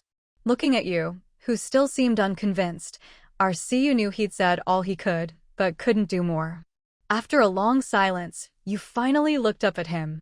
"Xiaoyu, will you come train with me?" "Of course. I don't know what's going on out there, but everyone's working hard at their training. I don't want to fall behind. Originally, Xiaoru was supposed to look after you, but he had something to do and left. According to Sang Chu, you was supposed to be kept under watch, but no one expected that Arcee would awaken a plundering type ability too. His ability wasn't as terrifying as Xiaoru's, just a little stronger than normal. Maybe it was because, when he awakened, there weren't any high-level psychic awakened around, unlike Xiaoru, who directly devoured the power of a high-level psychic, making his ability hard to control. You looked at Arcee with a heavy gaze. Xiaoyu, if I lose control. Don't worry, brother. Nothing will happen. Arcee grinned at him. Even when I didn't have powers, I survived the hardest times. You think I'd be scared by a little ability now? I believe people are stronger than fate. As long as we're alive, we keep fighting. If we can survive, we push through. Standing at the door, Xiaoru overheard Arcee's words. As you know, on this channel, we don't leave stories unfinished, we go all the way to the final page. So if you're enjoying the journey so far, make sure to like the video, subscribe for the full series, and share it with someone who loves a great story as much as you do. And if you'd like to go even deeper, there's now a website linked below where you can unlock an exclusive bonus chapter, a little extra beyond what you'll hear here today. Check the details in the description or pinned comment, and now, let's get back into the story. He remembered that they both had plundering abilities, but he himself couldn't control his, while Arcee managed his very well. Everyone said it was because Arcee hadn't absorbed the power of a high-level awakened. But when Arcee awakened, he was also unconscious, just like Xiaoru. His parents were with him, and there were others in the same hospital room. Even now, when he was awake, Xiaoru couldn't control the hands very well, let alone when he was unconscious. But Arcee was different. Even when he was unconscious, he was already controlling the hands, stopping them from hurting people. Only someone with the same ability could understand how hard that was. When those hands first appeared, they were extremely aggressive, instinctively seeking food. If there were no awakened around, they'd attack ordinary people to absorb energy. He didn't dare say these things out loud, just kept them buried in his heart. But seeing the much younger Arcee say these words, he realized he'd wasted his extra years for nothing. Xiaoru let out a bitter laugh, then turned and knocked on the half-open door. Count me in 2, Xiaoyu. I want to learn from you how to control these hands. Arcee didn't stand on ceremony, just smiled. Brother Xiaoru, you're too polite. We can help each other. Let's go, let's see who's stronger, my hands or the training dummies. Seeing his energetic look, Xiaoru walked up and knocked him on the head. What are you thinking? Awakened fighting training dummies is nothing special. Let's go. Arcee drooped his head in disappointment. Fine, fine. At least I can join the awakened training group now. Fan didn't say anything. The last time he followed Xiaoru in, he was shocked by the scene. A huge training ground. Yiping was controlling a sea of flames, burning fiercely. Suddenly, the flames condensed into a fire dragon, dancing in the air. Sang Jingwen and her demon wolf companion fought side by side, perfectly coordinated as they faced off against the demon wolf's attacks. Sometimes their movements formed a straight line, sometimes a vortex, leaving their opponent with no room to fight back. Gao Qiu, Xia Han, and Arya Ru were all training with their abilities. Every section of the training ground was full of excitement. Arya Ru was the first to notice Arcee and quickly stopped her vine attacks, retracting all the tendrils. Arcee, how did you get in here? I want to try my ability too. Arcee looked at the dazzling display of vines his sister had just shown, his eyes full of longing. Aryaro immediately saw through his thoughts and asked, Want me to join you? Yeah, sis, come with me. All right, silly. Aryaro didn't know what Arcee's ability was, but since he wanted her to accompany him, she didn't refuse or hold back. As soon as Aryaro finished speaking, 10 tentacle-like arms instantly shot out from behind Arcee. Grabbing ability? Both Yiping and Sang Jingwen looked at Arcee in shock, as if they hadn't expected his ability to be so similar to Xiaoru's. Arcee grinned, yeah, it's basically like having 8 arms. Sis, be careful, I'm going to play now. A sly glint flashed in Aryaru's eyes as the vines beneath her feet instantly came alive, twisting and stretching toward Arcee, trying to bind him. The vines varied in thickness, some as thick as pythons, others much thinner. Arceeu's tentacle arms shot up, and one of them suddenly extended like a snake, biting down hard on a vine. The little mouth on the tentacle opened and closed, draining the vine of its energy, causing it to wither and fall away. Sis, my tentacles can't be touched. If they bite your vines, they'll absorb your energy through them. As he demonstrated his ability, Arceeu didn't forget to explain its special traits and weaknesses to Aryaru. Come on again. Aryaru was fired up by Arceeu's challenge. The vine that had just been bitten quickly regenerated and lashed out at Arceeu again. But his tentacles deftly tangled with the vines, slowly crawling toward Aryaru. She suddenly realized what was happening and hurriedly pulled back her vines. But at that moment, she found that the tentacles were actually trying to absorb her energy. You little rascal, you've really grown up. Aryaru couldn't help but feel emotional. The little brother who had always relied on her for protection was now able to stand on his own. Arceeu saw the pride in his sister's eyes and laughed. Sis, don't get careless, I'm going all out. As he spoke, his tentacles launched a new round of attacks. Xiaoru, watching from the side, could sense the hunger and desire of Arceeu's tentacles, but they were firmly under Arceeu's control, unable to act on their own. His control is impressive. Sang Chu smiled. Yeah, I really underestimated Xiaoyu. I didn't expect his control to be this strong. With this ability, it's like giving wings to a tiger. He's making me want to try too. He can already go toe-to-toe with Aryaru. Yiping was itching to join in. If Arceeu weren't still a kid, he'd have jumped in already. Arceeu said, Bro, come on. It's just sparring anyway. Let me see what the limits of this ability are. You brat, you asked for it. I'm not holding back. Yiping wasn't going to play the gentleman. If Arceeu wanted to fight, he was happy to oblige. Whoosh! A burst of fire shot straight from his hand, launching a fierce attack at Arceeu. Aryaru quickly stepped in to block, worried that Arceeu would get hurt. But even so, Arceeu was soon overwhelmed and had to surrender. The difference in power was obvious. Panting, Arceeu withdrew his tentacles and raised his hands in surrender. I give up, I'm out of energy. Yiping pulled back his fire, and Aryaru also retracted her vines, walking over to Arceeu. Yiping said, Kid, your ability is really something. Even though your level isn't high and your energy isn't much, you were able to hold your own against me and your sister for a while. That's impressive. Aryaru added, That's right, Xiaoyu, your ability is amazing. As long as you raise your level and have enough energy reserves, you'll be able to challenge even stronger opponents. Xiaoru also came over and said, That's right. Even though my level is higher than yours, my control isn't as good as yours. Xiaoyu, can you tell me how you managed to be so in sync with your ability? He had just watched Arceeu's transformation. This kid could turn his whole body into tentacles, unbelievable. Arceeu knew that Xiaoru's ability was hard to control. Today, he wanted to show everyone that he had an ability and, more importantly, that he could control it. Even when his energy was depleted, his little tentacles wouldn't go out of control. The main point was to let Xiaoru see what made his ability special. Arceeu sat on the ground, panting, and took out the moonstone Dr. Lee had given him.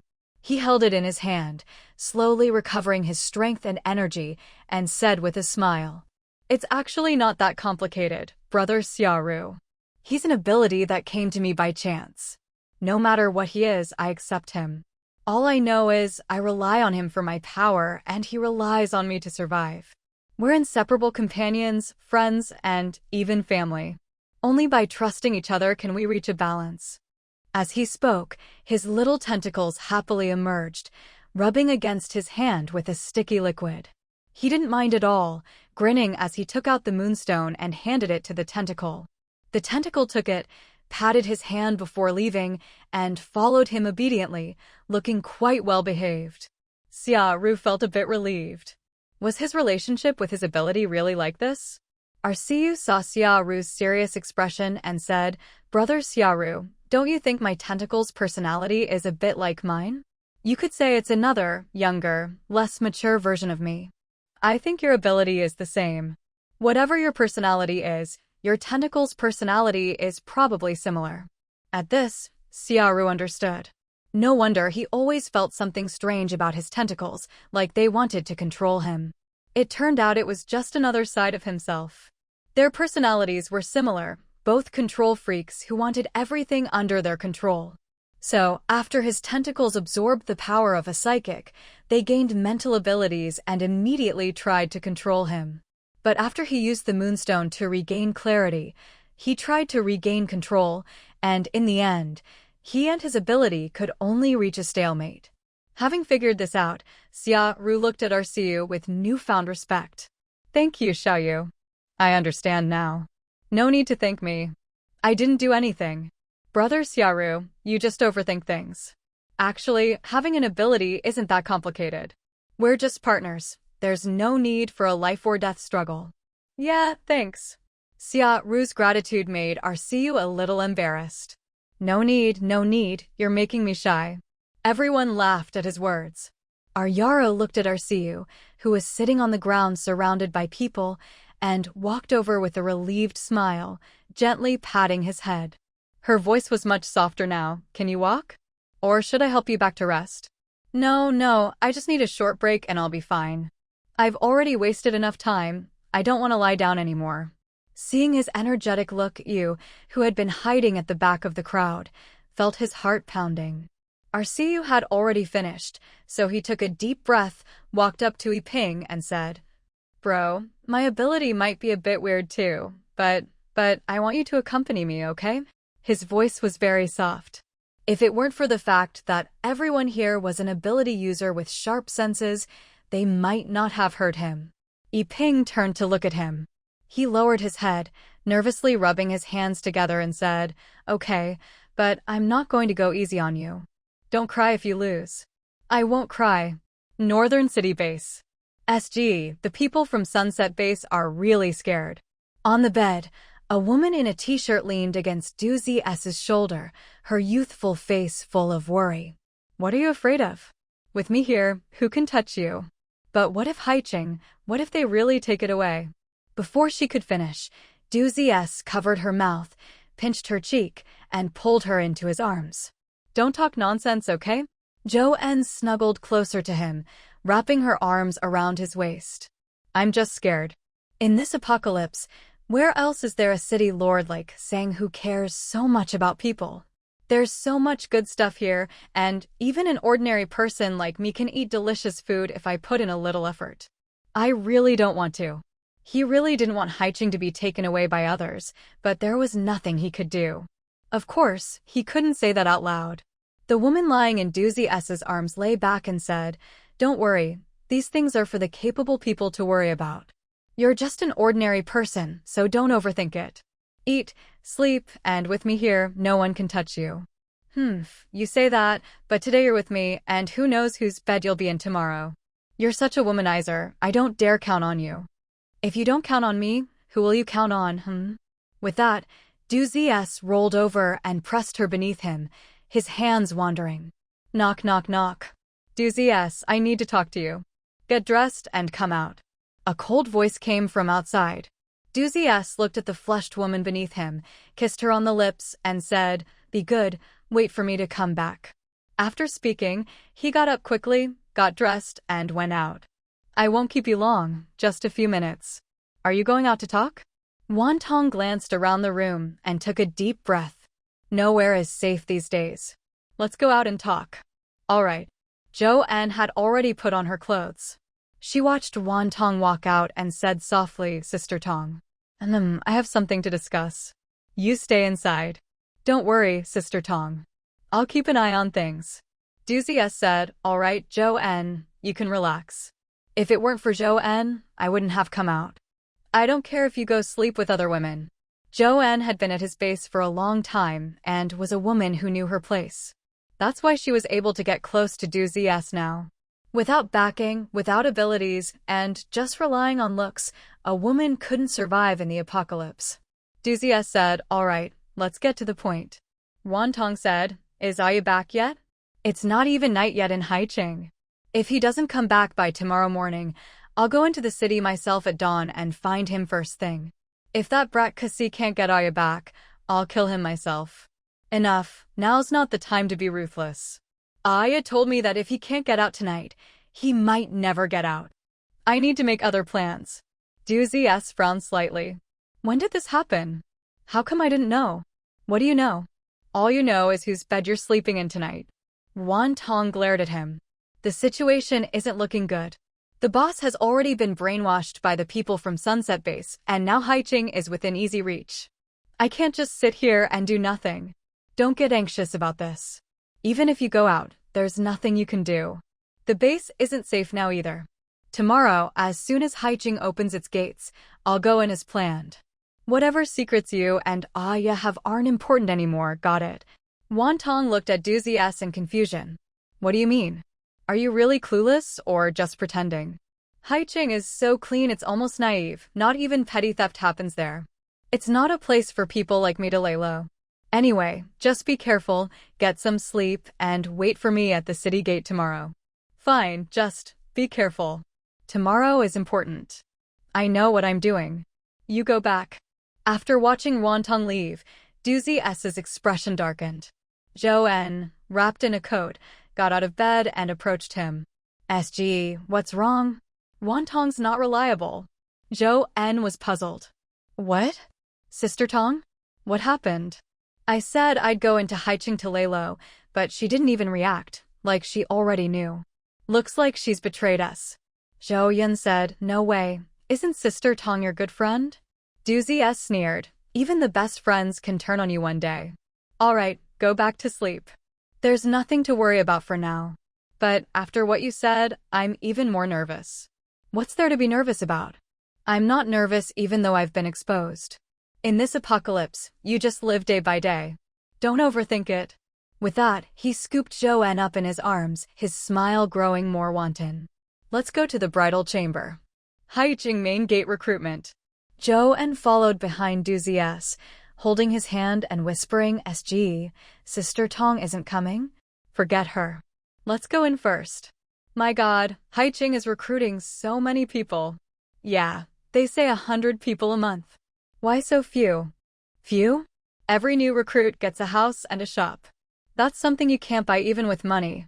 Wow, when's the next round of recruitment? No idea. Wait for the announcement. A group of people chatted excitedly as they left. When Zhou En saw Li Yuya's name on the list, she looked at Doozy S with excitement, but he just gave her a cold glance and said, let's go. I'll take you to eat and drink well.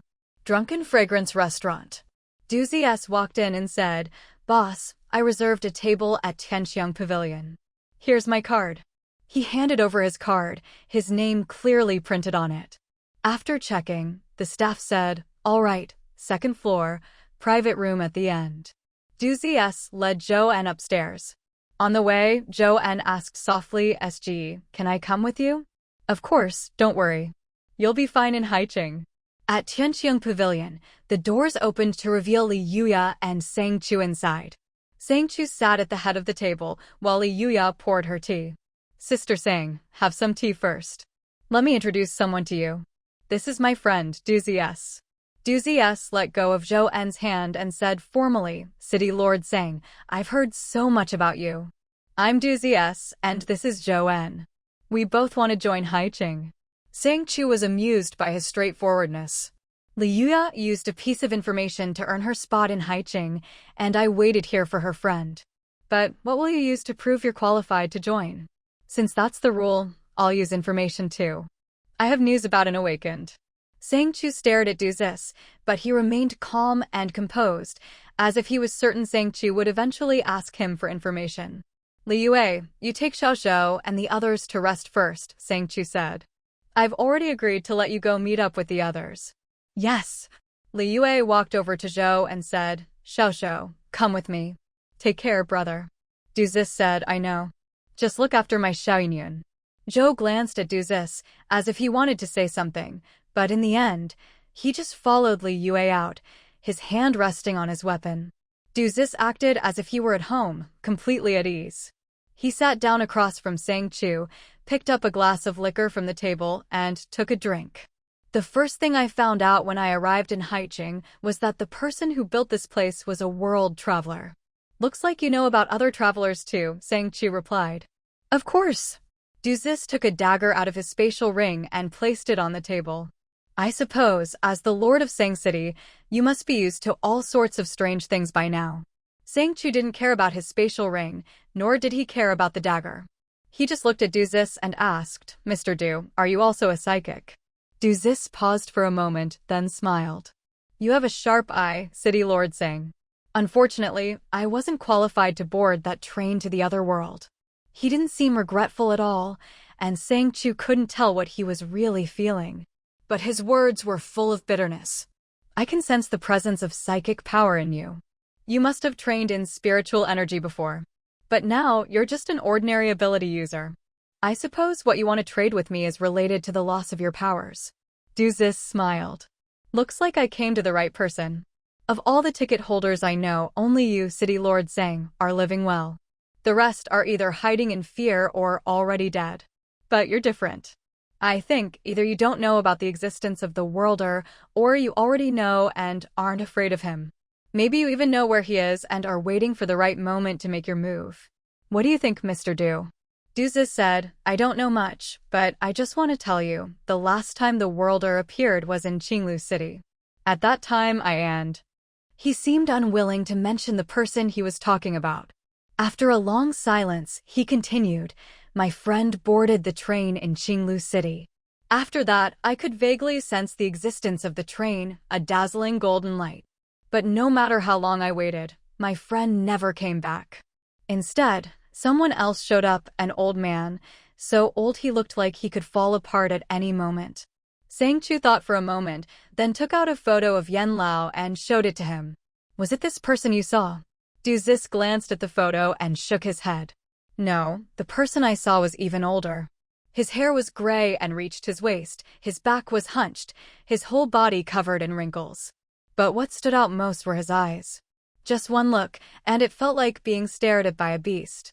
I was so terrified I immediately hid underground. But it was too late, I was discovered. My powers were taken away by him. He can steal powers." Duzis nodded. "It's a strange ability.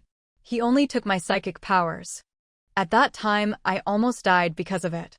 As he spoke, he stood up, as if to prove his words, and lifted his shirt, revealing his upper body, which was crisscrossed with scars like a spider web. After my powers were drained, my body started to crack apart. I stitched myself back together after I woke up. After that, how did you know his last appearance was in Qinglu City? Duzis replied, "After I woke up, I waited outside Qinglu City for a long time, waiting for someone. I waited and waited until the mutated plants appeared. Then I saw that man again. But he seemed not to recognize me, and his power was fading. But the aura around him was still terrifying. He entered Qinglu City, and I instinctively felt in danger, so I ran away immediately. After that, I saw the mutated plants in Qinglu City suddenly go berserk, and the vines near the city walls started fighting something inside. The vines outside were terrifying, but once they left Qinglu City, they exploded into a bloody mist and rushed toward the mutated plants. I knew the person I was waiting for would never come back, so I left Qinglu City and went into hiding. According to what you said, the Worlder trapped himself in Qinglu City. The reason is unclear, but there must be a purpose." Duzis said, "I don't know about that. I only know he wants psychic powers and the lives of ticket holders." Sang Chu looked at him with a half-smile. "How do you know he wants the lives of ticket holders?" Duzis replied, "If you want to know, City Lord Sang, it depends on what you can offer me." "What is it that Mr. Du wants?" Duzis said, "I'm not an ambitious man. I just want to open a beauty salon." "What do you think, City Lord Sang?" Sang Chu asked, "And what kind of beauties do you want in your salon?" "I only want ordinary people. I can't handle ability users." "All right. But I don't deal in human trafficking. Whether people are willing to follow you is not up to me. I can arrange for you to build a small 3-story house. You can take in people if you want, or let them play around with you, but no more than 10 people." Duzis said, "Deal." "You're straightforward, Sister Sang. Since that's settled, I have nothing more to hide. The person you're waiting for is also the one he's waiting for." Sang Chu's sudden question caught Duzis off guard.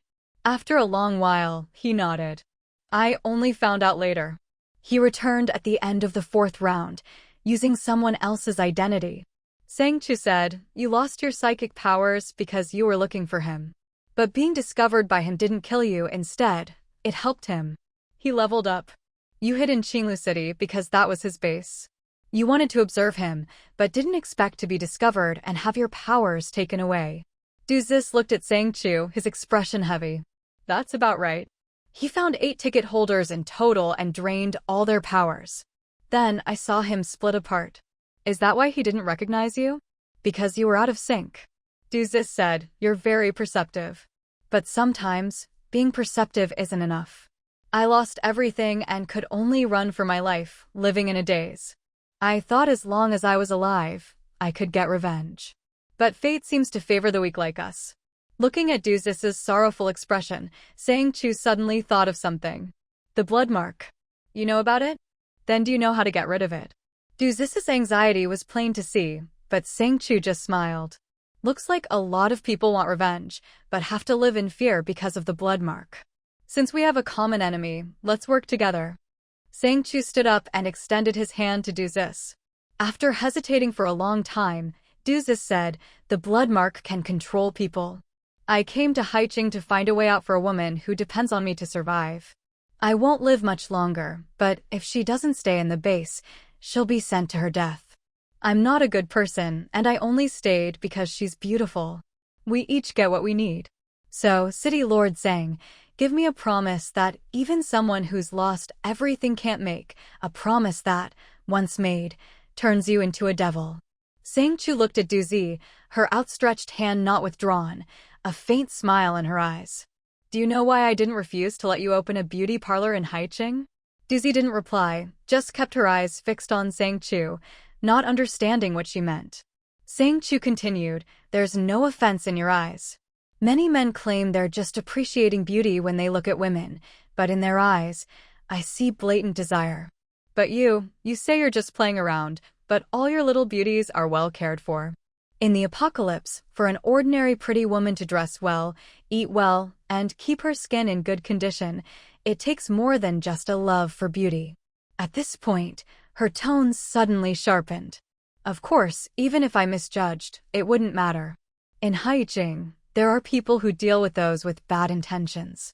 If any of your girls are bullied, I'll just report it to the city guards and make sure the perpetrator has no chance to escape. Since that's the case, let's work well together." Duzi reached out her own hand, shaking with Sang Chu as if sealing a contract. Just then, someone knocked on the door from outside. "Master, there's trouble again." His tone was urgent, and Duzi also frowned. "Trouble again? These people are really restless. Doesn't matter if they're good or bad. Since they're here to cause trouble, let's deal with them. You stay here. Jean, bring them in." "Yes, master." After Jean left, Duzi looked at Sang Chu and asked, "You trust me that much?" Sang Chu smiled confidently. "I trust myself." After speaking, she sat down in a chair. Duzi shrugged and sat nearby as well, both of them waiting calmly for the situation to unfold. When Wan Tong, the city lord of Sunset City, arrived with her people, she saw only Duzi and a few others, and couldn't help but breathe a sigh of relief.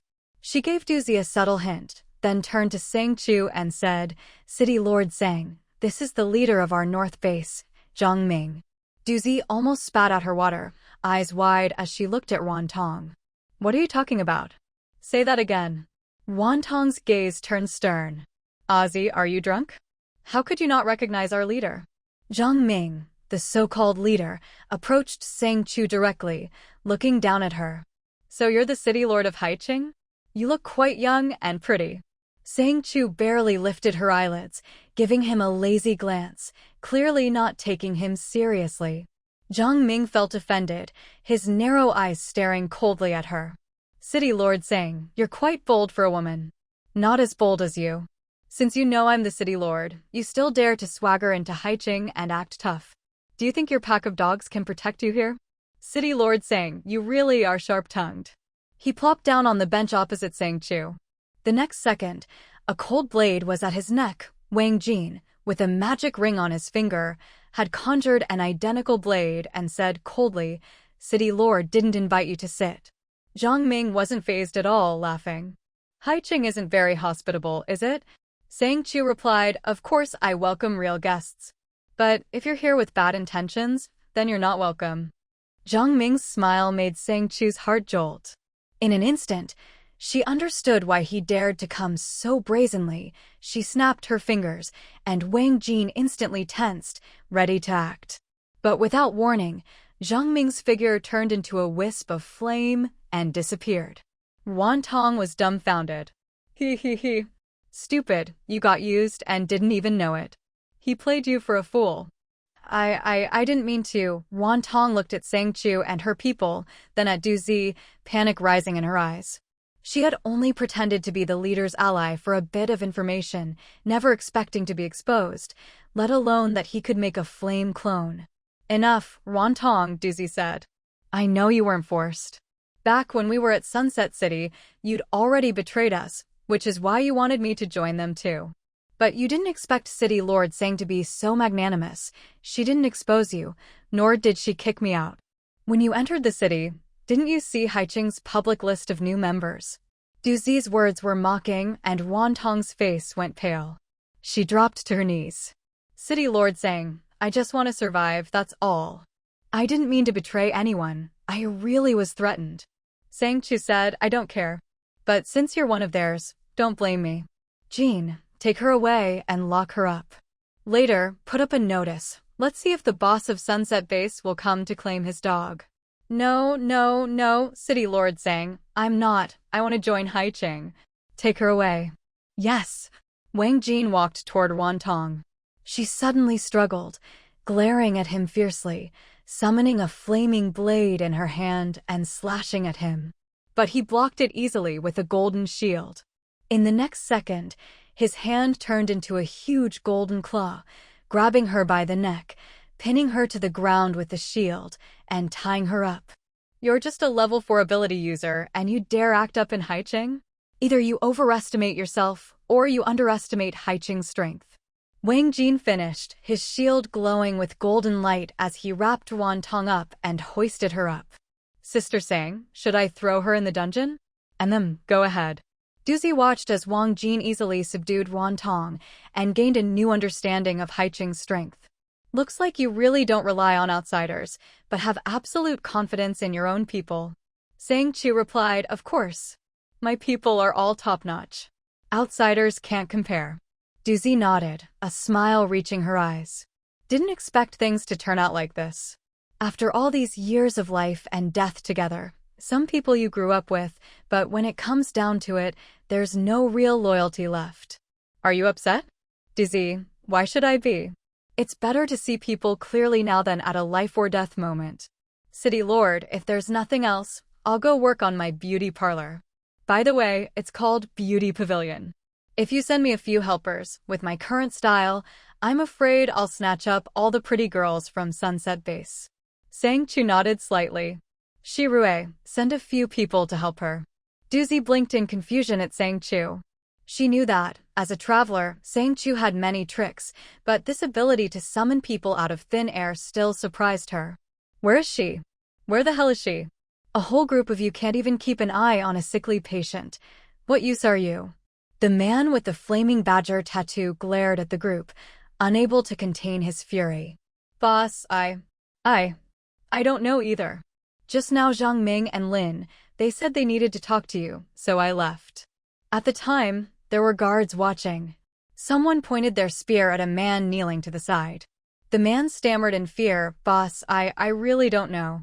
He was clearly lying in bed, but after you left, he suddenly disappeared. He truly had no idea what happened. Cassie just vanished without a trace. Useless. The leader could no longer control his rage. With a wave of his hand, flames instantly engulfed the man, reducing him to ashes in a blink. Where's the prisoner? In the dungeon. Go interrogate him, see if he knows where Cassie could have gone. And bring Zhang Ming and Lin to me. Yes, boss. The leader paced back and forth, patience wearing thin. How could it take them so long? Someone, go check. Boss, bad news. Lin is gone too, and Zhang Ming was seen heading toward Haiching. What? The leader roared in fury, a bunch of useless idiots. Whoosh. A cold arrow shot through the air, grazing his arm. He quickly drew on his fire ability, flames erupting around him as he dodged and burned the arrow to ash. Clutching his arm, he glared in the direction the arrow had come from.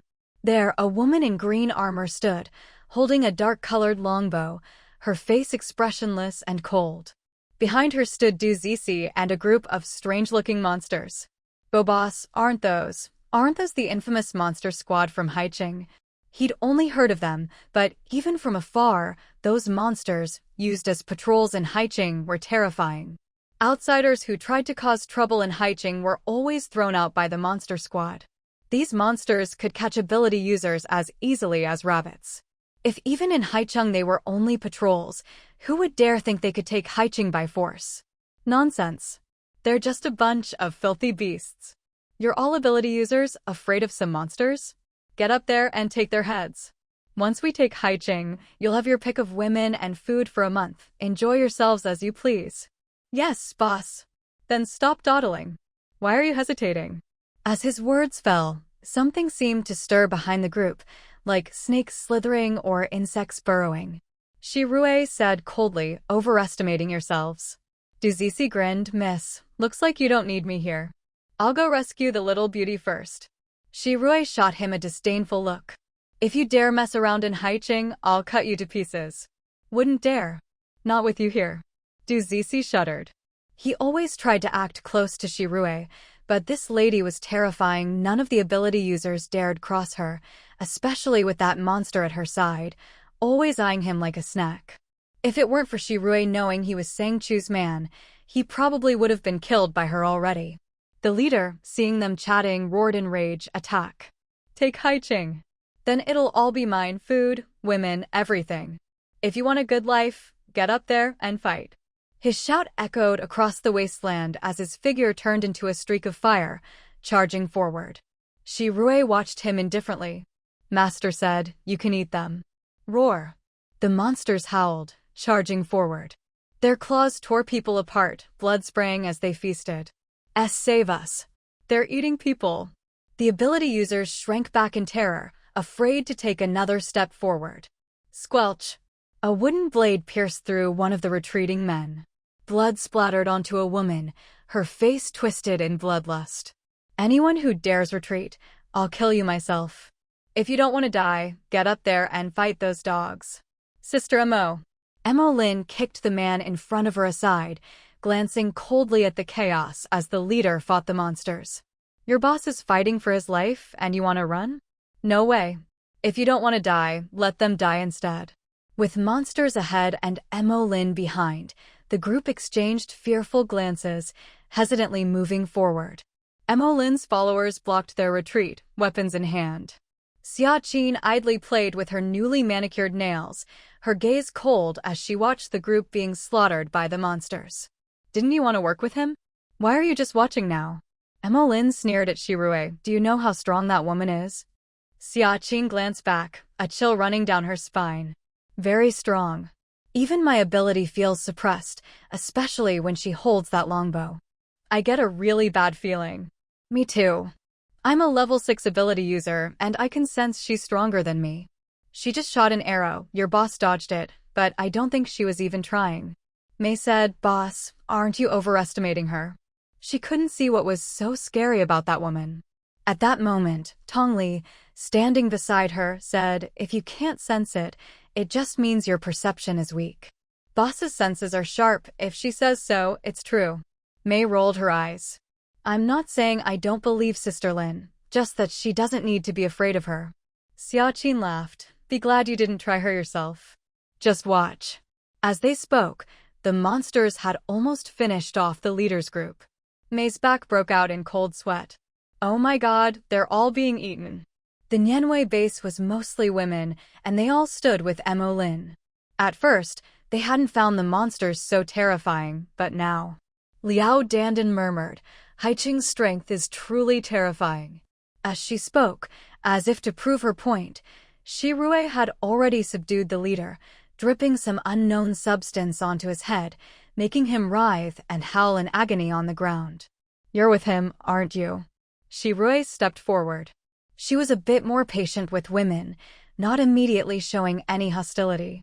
Mo Lin said no, although he invited me to join him in attacking Haiqing, and I agreed on the surface, it was just lip service. Otherwise, with his strength, I wouldn't have survived this long. Shi Rui glanced at her. Most of the people here were ability users at level 3 or 4, with only the woman standing in front of her being a bit higher, probably level 5 or 6. Not really suitable for fighting over resources. Since you're not with him, there's nothing to look at. At that moment, Du Zixi happened to be flirting with another woman nearby, his gaze lingering on her with a hint of charm. Shi Rui felt a sudden surge of irritation, but she also understood life in the apocalypse was hard, ordinary people had it tough, and ordinary women had it even tougher. She said nothing, just quietly thinking about how to help these women stand on their own and eventually free themselves from Du Zixi's harem. Watching Shi Rui and Du Zixi surrounded by a group of ordinary women, they couldn't help but grumble out of jealousy. What's up with this? Didn't everyone say Haiqing was hard to get into? How come Du Zixi gets to bring in so many people and they're all just regular folks? Liao Dandan said, I'm guessing Du Zixi must have struck some kind of deal with Haiqing's leader to make this happen. No point being upset about it. With Du Zixi's skills and connections, he must have offered something valuable. Mo Lin said, let's not dwell on it. Let's head back to the base first. A group of people sat around a table made of vines, quietly discussing their plans. Mo Lin hadn't spoken for a long time. Finally, she turned to Liao Dandan. Dandan, what do you think? Based on the information we have so far, I think there's something fishy about Haiqing's opening. Mo Lin asked, what do you mean? Liao Dandan explained, before Haiqing opened up, did anyone even notice its existence? Mei chimed in, that place was so dark, who could see it? I never went there anyway. Tong Li suddenly understood, that's right. I was nearby and didn't even know about it. Only certain people knew, and after Haiqing opened, they were desperate to get in. Liao Dandan continued, that's exactly the suspicious part. And I think Haiqing's leader knew about this all along. She's just playing dumb. No way, aren't you overthinking it? Liao Dandan replied, I hope I am. Otherwise, things might be a lot more complicated than they seem. Mo Lin said, forget it, none of this has anything to do with me. My top priority right now is getting supplies. Yeah, as long as we have resources in our own hands, who cares who ends up controlling Haiqing? Exactly, it's got nothing to do with us. You're being naive. Of course it matters. If Haiqing changes hands, it means we might not be able to trade there anymore, or prices could go up. That's true. So, what should we do now? Do what the boss said, gather more crystal cores and supplies. Everyone chatted, but Liao Dandan remained silent. Mo Lin asked, Dandan, what are you thinking? Liao Dandan replied, here's the thing, Sister Lin. Since you're planning to go to Haiqing to trade, let me go with you. Li, split the people at the base into 2 groups, one to look for river stones nearby, and the other to rest. I'll go into the city with Sister Lin first. If my plan works, it'll depend on how much you can bring to the table. Her words inspired everyone. All right, we'll do our best. You and the boss go ahead. After everyone dispersed, Mo Lin looked at Liao Dandan. Are you sure you want to come with me? I might not be able to get close to the city leader. Liao Dandan smiled, that's fine. But I can get close to Du Zixi. With so many women following him, he'll need a place to settle them. I'll wander around the city and see what I can find. Let's go. Aren't you rushing? He just brought them in. Liao Dandan said, opportunities don't wait. Worst case, I'll just keep going into the city every day until I run into him. Mo Lin fell silent, lost in thought at Liao Dandan's words. She was right, if things really went that way, those extreme ability users would go crazy. Let's go. To Haiqing. The group left the ruins of Violet Base, heading toward the glowing lights of Haiqing. During the day, Haiqing's walls and windows were covered with light-blocking devices.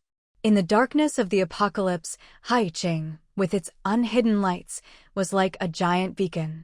No matter how far away you were, you could see it. Looking at the luxurious, well-decorated 3-story villa, Du Zixi was stunned. Sister Shirue, are you serious? This is really for me. Shirue shot him a glance and said coldly, "You have so many people with you. How could you all fit in a small place? This place can be used for drinking, hosting song and dance performances, whatever you want. But no other kinds of transactions are allowed. I'll check in every day, and if I find out otherwise, I'll cut off your hand myself." Duzizi couldn't help but laugh. "Sister Shirue, I wouldn't dare cross you. Don't worry, these are all people who've been with me from the start, and I don't force anyone." Shirue ignored him and walked over to the women. "Haiching can't take in everyone, so we can't just accept anyone. But as long as you enter Haiching, you can live like you did before the apocalypse. There are daily job postings here, go check them out. If anyone restricts your freedom, come tell me directly and I'll handle it. But if you go looking for trouble yourself, don't blame me for not saving you.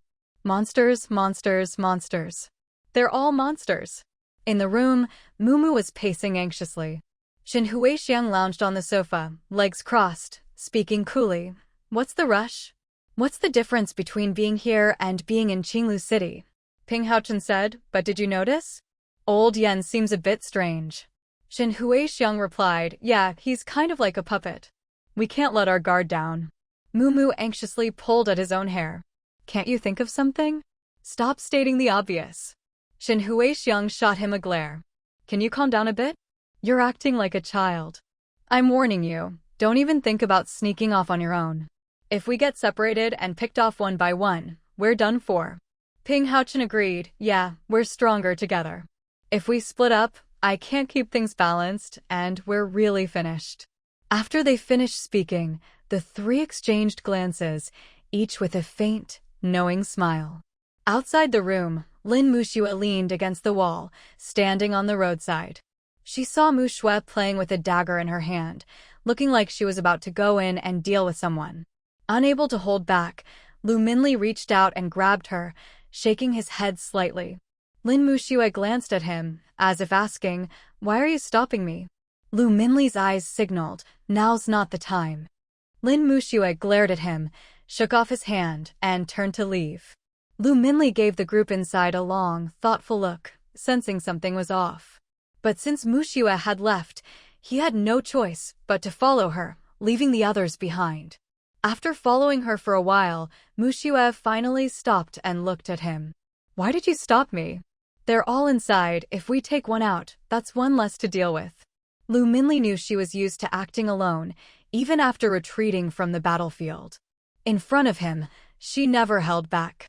He patiently explained, "Those three are strange.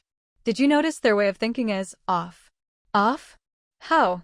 Muxue didn't see anything unusual about the three, weren't they just kids? He meant, as long as they took out one, the rest would be easier to handle. Why not just act directly? Lu Minli said, "Shin Huixiang and Ping Haochen seem to be deliberately luring us in. They've been hiding well before, so why are they suddenly all together now?" "Yeah, why?" Muxue looked at Lu Minli, waiting for his answer. She was always straightforward, which made Lu Minli chuckle. Muxue looked at him in confusion, not understanding what was so funny. "Hey, if you keep laughing, I won't talk to you anymore." Seeing her serious face, Lu Minli tried to hold back his laughter, but the corners of his mouth still twitched. Muxue shot him another glare and turned to leave, but Lu Minli grabbed her. "I'm done. Let go. I know my brain isn't as useful as yours, but why are you laughing at me? If you have something to say, just say it. No need to act mysterious. What I mean is, those three are acting so recklessly, as if they don't know someone's watching. They say whatever they want, completely unafraid of exposure. So, just as I said, they're trying to lure us into making a move." As Lu Minli spoke, his expression grew serious. Muxue couldn't help but ask, "Why?" "I'm not sure yet. But if that's the case, then they must be hiding something. So, I can't act rashly now. If there's someone behind them, and I act now, I'll fall right into their trap." Muxue frowned slightly. "Aren't you overthinking it? What if it's not that complicated? It's always better to be cautious. Only by preparing for the worst can I stay calm when things get out of hand." "Fine, so what do you want to do now?" "Let's find Achu and tell her everything. Then we can figure out how to draw the snake out of its hole." At this, Muxue hesitated a little. She knew Sang Chu knew her true identity, but facing her directly was still awkward. But she didn't hesitate for long. All right, let's go find Sang Chu. Sang Chu's room. Shiroi told Sang Chu everything about Du Zizi and Nanwei's base. After she finished, she glanced at the door. Sang Chu said, "Let them in." When Lin Muxue and Lu Minli entered, Shiroi was just finishing up. Sang Chu asked, "Are you busy?" "I'm done. Do you have something to say?" Lin Muxue sat down beside Sang Chu and nudged her. "You tell her." "I'm afraid I'll explain it wrong." Sang Chu glanced at Muxue, who was clinging to her arm, then looked at Lu Minli. He calmly closed the door and recounted everything he'd observed. Sang Chu frowned. "You're saying those three have 3 different personalities?" Lu Minli nodded. Mumu is irritable, Shin Huixiang seems calm and calculating, and Ping Haochen is quiet, but always goes along with Shin Huixiang. Their actions are highly synchronized. Sang Chu, what's going on with them? Sang Chu patted Muxue's hand reassuringly and patiently explained, also sharing what she knew with Lu Minli. After she finished, Sang Chu concluded, according to what Du Zizi said, it's very likely those 3 are actually the same person, just like Shi before. But for some reason, after splitting, each has a different personality. Lu Minli said, like split personality disorder? Each persona is different. Sang Chu replied, that's what you said, it's very likely. But if that's all, why would they try to lure us into attacking and exposing ourselves? Shirui, who had been listening intently, spoke up. Could it be a resurrection ritual? Sang Chu asked, what resurrection ritual? Shirui explained, in my clan, there's a mysterious ritual called the resurrection rite.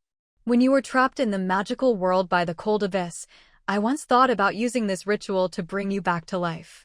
The ritual has immense regenerative power. Even if you're just a scrap of flesh, as long as your liver survives, you can come back. But the body will be different, and you'll become a spirit. The prerequisite for the ritual is death, true death. Only death can activate the ritual, and only death can bring rebirth. Lu Minli said, if that's the case, it makes sense.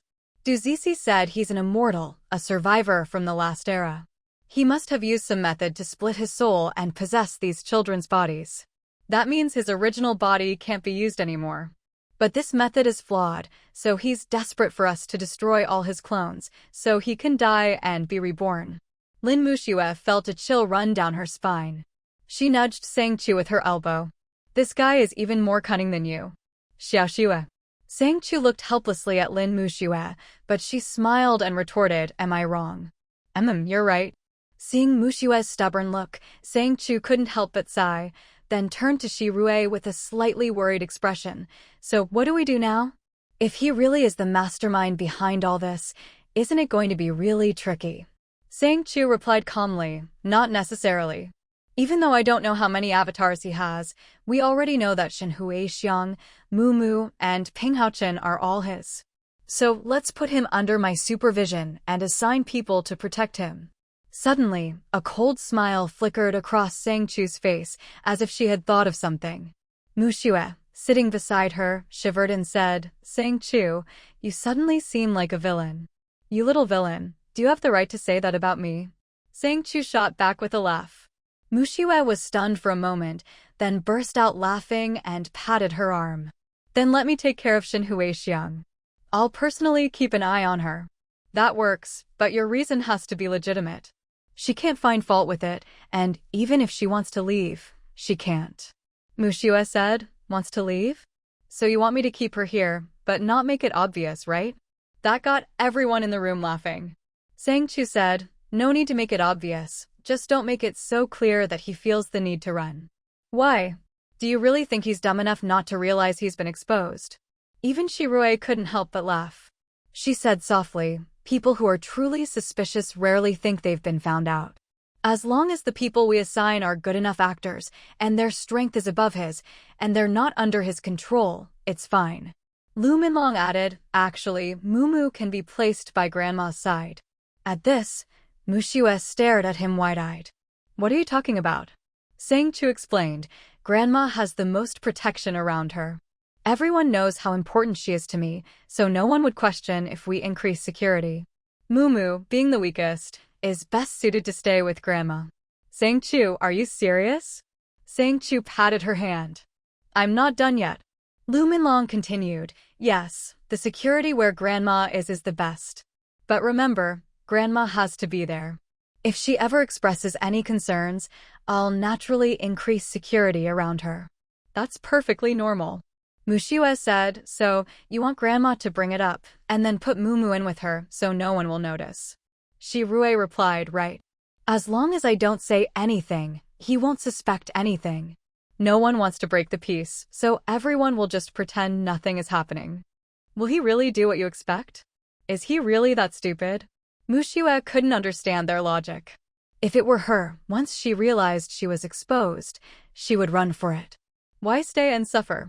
Sang Chu said, that's the arrogance of a self-proclaimed mastermind. He thinks he's in control, just like I think he's an idiot, and he probably thinks I'm the fool. But that gives me room to maneuver. I separate his avatars, and he thinks he's outsmarted me, waiting for me to take the bait. Mushue asked, but what if what he's saying is true? Lu Minlong said, whether it's true or not doesn't matter anymore, because all the cards are on the table now. Mushue suddenly understood. Oh, I get it now. So you want to trap him, make him think he can use me to achieve his goals, but there's one thing I don't understand. Sang Chu said, go ahead. Sang, why do you deliberately let him see through your plans? Isn't that exposing yourself?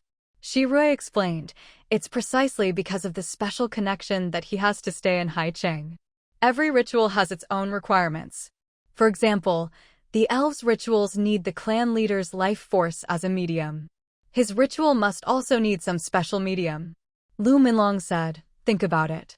At first, he could implant mental suggestions in so many people, so he could control anyone he wanted. But he followed Miao here, which means his ritual is related to Ah Chu, or rather, to the ticket holders. Sang Chu said, understand now? That's why he has to stay in Haicheng. Mushue nodded, then suddenly had a thought. Her eyes lit up as she stared at Sang Chu. Sang Chu, why do I feel like he's just like that so-called guardian you mentioned before? Suddenly, everyone looked at her. Mushue was startled and stammered, You can't be serious, right? It's not that dramatic, is it? Lu Minlong said, no, Xiaoxue, you have a point. I was stuck in a rut thinking he wanted to use the apocalypse to ascend to godhood. But what if the godhood he seeks is actually that of the guardian? The first thing he did was try to control all psychic users, spreading bloodlines and controlling abilities, even sacrificing his own cultivation to possess children and be controlled by others. If it was just to become a god, there are easier ways. He didn't have to go this far. Sang Chu said, yes. To become a guardian, you must be a native. That's why he split his avatars into children. He needs to find the perfect host, then perform a special ritual to officially become the guardian, and finally, at the end of the apocalypse, absorb the world's energy and ascend. Mushue was confused. But wouldn't the old guardian just disappear? Sang Chu replied, but he doesn't want to. I need to find a way to see Qin Simeon. Only he might know the answers. Tu and Tu, unclear character, were both vague on many things. Qin Simeon knew more than them, but even if she racked her brains, she couldn't figure it out. She'd have to go herself. Anyway, her next travel period was coming up, so she might as well use this chance to visit him. Lu Minlong said, I don't know if he'll tell you, but I'll prepare anyway. I think my guess is probably right, only this explanation makes everything fit.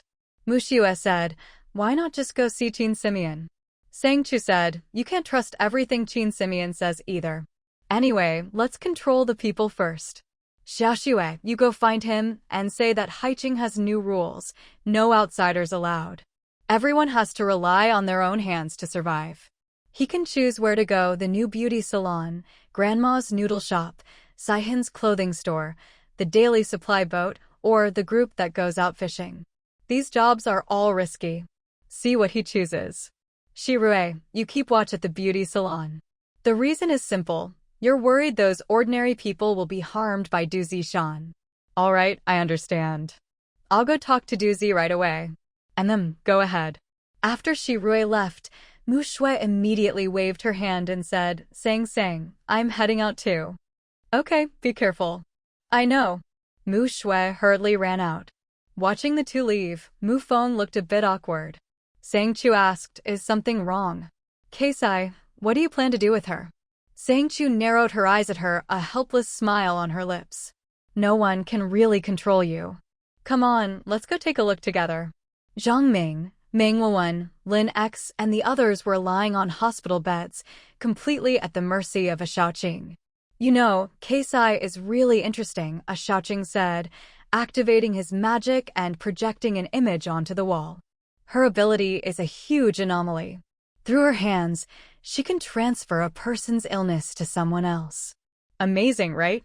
At this, Keisai glared at a Xiaoqing, shouting angrily, "What nonsense are you spouting?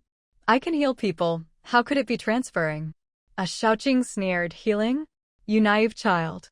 Your ability is transfer, plain and simple.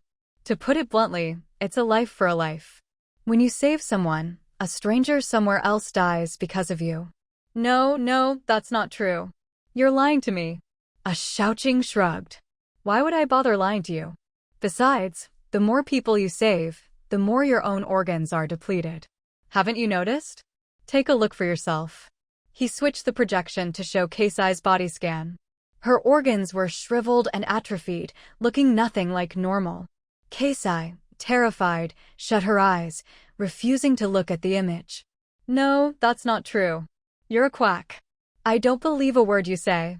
A Xiaoqing patted her shoulder indifferently. "Well, it's your life, not mine. Why should I care?" After he finished, Sang Chu frowned. "So she's completely useless?" Shuiyu said, "Wasn't she supposed to be like an angel? Where's the angelic part? She seems just like the other four." A Xiaoqing replied, "Not completely useless. Her ability can't be used on people, but it's very effective on plants and the land. Here, let me show you." He led Sang Chu to a window where a rose was blooming vibrantly, its petals glistening with dew. "I remember, this rose was planted by Aru 3 days ago, right?" "Yes, 3 days ago. Everyone's been busy lately, so she hasn't had time to water it for a week. If there had been an emergency, I would have notified her. But ever since we brought Keisai back, the flower suddenly perked up, as if it had been thoroughly nourished. Even the soil looks better." Lumin looked confused. "Brought her back? Didn't she escape on her own?" A Xiaoqing laughed. "You think she's some kind of saint? The people out there all have special abilities. She was wandering outside, and Keisai tried to sneak onto the roof herself, but she couldn't manage it. Sang Chu lost patience and just sent someone to bring her back. That was the same day the leader of the Sunset Base came to the roof." Lu Min said, "So that's what happened. What are you going to do with her now? If she can't heal people, I guess she's not much use." Keisai was trembling in fear, looking so pitiful that even Zhang Ming was afraid she might faint at any moment. Sang Chu looked at a Xiaoqing and asked, "Can you guarantee her life? You want her to save people?" Sang Chu nodded. At this, Keisai trembled even harder. Although she didn't believe this quack, now that she knew her ability could harm others, she was terrified. A Xiaoqing replied, "It's not impossible, but it might require some special methods. As long as she doesn't die, that's fine." With that, Sang Chu walked over to Keisai. "You're safe, you won't die. So, do you want to cooperate with me? If you do, I'll make sure you have food, shelter, and a long life." "No, I won't cooperate with you," Sang Chu said, "Up to you. Just nod if you change your mind." She turned to leave, but a Xiaoqing grabbed her and pointed to a woman nearby. "That woman's wood-type ability is a bit strange. What's going on?" A Xiaoqing shook his head. "Not sure, but it's odd. It's different from normal wood-type abilities. Did she absorb something?" A Xiaoqing replied, "That's the weird part. Her ability feels like a tree, but it's wrapped in a violent, bloody energy.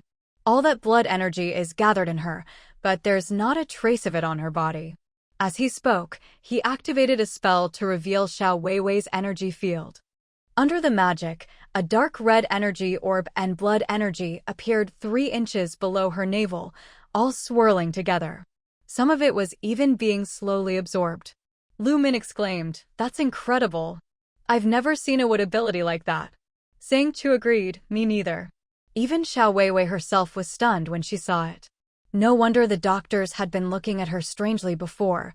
She thought maybe they were interested in her, but it turned out they were just staring at her belly. She'd been worried the doctors might cut her open, but thankfully, nothing happened. Finally able to relax, she looked up and saw Lu Min's face turn pale as he approached.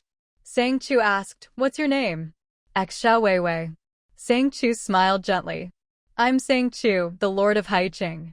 You're from the Sunset Base, right? Your leader is dead. Would you like to join Haiqing?" Xiao Weiwei nodded quickly. "Yes, I want to join Haiqing.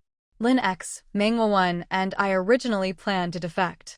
But Manhua 1 suspected I had ulterior motives, so she wanted to give Keisai to you, since she's a special ability user and would be useful in the apocalypse.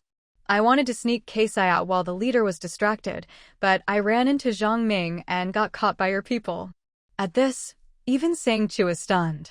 Xiaoqing burst out laughing. "Why didn't you say so earlier?" I was caught, so it didn't seem right to say anything. Being captured and defecting aren't the same, after all. I thought I was doomed, but who would have thought things would turn out like this? Since Ing is just right, I need a new shop. I wonder if Weiwei would be interested. Sang Chu's voice was calm but carried weight, making Xiao Weiwei's heart tremble with fear.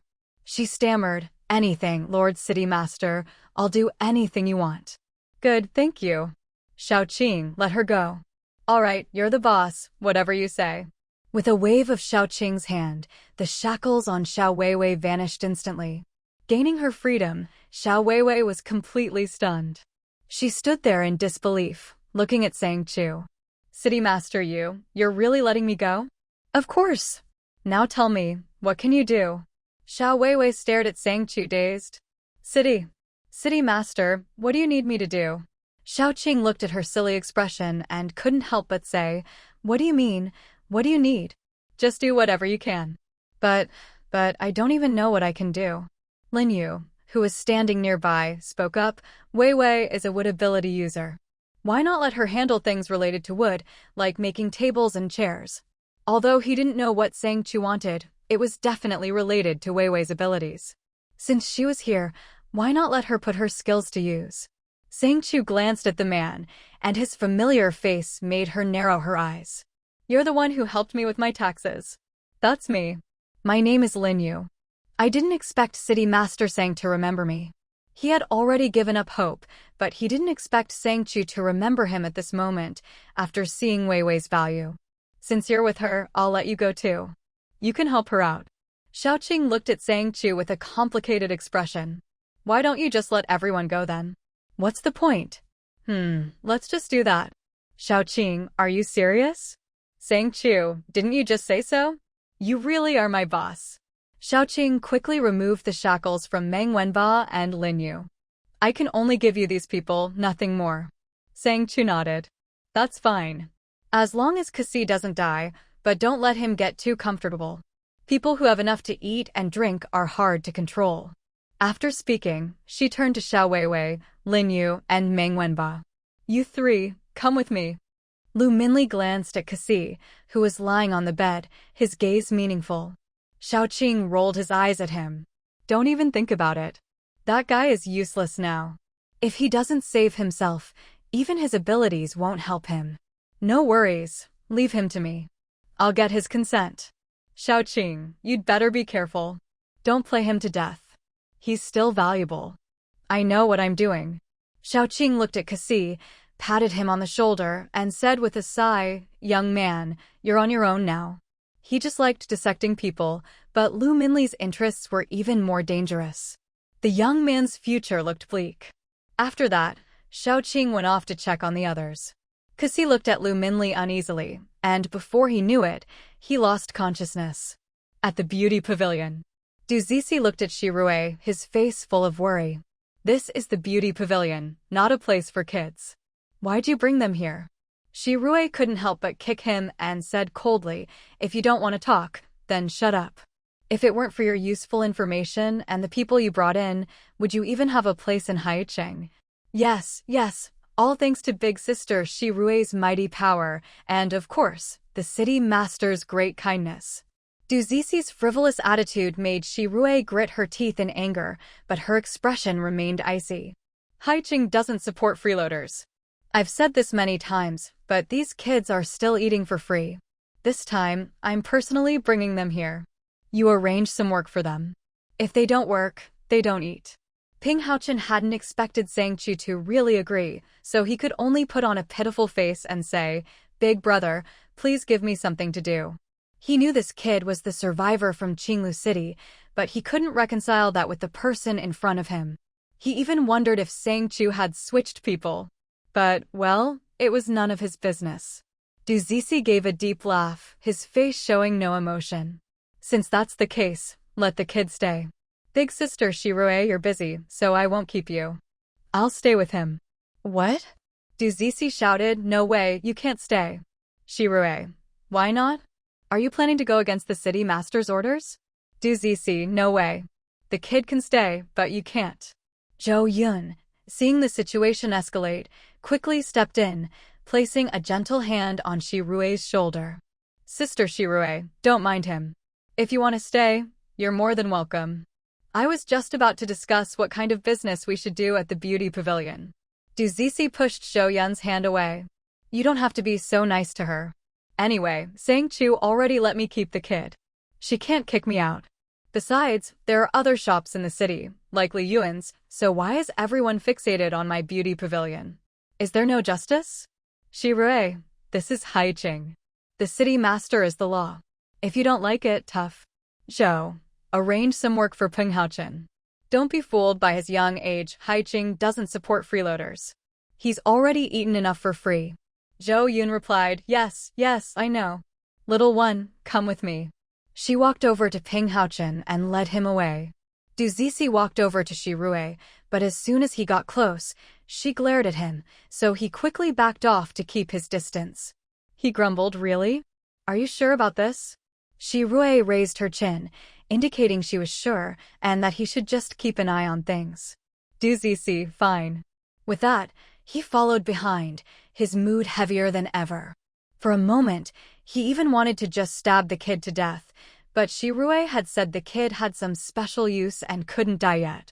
He'd have to rely on someone else to do it. Since things were like this, he couldn't be blamed. Zhou Yun said, Chin, you'll stay here for now. Tonight I'll get you. Xiao Yun, you're being too nice. This kid's been freeloading for a while, and now he wants to freeload at my beauty pavilion? The city master's family doesn't support freeloaders, and I certainly won't. Kid, you can stay here, but if you want food, drink, a bed, or blankets, you'll have to earn them yourself. Don't think you can just talk your way into a free ride. Take a bucket and a rag and clean the beauty pavilion inside and out. If I catch you slacking off, I'll beat you up and send you back. Big brother, I understand. Ping Haochen shot a hidden glare at Duzisi, but he couldn't blow his cover now. He could only grit his teeth and endure it, heading off to work. Watching his back, Duzisi couldn't help but laugh. The city master's way of dealing with people, putting them in his own hands and tormenting them, was truly the most satisfying. Is the owner of At Beauty F. Duzis? As soon as Duzis logged on, a woman came looking for him. When Shirue went out to check, she realized it was one of the ability users she had met before. You're from the Nui base. Why are you looking for him? Liao Dandan and Mo Lin had originally just bumped into each other in the corridor, but as soon as they heard this name, they felt there was a connection with Duzis. They hadn't expected such a pleasant surprise.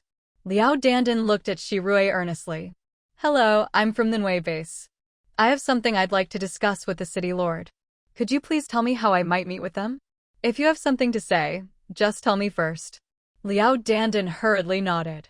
It's like this. Our Nui base currently has 20 ability users. I'd like to pay a certain amount of crystal cores to rent a piece of land in the city to establish a base. Would that be possible? Shirue frowned slightly. Rent land to build a base. Liao Dandan replied, yes, just like renting a house. I'll pay with crystal cores. Every time we return from outside the city, we'll be able to rest and resupply here. We can also take on various tasks. I just want a place in Haiching where we can settle down. Is that possible? Shirue was silent for a moment, then conveyed everything Liao Dandan had said to Sang Chu. After hearing this, Sang Chu was stunned. She hadn't expected Liao Dandan to be so bold, daring to make such a request. If she were the type to exploit others, these people wouldn't even have their bones left. But then again, in the apocalypse, everyone just wants to survive. This was probably the best solution Liao Dandan could come up with. Sang Chu replied to Shirue, "It's fine, let her pick a location. The city won't provide buildings for the base, she'll have to build them herself." Shirue, "Okay, I understand." After receiving Sang Chu's reply, Shirue told Liao Dandan, "I can agree to this. You can choose a location, but you'll have to build the houses yourself. Also, you need to register how many people you have, what abilities each person has, and all the details, to prevent any trouble in Haicheng." Emolin looked at Shirue in surprise. "Really? We can do this." "You can, but all the crystal cores you obtain outside must be handed over. However, you can use crystal cores to exchange for supplies in Haicheng. After you settle the formalities, you can go to the trading hall. Hand over all the crystal cores?" Liao Dandan and Emolin exchanged glances. Right now, they just wanted a place to stay, but in the future, they definitely want to cultivate. "Manager, is there any flexibility? Could we hand over 70% instead?" Shirue said, "You want to cultivate, right? There's no rush now. Once Haicheng is more established and crystal cores start circulating in the market, you can buy them then. But for now, Haicheng needs to be built, so we have to keep things under control. The more crystal cores you save now, the more you'll benefit once the market opens up." Emolin, but... Before she could finish, Liao Dandan pulled her aside. "All right, I agree. Manager, I'll go look at the land. Follow me." Shirue led them to the south side of the city, where there was a large open area. "This land doesn't have any plans yet. You can pick a spot here. If you want to build a base, you'll have to do it yourself. Once you're done, go to the trading hall and find Huaxi. She'll help you with registration. Also, Haicheng gets very cold at night, so be sure to ask Huaxi for some cold-resistant wall panels, or you'll freeze at night." Liao Dandan hadn't thought of this. Although she'd heard about the cold nights before, she'd been focused on getting into the city first. "Manager, about the cold nights, is there any solution?" Shirue replied, "Since the city lord has agreed to let you build a base, there will definitely be regulations for this. Pick your spot first, and once you're done, go to the trading hall and find Huaxi. She'll tell you what to do." Liao Dandan, "All right, thank you so much." "You're welcome. I'll be going now, take your time." After she left, Emolin pulled Liao Dandan aside. "I was so focused on getting into Haicheng that I forgot about the cold nights. What should we do?" "I'll go find Huaxi and see what she says." "Emolin, that's all we can do for now." With worried faces, they headed to the trading hall. It was already close to closing time, and the crowds were thinning out. Huaxi happened to see them as she was about to leave. She jogged over and greeted them. "You must be Liao Dandan and Emolin, right? Come, have a seat." She led them inside. Liao Dandan and Huaxi had met before, but weren't familiar. Still, she could recognize Huaxi's face. "Hello, Sister Huaxi, I'm Liao Dandan. Did the city lord mention to you about me building a base here?" "Chu already told me. As for building the base, that's your own business. I can't interfere. But Haicheng's nights are extremely cold, and if you're not careful, people could die. So you need to count exactly how many people you have. I can help you with that. Before your base is finished, Haicheng will provide you with temporary accommodation." "Haicheng will provide us with accommodation." "Huaxi, yes, Chu said so herself. She said you can build a medium or small base for daily gatherings and taking on tasks. As for accommodation, Haicheng will provide it, but you'll need to pay rent. It's up to you. If you want to build a big house for everyone to live together, that's fine too. Haicheng has arrangements for everyone. Once your base is built, you can apply for cold-resistant panels. But if your base is just like a shop and not for living, then you don't need the panels. You can stay in the dorms at night and work at your base during the day." Emolin glanced at Liao Dandan. "That works. Huaxi, if you want, I can show you the accommodations in Haicheng. The conditions in the double rooms are better than the singles. Take a look and decide." "All right, Sorry to trouble you. No trouble at all, let's go. Hua, she led them through the main entrance and took them to the residential area. The double rooms were empty. As soon as they walked in, Liao Dandan and Mo Lin had made up their minds. They wanted to live here. Mo Lin asked, Sister Hua, how many crystal cores does it cost to stay here? Hua, she replied, Chu said you're the first to request building a base in Haicheng. Shi Rui probably already told you, all the crystal cores you get outside must be handed in. With that in mind, this room is yours, but you must ensure that each person pays at least 100 crystal cores per month. If anyone fails to pay for a month, they'll have to move out. That's Haicheng's new rule, no exceptions. Hey, did you hear? We can build bases inside the city now. I heard. He's building a base right now. Wanna go take a look? Let's go. Let's check it out. South of the city. Neither Liao Dandan nor Mo Lin's group expected so many people would show up when he started building the base. Xia Qin had come over with her sisters earlier in the morning, and after chatting for a bit, she saw Mo Lin and Liao Dandan. When he mentioned building a base in Haicheng, everyone was excited, but now, looking at the crowd gathered around, the group felt a little overwhelmed. Even someone as outgoing as Mei Mei felt awkward under so many eyes. She shuffled over to Tongli and whispered, Why are there so many people here? They're all just staring. Don't worry about them. Just focus on what you're doing. She coolly piled up the earth, stacking it neatly. Mo Lin had already told her that Haicheng gets cold at night, so she wanted to use as much earth as possible for insulation and to stockpile some materials. Everyone put their abilities to use, and before long, the small base had taken shape. On the roof, Zhuo Sifeng leaned against the edge, watching the surroundings. When Sang Chu came over, he was staring at the female ability users at the way base. What are you looking at? You're so absorbed. Zhuo Sifeng smiled and pointed south. Their base is already taking shape. They're just waiting for a wood-type user to do the finishing touches.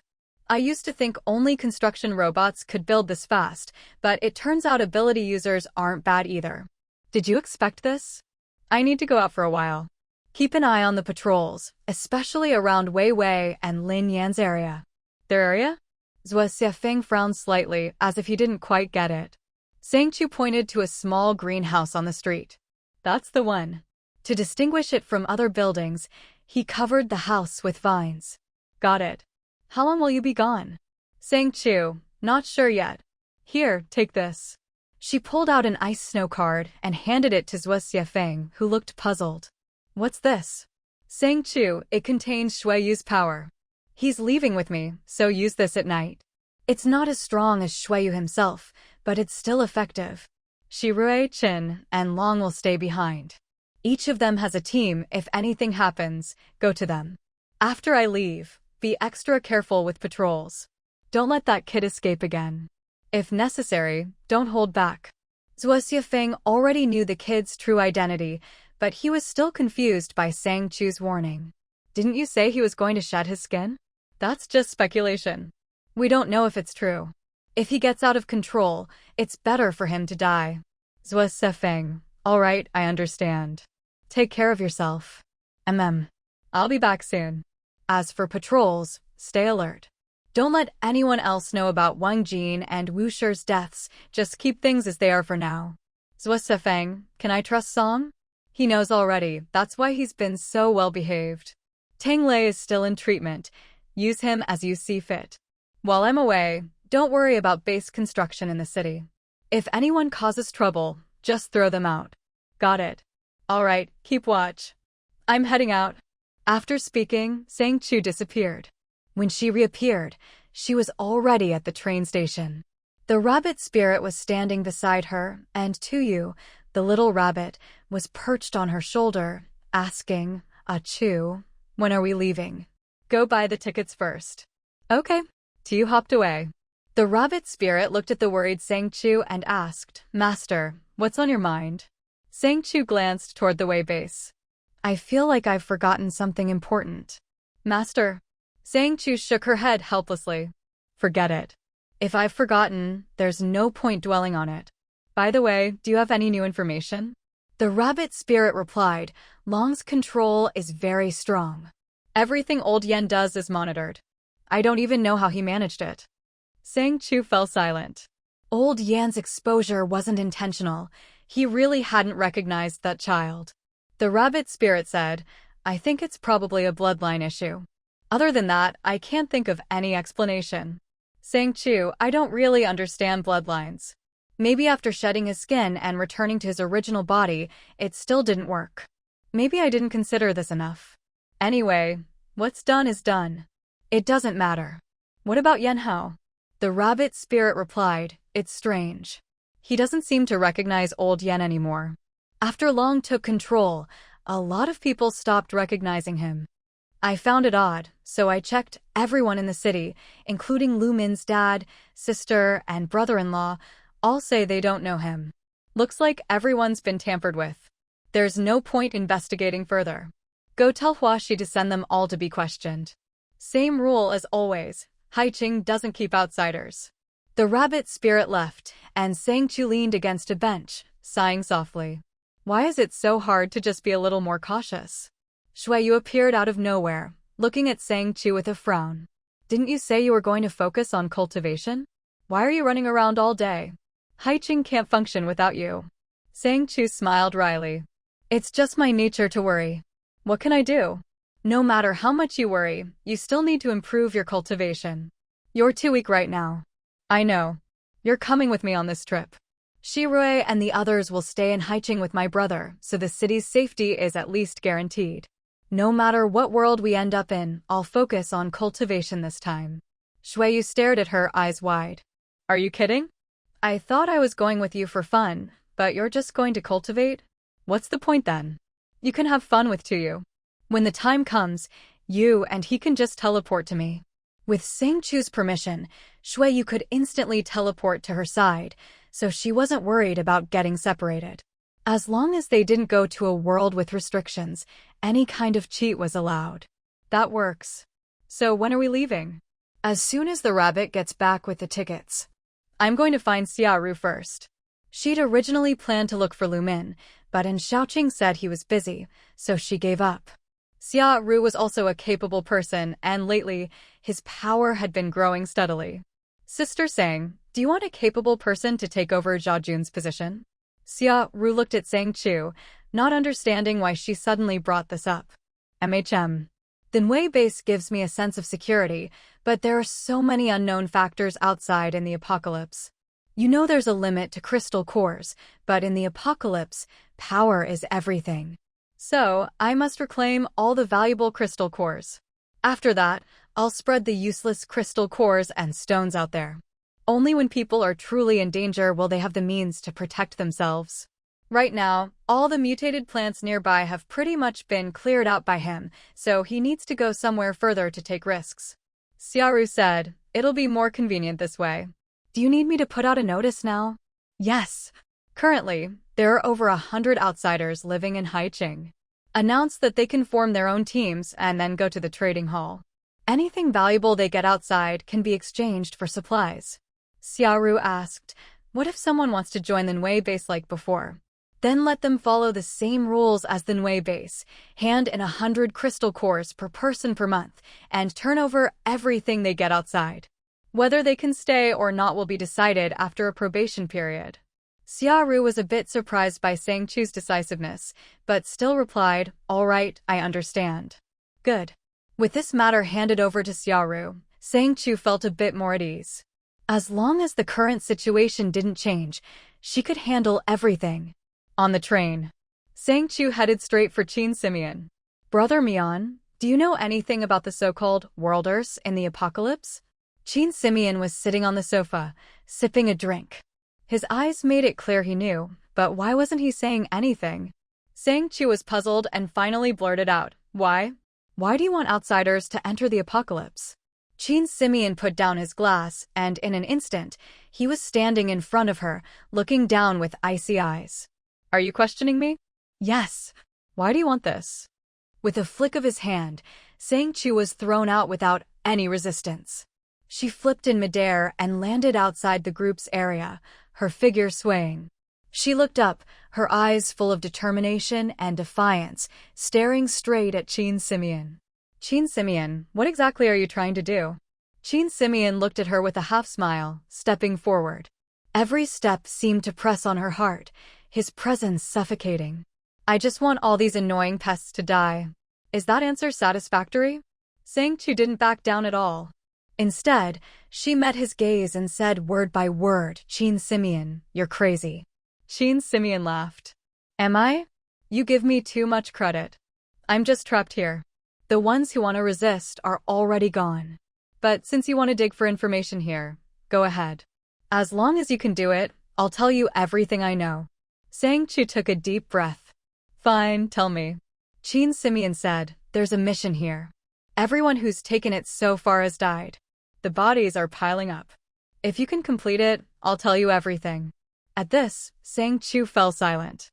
The only sound left was her heavy breathing.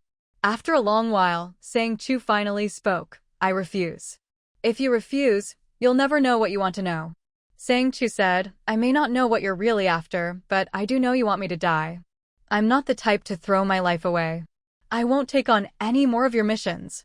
Qin Simeon looked at Sang Chu, his eyes full of a playful, inscrutable light. He sat back down on the sofa. If that's your choice, then get off at the next stop.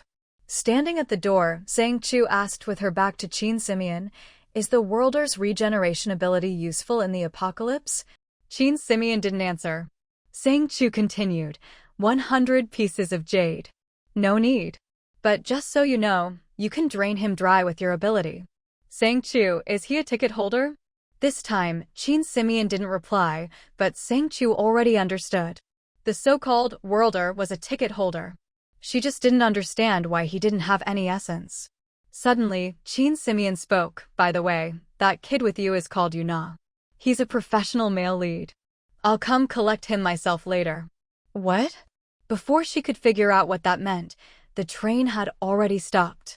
Kicked off, Sang Chu stood there in a daze, watching the train disappear into the distance. What did he mean by that? A white-clad rabbit, wearing a magical ring and looking like a normal person, appeared beside her. That man eating flour can see me because we're from the same place. I always thought it was odd, like it's from the same world as me. Rabbit Yu squatted on Sang Chu's shoulder, looking confused. How's that possible? No way. Shui Yu also appeared, hugging Rabbit Yu. What's so impossible about that? But none of this matters. Where are we now? Rabbit Yu grinned, hee, this is a normal world. Sang Chu, this place isn't dangerous at all. You can go find a place to rest. Shui Yu and I are going shopping. Truth was, they just wanted to go have fun. The place where Sang Chu got off was at the foot of a deserted mountain. As far as the eye could see, the fields were full of rice, fragrant with blossoms. This place was very similar to pre-apocalypse Haicheng, very much like her hometown. Master. Rabbit Bai, always sensitive to Sang Chu's emotions, noticed her distraction. Looking at the familiar surroundings, Sang Chu said, will this place become an apocalypse world too? Yeah, but it's a bit better than your apocalypse. It's not as bad, and there's plenty to eat. But apparently, it's a land of spiritual energy, so all kinds of monsters and demons show up. Hearing this, Sang Chu lost her urge to rest. She modified her car so it could run like a normal vehicle. Since this is a normal world, I'll go for a drive and take in the sights. It's been a long time since I've seen a normal world. Shui Yu hugged Rabbit Yu and sat in the back seat, while Sang Chu drove and enjoyed the scenery along the way. Rabbit Bai sat in the front passenger seat and suddenly said, Master, should we buy some rice to take back and cook? There's no room at home, so I'll just check out the local market. I can buy some vegetables to take back. We have plenty of supplies now, so we can eat well. Rabbit Yu suddenly raised his hand. There's poultry and lots of seafood, hee. As he spoke, he started drooling. Shui Yu looked at him speechlessly. You're a rabbit, aren't you supposed to eat grass?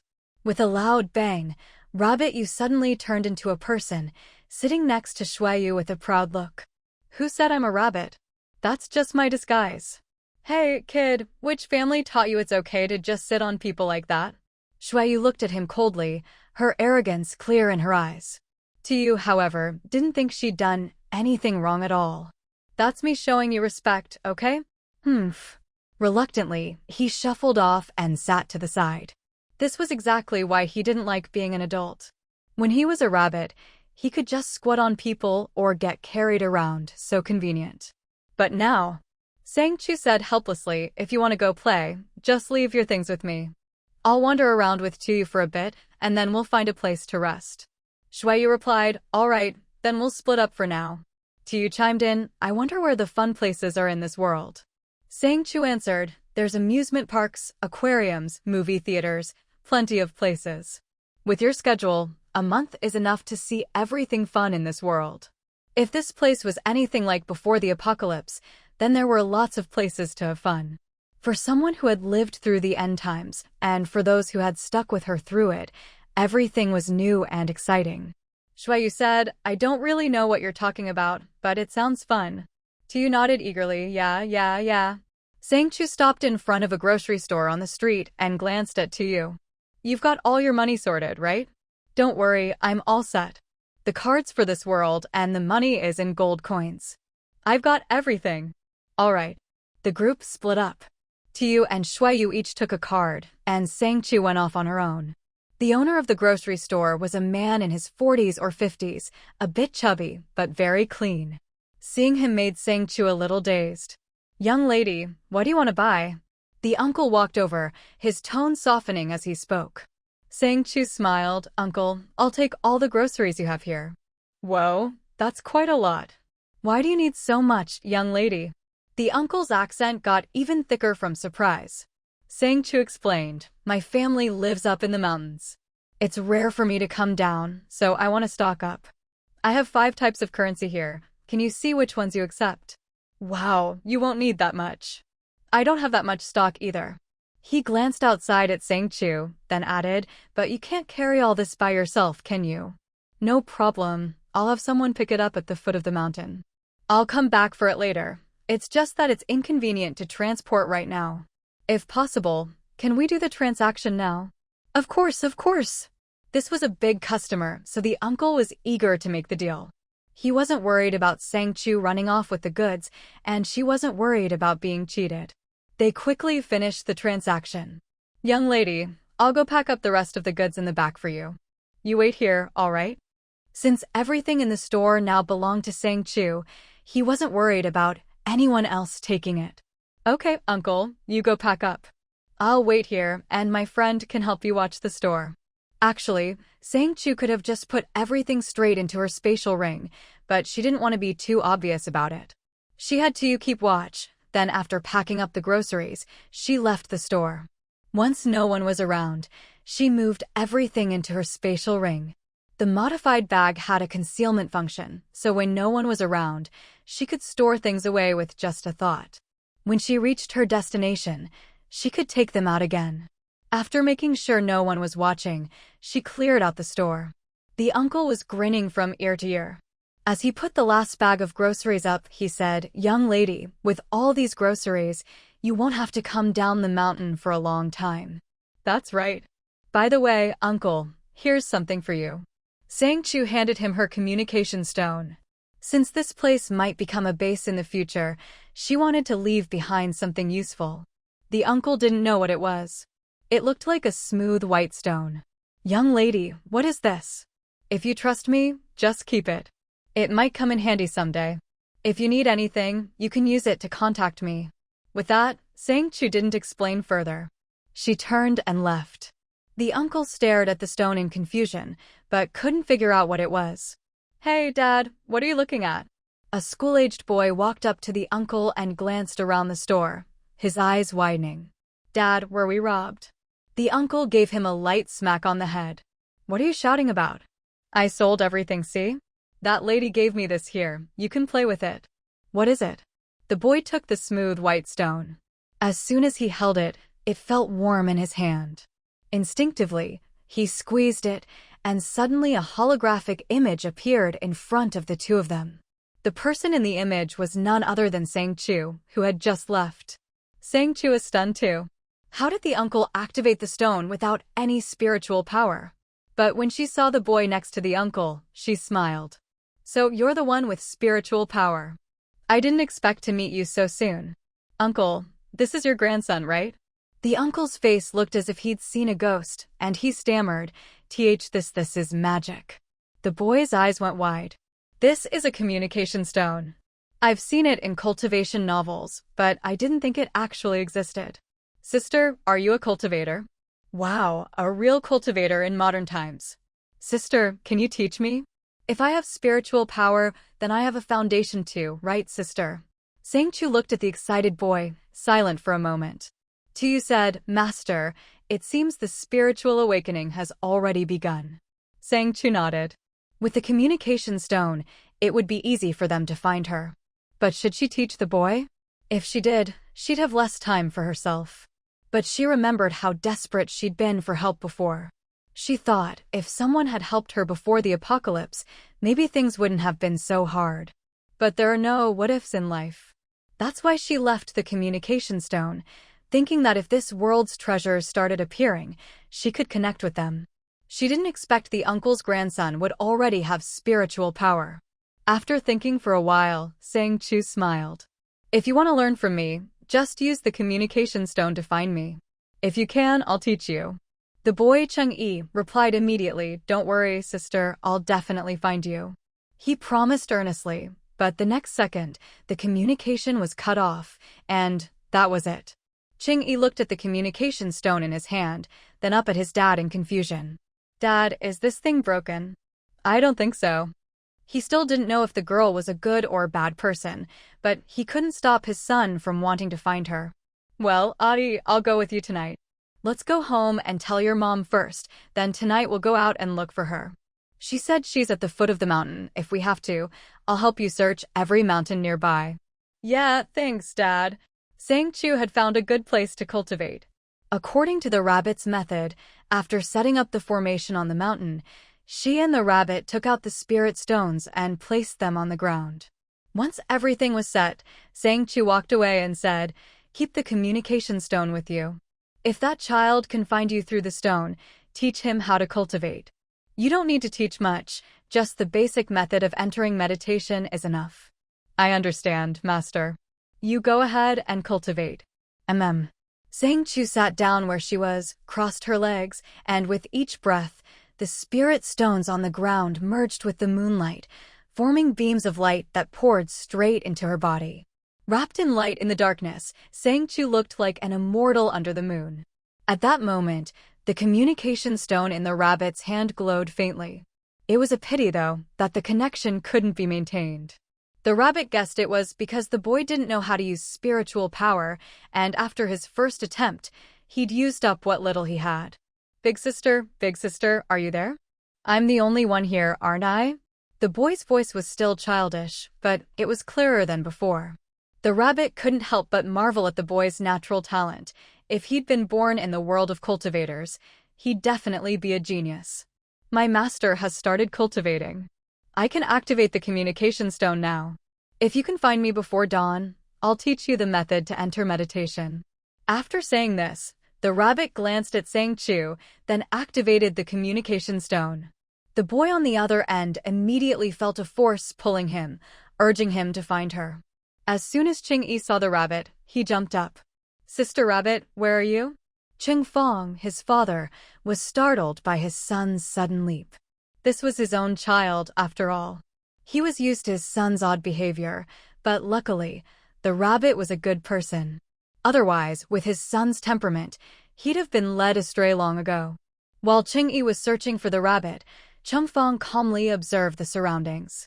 With just one glance, he was deeply impressed. Behind the man, the tall woman who'd carried his son during the day was sitting in meditation. Moonlight shone on her, making her seem to glow. He wasn't an educated man, but he thought she looked radiant, almost like a fairy.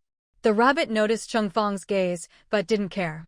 I told you, if you can find me, I'll teach you. I won't help with the communication stone, you'll have to figure it out yourself. The mountain wasn't high, but the path was rugged and hard to walk. That was a test in itself. Cheng-yi looked pleadingly at his father. Cheng Fong glanced around at the terrain, hesitated, then said, Cheng-yi, sit tight. Dad will take you up. No matter what, he couldn't let his son go alone. As long as he was with him, nothing would happen. By the time the moon was hanging above the willow trees, Chung Fong and Chung Yi finally reached Sang Chu's location. Up close, Chung Fong realized that Sang Chu herself wasn't glowing. It was the spirit stones on the ground merging with the moonlight, and the light was continuously flowing into her body. The rabbit stood in white robes under the moonlight, looking ethereal. For a moment, father and son were both awestruck. "Since you've made it, I'll keep my promise and teach you how to cultivate. Sit down." "Huh? Oh, okay." Ching Yi didn't know what the rabbit meant, but since she told him to sit, he did. Even Chung Fong sat down, thinking if his son could do it, why couldn't he? The rabbit didn't say much to the father and son. She simply formed a hand seal and looked at them. "Focus your mind and place your hands on your knees." She demonstrated, and the father and son followed, though they didn't really understand what "focus your mind" meant. But at least they knew to put their hands on their knees. The rabbit didn't explain further. Drawing down the moonlight onto herself, she said, "I'll only teach this once. The rest is up to you." With that, she slowed her hand movements and chanted, "Gather spiritual energy into the dantian, store it in the sea of qi, break through confusion, draw in the source, and return to the origin." She demonstrated both the hand seals and the incantation. Chung Yi watched carefully and hurried to imitate her. Soon, he felt a cool yet slightly warm sensation flowing into his body. It felt so comfortable. It was like soaking in a hot spring in winter or eating an ice pop in summer, a mysterious and wonderful feeling. Before he knew it, Chung Yi's whole body relaxed, his eyes closed, and he entered a meditative state. Chung Fong, on the other hand, didn't feel anything. When he saw his son sitting there with his eyes closed, about to fall asleep, he wanted to help him up, but the rabbit stopped him. "He's entered a meditative state. Don't disturb him. Come wait with me over there." Chung Fong hadn't expected that after just a few hand seals, his son would have such a miraculous encounter. Truly, their ancestors must have blessed them. But he didn't expect that this wait would be so long. When the first rays of sunlight appeared, even an ordinary person like Chung Fong could see something different. As the light fell on Ching Yi, it shone brilliantly, almost burning. Chung Fong was so startled by the intensity that he instinctively shielded his son, even hiding behind a large rock. The rabbit looked at Chung Fong, her usually cold face softening with a smile. "I didn't expect this child to have a heavenly spiritual root. He really is a cultivation genius. This world has held him back." Chung Fong heard the rabbit and asked cautiously, "A little immortal, what's a heavenly spiritual root?" The rabbit replied, "A heavenly spiritual root is a once-in-a-century talent. In the world of cultivation, it usually refers to someone with a pure spiritual root. But in my opinion, it's the presence of all 5 elements within the root that makes a true heavenly spiritual root, and that's why such people progress so quickly." "Then what about my son?" The rabbit explained. "For example, your son has a wood spiritual root. At first, with the help of spiritual energy, he can make rapid progress. But after that, absorbing ordinary spiritual energy won't be as effective. That's because last night, he didn't just absorb the moon's essence and the energy of heaven and earth, but also the spiritual energy radiating from my master. Only then was he able to activate his spiritual root and let spiritual energy flow through his meridians, transforming his body. From now on, he's no longer an ordinary person, but a cultivator." Chung Fong didn't really understand, but it didn't matter. What he did know was that someone had called his son a genius, and that was enough to make him happy. Little did he know that when he got home, his wife would give him a good beating. Time passed, and the sun rose high in the sky, but Ching Yi still showed no signs of waking up. Chung Fong grew anxious. He couldn't wake his son, so what was he supposed to do? Seeing his worry, the rabbit said, "He won't wake up for a while. The first time someone meditates, they often stay in that state for a long time. If you have things to do, you can go home first. I'll watch over him." Well, he hesitated, then said, "Then I'll have to trouble you, little immortal. I'll go home and tell my wife, or she'll worry." "Go ahead." Chung Fong hurried down the mountain, turning back every few steps, completely forgetting his earlier calm. Changfeng, are you out of your mind? If anything happens to you, I'm divorcing you. Changfeng's wife, Pan Yun, smacked him with whatever she had in her hand, chasing him around the house. Changfeng ran as he pleaded, wife, I swear, I really relied on my judgment. Relied on your judgment. Pan Yun jabbed a finger at his forehead. Are you getting dumber as you get older? If you're not using your brain, just donate it to the university. You relied on your judgment? I'll beat you to death. Wife, I'm serious. I'll go get Yi back right now. Changfeng hurried toward the door, but Pan Yun grabbed his ear and twisted hard. I'm coming with you. If anything happens to Yi, I'll go down with you. Changfeng begged, wife, it won't come to that. Now you're scared? Move it. Pan Yun dragged Changfeng out the door. On the way, under her sharp glare, he didn't forget to buy breakfast. He tried to explain, didn't you say we were just going to pick up Yi? He's not some. Heh. Pan Yun let out a cold laugh. If she'd had a weapon in her hand, Changfeng was sure she'd have smashed him to pieces.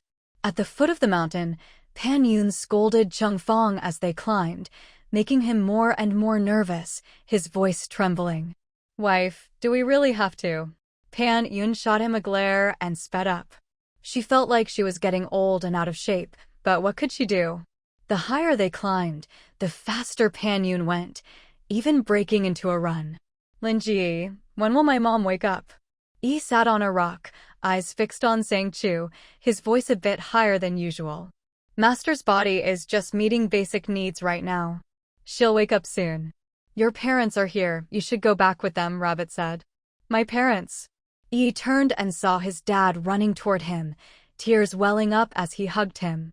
You little brat. How could you run off like that? Dad, I'm fine, really. Let me tell you, I was amazing. Excitedly, Yi recounted what had happened, even demonstrating by forming energy in his palm and splitting a rock, leaving Changfeng and Pan Yun stunned. Pan Yun rubbed her eyes in disbelief. Is this real? Of course. Linji even gave me a spatial ring, look. Yi squatted down, placed the ring on a rock, and took out some things, showing off to his dad. Pan Yun smacked the back of his head. How can you just take things from others? Put it away. She quickly apologized to Rabbit. Sorry, he's just a kid, please don't mind him. Rabbit looked young, but Pan Yun didn't dare underestimate him. He glanced at her and said, what I give him is his. If anything happens, you can come find me. Changfeng hurriedly offered the breakfast to Rabbit. Here, this is breakfast. Please have some, I bought it especially for you. But he didn't expect Sang Chu to still have her eyes closed, seemingly unaffected by the noise around her. Rabbit didn't take the food, just looked at the family. You don't need to give me anything. But since you call me Master's teacher, let me give you a warning. If you don't want trouble in the future, don't let anyone find out about your son's abilities. Abilities? Pan Yun looked at her son, then at her husband, who explained what Rabbit had told him the night before, leaving Pan Yun deep in thought. Sir, could he stay with you to learn? That way, he can protect himself. Pan Yun didn't know if it was a good idea, but she trusted the young man's words. Rabbit said, he can stay until Master finishes her cultivation. Great. Then I'll take some time off work so he can follow you for a while. She didn't know if this opportunity would come again, so she had to seize it. Up to you, Rabbit replied, then fell silent. Yi glanced at his dad, then at the ring on his hand, suddenly understanding why Linji had warned him. He'd wanted to show off, but now he was afraid that if others found out, it might bring trouble to his dad. He was old enough now, he couldn't keep making his parents worry. Dad, don't worry, I'll study hard. Changfeng was relieved to see his son so mature. He hugged him tightly. Don't push yourself too hard. If it's tough, just say so. We can always come home. Before he finished, Pan Yun smacked him. What are you saying, old man? He should study hard. Listen to your mom. Study hard and make us proud. Okay, Dad, I will. Yi clenched his fists, determined to work hard. Rabbit ignored his enthusiasm. In his view, teaching him was already a big favor. As for the spatial ring, he didn't know why he'd given it to the kid, but since he had, so be it. Suddenly, Chung Fong remembered Sang Chu buying lots of supplies before. By the way, you bought a lot of stuff earlier. If you need more, I know the way up the mountain. I can help get whatever you need. Rabbit turned to Chung Fong. I need as much as you can get: clothes, poultry, daily necessities. Here, take these 3 spatial rings. He handed over 3 rings and a card. There's 100,000 on this card. Use it to buy supplies. If anyone asks, just say you're stocking up. If necessary, I can step in. Don't worry about causing trouble, I'll handle it. But hurry, I need the supplies soon. Pan Yun was alarmed by this, her unease growing. Is something going to happen? Rabbit replied, this world is about to change. In the future, there will be many people like your son, and many new things will appear. Not all food will be safe to eat. The family was stunned. What do you mean? Then can my dad cultivate with us too? Rabbit replied, I'm telling you this news because I want you to prepare. He answered, making it clear that they'd discuss it later. Ching Fong said, fine, I'll go pack up. But can my wife and I cultivate together with him? Pan Yun quickly said, let me go instead. You stay and cultivate with the master. Rabbit regretted speaking so much already and decided to keep quiet from now on. Ching Yi couldn't help but ask, Brother Lin, what do you think? If I follow you, then my dad can go handle the business during the day, and at night we can cultivate together. He'd found cultivation to be very comfortable before. Even after meditating all night, he'd feel refreshed the next day. So he thought his dad would feel the same. Ching Fong, you really are my precious troublemaker. Pan Yun said, that's fine, let's do it that way. She didn't care whether the news was true or not, she just wanted to be prepared. Rabbit was silent, and Chung Fong hurriedly said, Master, my wife, and I won't trouble you. I'll just watch from the side. Whatever he learns, I'll learn too, is that okay? Ching Fong spoke cautiously, afraid of angering Rabbit, but he still couldn't help but say, go handle your business first. If you want to cultivate, your spirit must keep up. Figure out your own way during the day, and at night you can cultivate with us.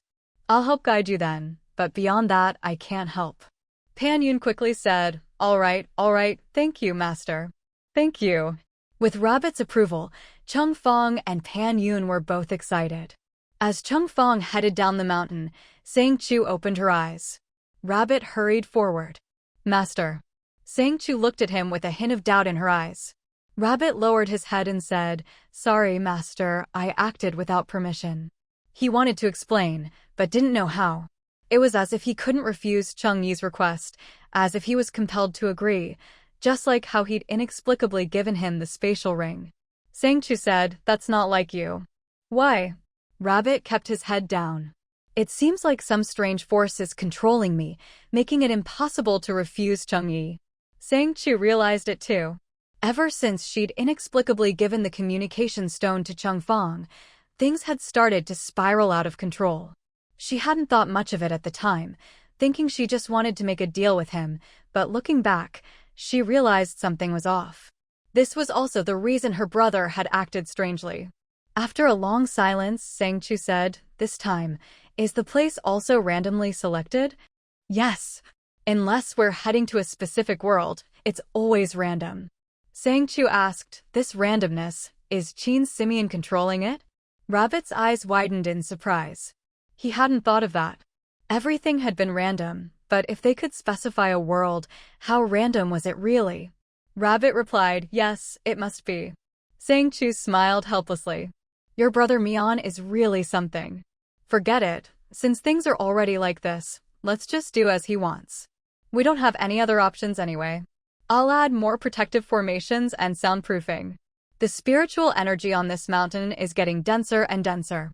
If I'm not mistaken, this is the center of the spiritual energy surge. Since Qin Simian wants to save his family, you handle it as you see fit. Take this. Sang Chu took out a high-grade ring from her spatial storage and tossed it to Rabbit. This is a high-grade ring I eliminated before, but for him, it's more than enough. See what he can offer in exchange. As long as it has value, you can trade. I won't do business at a loss. Rabbit replied, yes. No matter what Rabbit said, Sang Chu was still wary.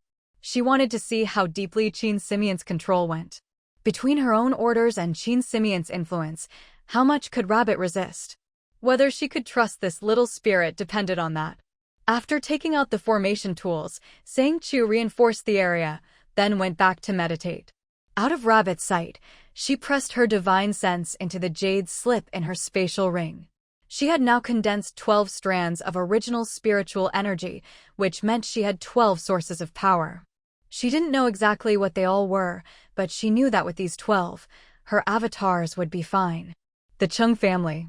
After returning home with his wife, Chung Fong immediately said, "I'll go return this stuff right now. You pack up at home, and I'll come back tonight." Pan Yun, still worried, said, "You should buy some daily necessities too. I don't think we'll stay long. We'll be following him closely, so you should also go talk to the landlord and cancel the lease on the shop and the house. Take care of everything." Chung Fong and Ching Yi both said, "Is that really necessary?" Pan Yun said, "Why else would he want to cultivate on that mountain?" Ching Yi and Chung Fong looked at each other, both shaking their heads. "We don't know." "Why not?" Pan Yun said, "There must be something special about that mountain. Take all the money back just in case. Even if I'm wrong, it doesn't matter. Now that he has learned these skills, what if we can't find the money later?" Ching Fong said, "That's true. Even if it doesn't work out, it's no big deal. We can just earn more later. I'll go now, you pack up." "Okay, buy a bit more. If we can't use it, it'll just stay at home. But you need to think about how to explain this. Everyone knows us here." "I know, I've thought of a plan. I'll say there's a philanthropist who wants to donate these things to the mountains, and I'm just helping out. If anyone else wants to join, I can find people to help. Worst case, I'll pay for it myself. I just checked the space in this ring, it's huge, bigger than our 3 houses combined. I'll be exhausted running back and forth." Rabbit's spatial ring didn't require spiritual power to open, but it needed authorization. Others couldn't access it, so their transactions would be safe. "All right, go ahead." As soon as Chung Fong left, Pan Yun pulled Chung Yi aside to pack. You must follow the master closely, understand?" "I will." Pan Yun didn't know why, but she felt uneasy, especially after meeting Rabbit. The feeling only grew stronger. She sensed something big was about to happen, and Rabbit was the key figure for their family. She had no choice but to make a desperate decision. Should she trust her instincts and bring Yi along? But she couldn't fully trust those people either. That's why she wanted to go too. Even if she couldn't cultivate, she had to stay by Yi's side to protect him. January in this world was as cold and hard as concrete. When Sang Chu and her companion were traveling, what they saw was a mountain cave lit by a flickering fire. Rabbit's spirit walked up to her. "Master, you're awake." What's going on over there?" Rabbit's spirit looked at the family in the cave, recalling something that made him want to laugh. That family sold their house and bought some wilderness survival gear. Now they're living in a cave. Half a month ago, Chung Yi finally reached the foundation establishment stage. Foundation establishment? He's already considered one of the 3 talented cultivators, right? Rabbit's spirit nodded, though he didn't understand why Sleepy Brother, Qin Simian, cared so much about this family. Still, their cultivation speed was indeed very fast. Seeing the probing look in Sang Chu's eyes, Rabbit's spirit quickly explained, "Master, I only used the moon's essence at night to help him cultivate. I didn't do anything else." Sang Chu glanced at Rabbit's spirit, then looked pensively at the cave where Chung Yi was. Just relying on moonlight to cultivate, and he reached foundation establishment in half a month? Who is this person? Rabbit's spirit shook his head. "I don't know either. I just feel like he's somehow connected to this world's destiny." After thinking for a long time, Rabbit's spirit finally stood beside Sang Chu and said softly, "His cultivation gives me a very scary feeling, like the fate of the world could be overturned with a single thought of his." Sang Chu's eyes widened as she looked at Rabbit's spirit, but his expression was so serious, it didn't seem like he was joking. "His parents are just ordinary people, right?" Sang Chu asked. Rabbit's spirit replied, "Yeah, his parents don't have any spiritual roots and can't cultivate." Sang Chu said, "Once the spiritual tide rises and all the demons and monsters appear, ordinary people become the most vulnerable. With Chang Yi's spiritual roots, if he faces so much hardship, it'd be hard for him not to turn dark. I think I know what Qin Simeon's goal is now. Rabbit Spirit asked, you mean Sleepy Brother wants to save this world by stopping him from turning evil? But Qingyi's cultivation is still too weak. I can already sense ghosts appearing. If I wasn't here suppressing the mountain, Qingyi would have become their food by now. People with spiritual roots are the best nourishment for evil spirits. Sang Chu smiled helplessly. Qin Simeon really is a master strategist. He even calculated the timing so precisely. If he'd sent me here just a day later, Changyi's family would have died in the first wave of spiritual disasters. But he sent me a month early. Rabbit Spirit was puzzled. But what difference does a month make? Qin Simeon could control the timing of the missions. If he really wanted to save this family, why not send them even earlier? Sang Chu said, do you think I'm the first person to come to this world?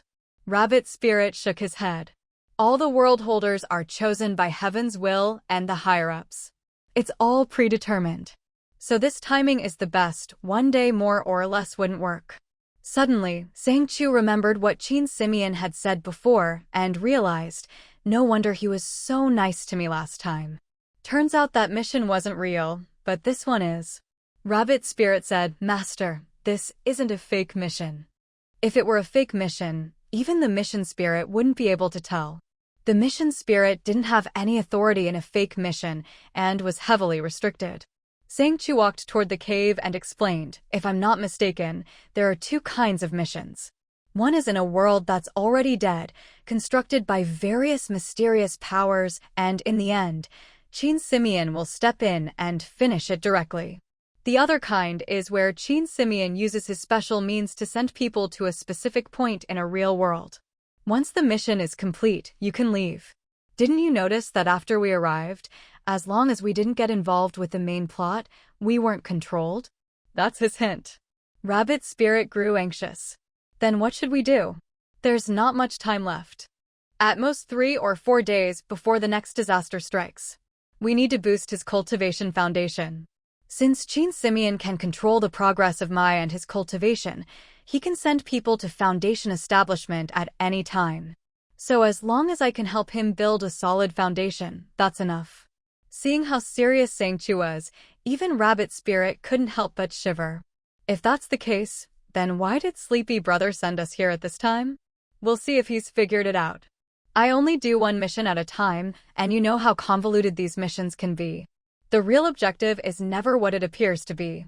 The last mission was really dangerous. If it weren't for Qin Simeon, I'd be dead. That's why I don't want to do missions anymore. I'm afraid of dying and running through so many worlds. I don't want to get involved in another real mission, but it seems like I don't have a choice this time. This was something Rabbit Spirit couldn't wrap his head around, and it weighed on his heart. Big sis, you're awake. When Qingyi saw Sang Chu, he happily ran over. Great timing. I was just discussing with my dad how to organize our supplies. Look, these are all things my mom and dad gathered. He chattered on for a while before Sang Chu finally understood. It turned out that, worried she'd be too tired, Chengyi's father had found some neighbors to help gather supplies, saying he wanted to do charity and would buy things at a good price. Of course, the so-called good price was just a few coins, and even then, Rabbit Spirit had to go fetch the money. But at least they didn't try to take advantage. After buying everything, they stored it all in a storage bag, ready to send it away. Looking at the 5 storage rings on Chengyi's mother's hand, Sang Chu felt like this trip was really something. Just then, Shuiyu came back with Rabbit Spirit, calling out, Sang Chu, look what I brought you. As soon as they entered, Shuiyu and Chengyi's family stared at each other for a long time. Shuiyu blinked and pointed at the 3 stunned, petrified people. Who are they? Chengyi's family stared at the empty air, then suddenly, their voices trembled as they asked, Dad, this, what is this? Shuiyu said, Dad? This kid calls you Dad? Did you take in a disciple? He circled around Chengyi's family with Rabbit Spirit in his arms, and the 3 of them just stood there, not daring to move. Sang Chu said, sort of. So, what did you bring me? Rabbit Spirit finally came to his senses, pulled out some good stuff from his storage ring, and said, Tada. Chu, look what these are. Sang Chu looked at the small, translucent jade stones in his hand, glowing with golden threads inside, and blurted out, "Gold-threaded spirit jade?" "That's right, gold-threaded spirit jade. In this world, it's as common as regular stones. Unfortunately, Shuiyu and I could only dig up so much." Shuiyu rolled his eyes. "And you're already complaining it's not enough?" He held a stack of about 100 pieces, and rabbit spirit storage rings and bags were all stuffed full. Hello, Ximiao." Sang Chu looked at him with a half-smile, half-frown. She had originally wanted to stop Chang'e from turning dark, but now it seemed there might be a way after all. She knew Tu very well. The moment he saw her smile, he felt uneasy all over. Chu, what are you planning?" Sang Chu smiled and said, "There's always a spirit stone vein beneath a mountain like this. Shuiyu, let's go down and take a look together." Shuiyu pointed at Chang'e's family. "Including them?" All together." Shuiyu said, "All right then." As soon as Shuiyu agreed, before Chang'e's family could react, a wave of white light wrapped around them. It was as if they were sitting on a mountain, rapidly plunging underground. Chang'e's father was terrified, curling up directly in Cheng Fang's arms. In the blink of an eye, the group found themselves in a golden, glowing underground cavern. All around them were spirit jade veins, and the ground was covered in a thick layer of sparkling spirit jade. Tuyu's eyes went wide with amazement. Wow, this is worth way more than any spirit stone in the apocalypse." He didn't bother maintaining his human form and rushed straight toward the golden spirit jade, immediately starting to dig. Sang Chu looked at Chang'e and said, "These are spirit stones, essential for cultivation. I need to collect them before I leave. Before I cross over, since you've collected so many materials for me, I can use these spirit stones to help your family improve their cultivation foundation. With your parents, I can also give him a means of self-defense." At this, Chang'e suddenly looked at Sang Chu with suspicion. You. Pan Yunji, seeing his expression, smacked him hard on the back of the head. "What are you thinking? Don't you trust your own father?" Sang Chu glanced at Pan Yunji and immediately understood. The reason she couldn't leave this world wasn't because the mission wasn't complete, but because the key character hadn't died yet. And Pan Yunji was the key character. The high and mighty ticket holder, mission controller, wouldn't care about an ordinary person, even if that person was the protagonist's father. Chang'e, aggrieved, clutched the back of his head. "I never said I didn't trust my father. You hit me so hard, it really hurts." Anyone could tell from his expression that Pan Yunji had hit the nail on the head. After all these years, why did he suddenly smack his son? She looked at Sang Chu apologetically. "Sorry, Xiao Fu, my husband's a bit slow-witted. Don't take it to heart. My husband and I don't need it, just help this kid." Sang Chu smiled. "I'm not from this world, you've probably noticed. I'm collecting materials because I have to. Before I could travel through space and time, my family had a tough life. Honestly, I don't want to meddle in your world's affairs, but since I've met you, I can't just stand by. Seeing you reminds me of myself back then. If someone had reached out a hand to help before the apocalypse, maybe." She trailed off, leaving a moment of silence. Chang'e asked, "Dad, are you really from another world?" Sang Chu nodded. "Yes, I don't have much time left. So, if you want me to help, once I finish, the restriction on this mountain will be lifted. When you go out to collect materials, you won't have to worry anymore." Chang'e and Pan Yunji exchanged a look, both understanding. During this period, Chang'e had always gone out alone, never letting his father come along. Now it seemed something must have happened, which was why he didn't want his father to go. Cheng Fang said, "A lot of people have died mysteriously at home. All sides are investigating, but they can't find anything. Some people died violently, some had all their blood drained, and some looked perfectly fine on the outside, but were empty inside, just a shell." As he spoke, he felt a chill down his spine. It was only now that he realized the mountain was safe because of the restrictions Sang Chu had set. After Cheng Fang finished, Shuiyu added, "Speaking of which, I think the snow has become a spirit." "What?" Everyone turned to look at him. Tu said, "Yeah, I can confirm that.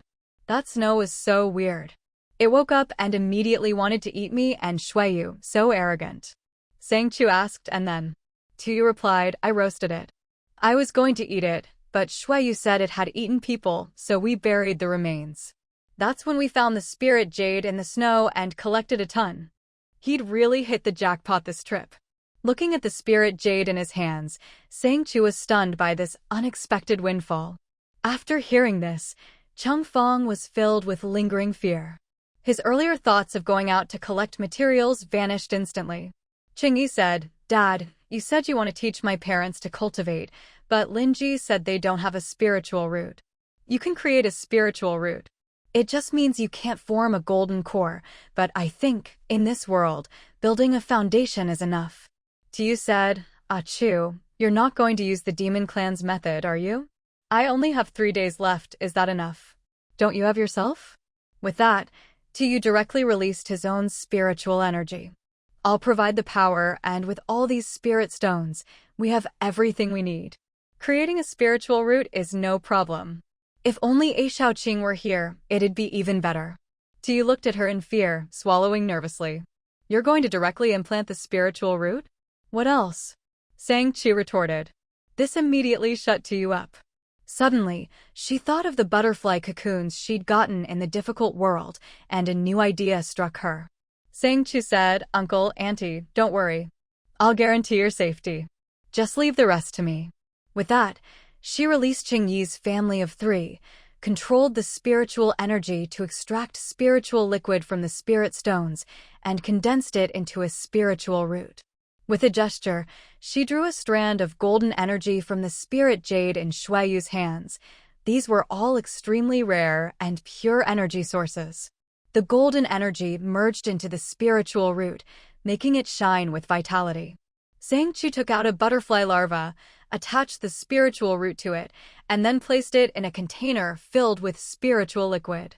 The state of the larva immediately changed. She carefully used her spiritual sense to guide the larva to crawl onto Chung Fong's body, then transplanted the spiritual root into him.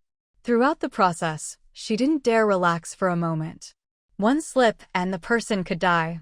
But now, she had no other choice. If she didn't let Qingyi's family go, she couldn't leave this world, and the only one who could stop him was Pan Yunji. Big sister, can you not leave? Qingyi woke up groggily, and the first thing he saw was her. Sure enough, as soon as he spoke, an inexplicable sense of restraint suddenly appeared on Sang Chu, a subtle feeling as if all the ways she could leave had been blocked. Rabbit, Tu Bai, and Rabbit you also sensed it, fanning their ears nervously. Rabbit you couldn't help but complain, this isn't even my world, why keep me here? And you, what's wrong with you? I've taught you cultivation, helped you build your foundation, do you know how much effort that takes? What? You want to keep me here too? Cheng-yi himself didn't know what was wrong with him. He just wanted to keep Sang Chu here. He felt that as long as she stayed, Dad wouldn't die. This feeling was so strange that he wanted to keep everyone here. But this thought didn't get a chance to spread. Pan Yun's wife woke up, glanced at Rabbit Yu, then at her own son, and quickly realized what was happening. She hurriedly pulled Cheng-yi behind her, her actions swift and decisive. What's going on in that little hut of yours? Ah, Chu, don't blame him. He's just a child who can't bear to part with his dad. If you have things to do, go ahead. His father and I are already very grateful to you. But big sister can't leave. Before he could finish, Pan Yun's wife grabbed his ear and scolded, Say one more word and I'll smack you. Sister Chu has things to do. What are you trying to do? Keep her here forever. The restriction on her body still wasn't lifted? Sang Chu frowned slightly, wondering if she was overthinking it. Could Pan Yun's wife have cast some kind of binding spell? Sang Chu didn't say anything, but Pan Yun's wife glanced at her and immediately understood Sang Chu's concerns. Afraid that Sang Chu would misunderstand, she gritted her teeth and gave Ching-yi a slap, not hard, but enough to leave him stunned. Huh. Ching-yi, I'm telling you, don't have those kinds of thoughts. Got it. Qing Fong, still confused about what happened, only saw his wife slap his son and hurried over. Honey, what's going on? Your precious son here. Sang Chu worked so hard to help us build our foundation, taught me how to cultivate, and now he wants to keep her here. What's the meaning of that? She has her own life, her own family waiting for her. What are you thinking?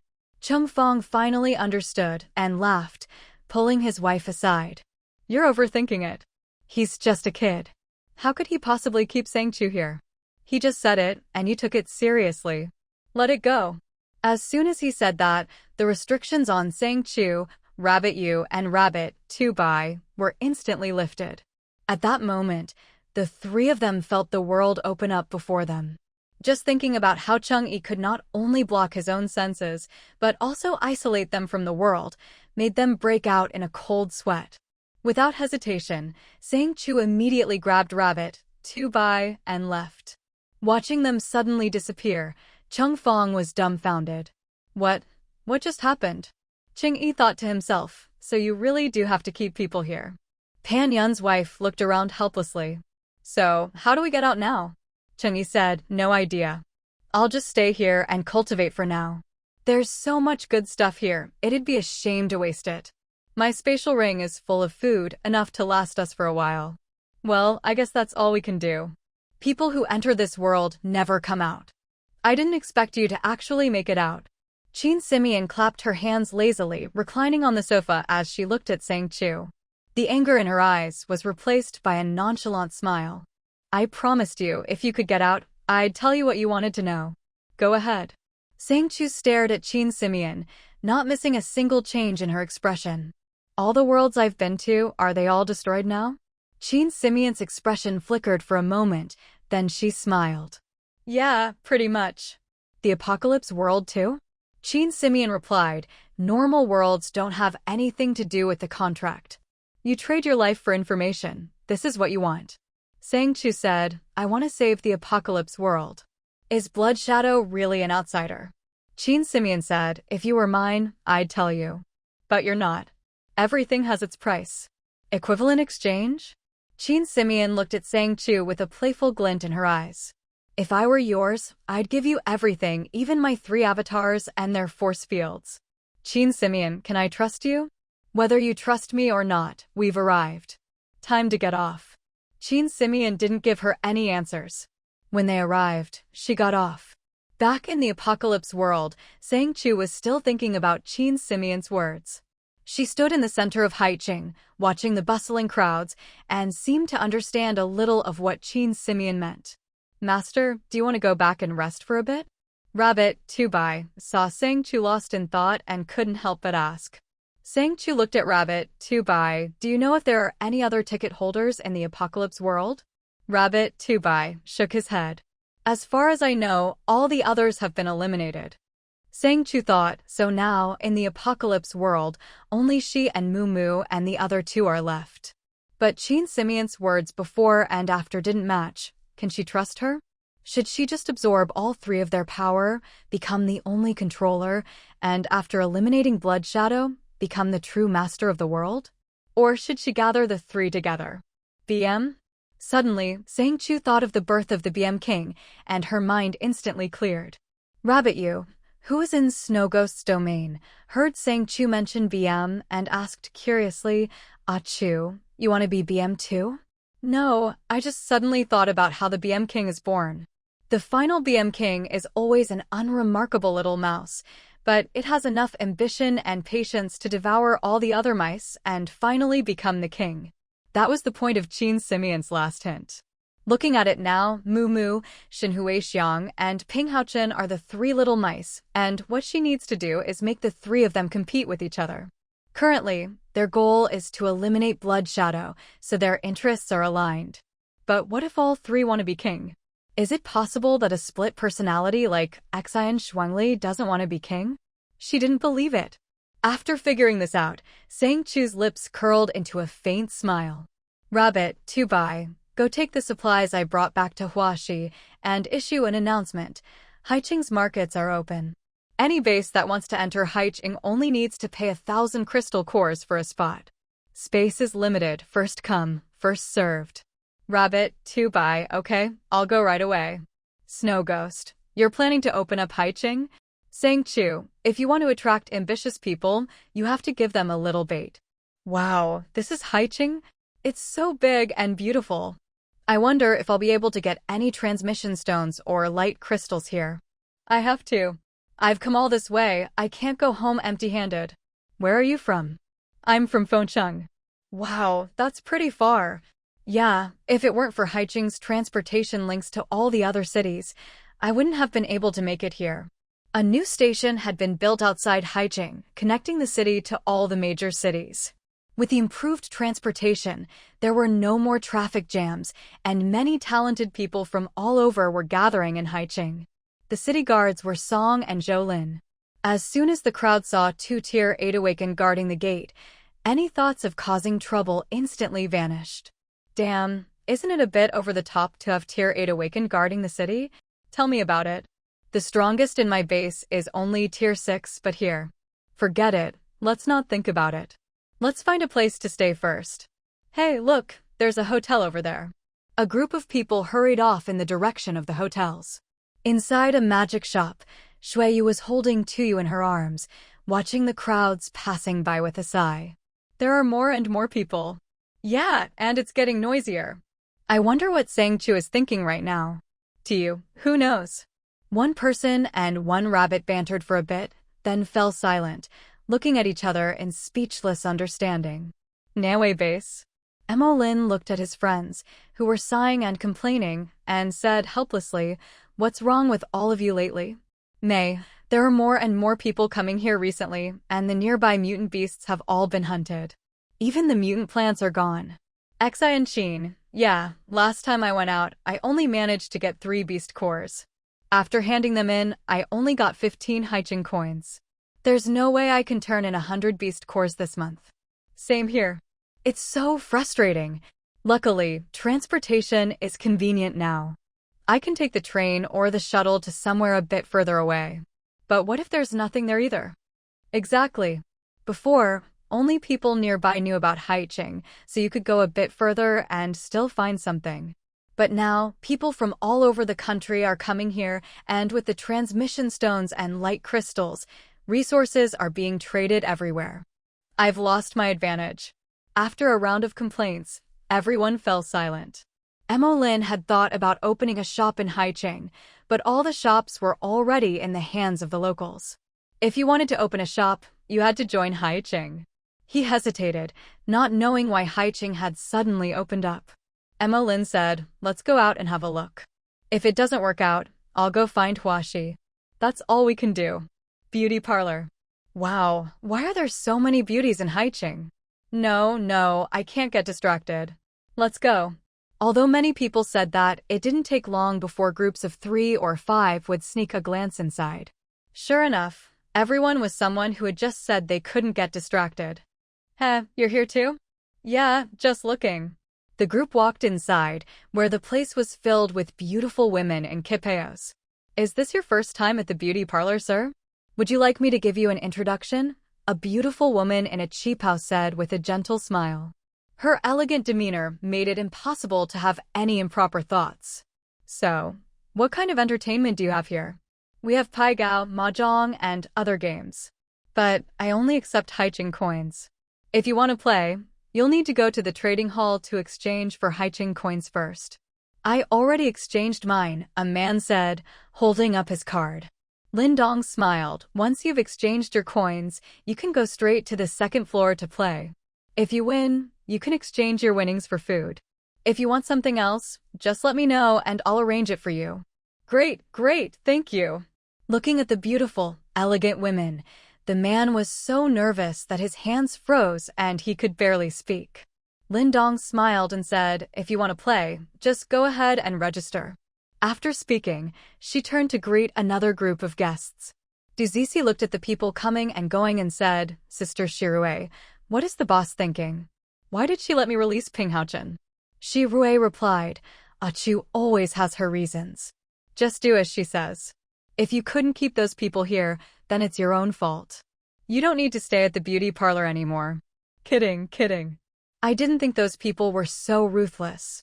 My subordinates cleaned out all their money. Duzizi had more or less guessed Sang Chu's intentions.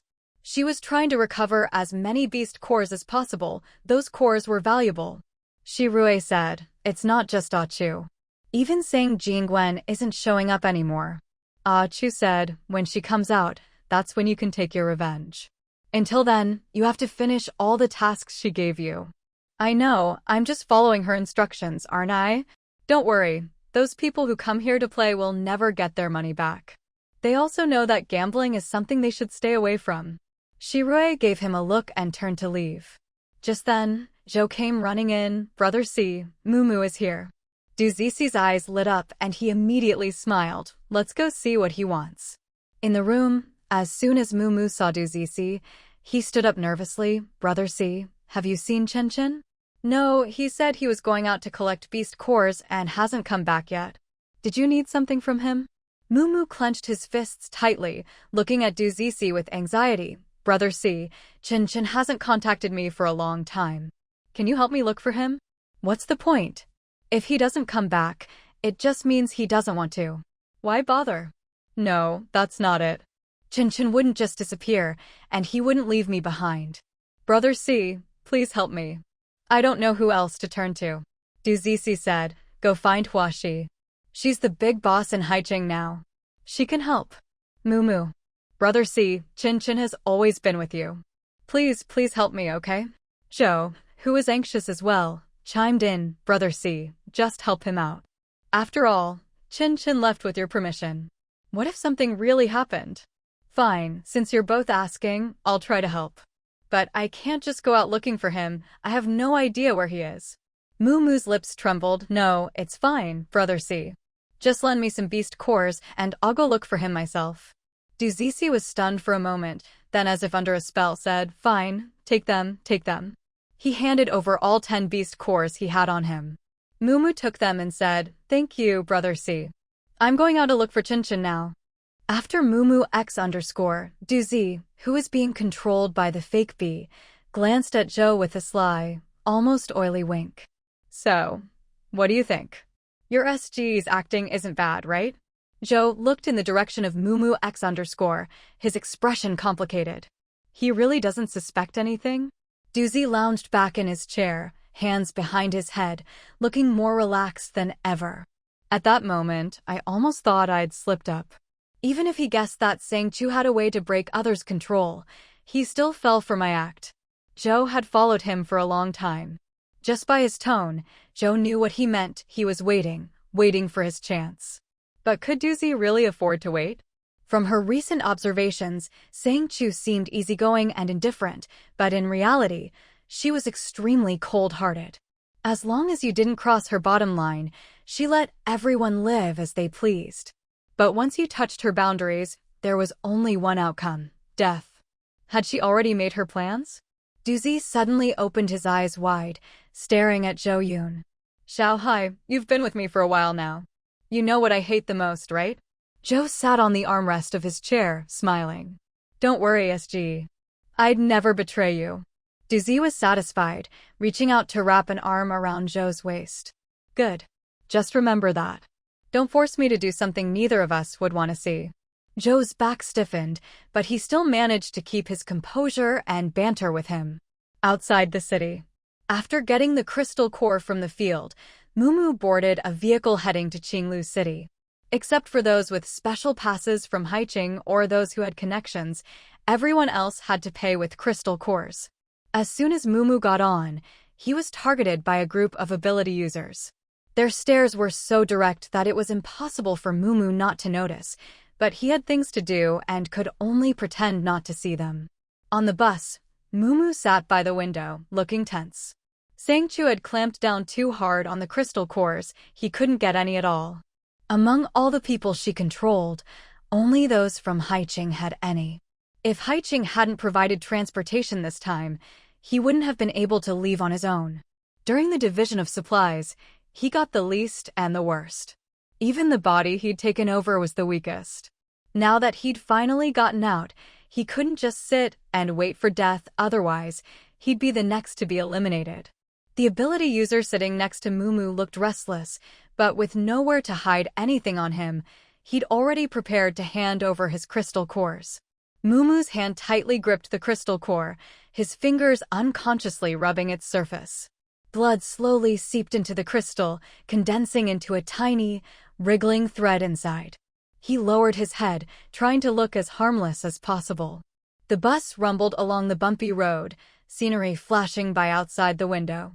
After the bus had left Haicheng for a while, the group that had been eyeing him exchanged glances and stood up. "Hey, kid, can you let me see that crystal core in your hand?" A rough voice suddenly sounded in Mumu's ear. Mumu looked up and saw a few people surrounding him. One was standing, another was sitting across from him, and another was right next to him, blocking any chance of escape. These men were all burly, with bulging muscles, clearly ability users of at least level 7 or 8.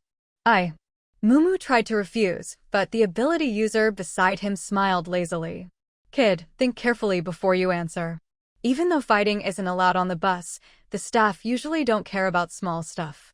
The greed in his eyes was all too familiar to Mumu. He'd seen it countless times before. He used to be one of these people, never expecting the tables to turn like this. Mumu stammered, "Please don't take it. I'm just going to Qinglu City to find my brother." "Are you heading there too?" "Qinglu City?" The man glanced at his companions, then nodded and said, "Yeah, your brother's in Qinglu City? Is he an ability user too?" He was probing, trying to figure out if Mumu had any backup. Haicheng's rules were strict, no fighting on the bus. But nobody dared to break the rules, not with Haicheng's overwhelming power. The staff wouldn't interfere unless it was serious. The bus's monitoring system was directly connected to Haicheng's main control room. If anything happened, everyone's face would immediately show up on Haicheng's screens. Anyone who caused trouble would lose the right to enter Haicheng, along with all their friends and family at the base. No one dared to risk it all for a little profit or a single crystal core. So everyone had a tacit understanding: keep things quiet on the bus, settle scores after getting off. Once off the bus, the staff no longer cared. Life or death was your own business. A staff member glanced at the monitor, saw the group surrounding Mumu, but said nothing. He simply synced the footage directly to Haicheng's control room. Rabbit was in the control room, watching as Mumu was surrounded. She immediately reported it to Sang Chu, who was in the middle of dealing with Qin Simeon. Sang Chu was standing, a whip in her trembling hand. At her feet was a corpse, while Qin Simeon lay on a crystal bed, leisurely eating fruit and sipping a drink. Seeing Rabbit's message, Sang Chu's hand shook even more. All three of them had finally left. Qin Simeon, chewing on fruit, looked over curiously. "Why are you so nervous?" "I just have a bad feeling. Anyway, it's finally here." Qin Simeon noticed the madness in her eyes, not understanding. The next second, Sang Chu said, "Rabbit, close the city gates. Increase the right side defense. Announce to everyone in Haicheng, all night activities are cancelled. You can move freely during the day, but the end of the world storm is about to hit. If you don't want to die, behave yourselves. If you don't believe me, you can take a shuttle to see the final madness from above Haicheng." Rabbit understood. Qin Simeon looked at Sang Chu. "How do you know the apocalypse is about to start?" "I don't. But I know that Qin Simeon controls the worlds I'm sent to, and they're always places on the verge of collapse. Just look at his attitude. He doesn't care if Qingyi lives or dies, but he cares about the small worlds. That's why he sends me. He knows that with my personality, if I can't make it back, I'll drag Chang'e down with me." Qin Simeon thought for a moment. "So, if you hadn't made it back, everyone who entered that world would have died. But as far as I know, no one has ever come back alive except you." Sang Chu looked at Qin Simeon with a half-smile. "But what if I want to bring out more than just Chang'e?" She raised her eyebrows with a wicked grin, and the curiosity in Qin Simeon's eyes faded. "You want to use the people from that world to force Qin Simeon to let you go?" Sang Chu rested her head on her arm, staring at the ceiling in a lazy manner as she asked, "From the very first day of this so-called trial, I've been thinking about one thing. Why is it me?" Suddenly, her gaze sharpened as she looked at Qin Simeon. "I've never thought of myself as a lucky person. In fact, I'd say I'm quite unlucky, maybe even cursed. Other people might have a 30% chance at happiness, or 80%, or at worst, maybe a 50-50 shot, or even 30-70. But not me. I can honestly say that my life has nothing to do with the word luck." Qin Simeon replied, "And what does that have to do with you being here?" Sang Chu smiled. "Of course it matters. What if it's not about luck? but about something else, like ability. What are you trying to say? Sang Chu said, I never believed in coincidences, especially not in this place. So when the rabbit said what it did, I didn't believe it for a second. Later, when I realized that Qin Simian was controlling the rabbit's thoughts, I knew I hadn't guessed wrong. Everything the rabbit knew was what Qin Simian wanted it to know, no exceptions. Qin Simian looked at Sang Chu quietly, but she continued in a calm voice. At that time, I kept wondering, why me? Sang Chu went on, it wasn't until what happened with Qing Yi that I discovered something interesting. Qin Simian can control the rules. That's all. Sang Chu shook her head. Of course not. He may not have said much, but there was one thing I did believe. He said that the normal world doesn't coexist with the apocalyptic one. That means, in all the worlds he's been to, death is the only outcome. The so-called ticket holders are the survivors from the normal worlds. Qin Simian's expression changed, and he looked at Sang Chu differently. But Sang Chu seemed not to notice and continued. After I figured that out, I asked him, if you want to save the apocalypse, what do you have to do? Guess what he said? Sang Chu's tone was casual, but it made Qin Simian's heart clench. He couldn't believe Sang Chu had gotten so close to the truth. Sang Chu didn't wait for him to answer. He said, none of them. Everything that exists has its value. So I started wondering, why does he want to gather all the survivors together? Qin Simian replied, because he thinks they're valuable. Sang Chu shook her head. No, it's because he thinks gathering these survivors can increase the chances of the apocalypse surviving. In a normal world, following the normal rules, the end would be as you said, everything destroyed, ready for a new beginning. But why hasn't a new world appeared? Qin Simian asked, why? Sang Chu sat up, smiling at him. Because the blood shadow has lost control. The apocalypse has caused a massive number of plants to mutate. They've lost their original purpose.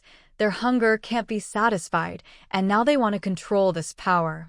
I don't know how it survived self-destruction, but I do know that the ticket holders survived. So me, Feng Che, and all those unknown ticket holders who died, we've become chess pieces for the world's will. The more survivors I gather, the more likely the world is to survive. I'm not wrong, am I? Qin Simian looked at Sang Chu, unable to smile. Even if you understand everything, it won't save anyone. Sang Chu replied, the ones I want to save aren't just anyone, they're my family. But if I don't want to go through the same pain again, I have to do everything I can to save more people. Only when the number of survivors reaches a level you can accept will I not have to repeat my own tragedy. After speaking, she saw Qin Simian had no intention of answering, so she continued, the first place I went was the mutant world. That place is strange, you can't use normal logic to judge it. But it's the best training ground. The mutants are sensitive, immune to most abilities, and you can only fight them hand to hand. For someone like me, who's good at close combat, it was perfect. And then, Sang Chu said, the second stop was the demon world. Their cultivation methods, their spring water and soil, are all resources. And I just happened to get a plant crystal core. The next demon tried to treat me as one of their own. Even though he absorbed my energy, I managed to escape. Qin Simian asked, but wasn't that all arranged by him?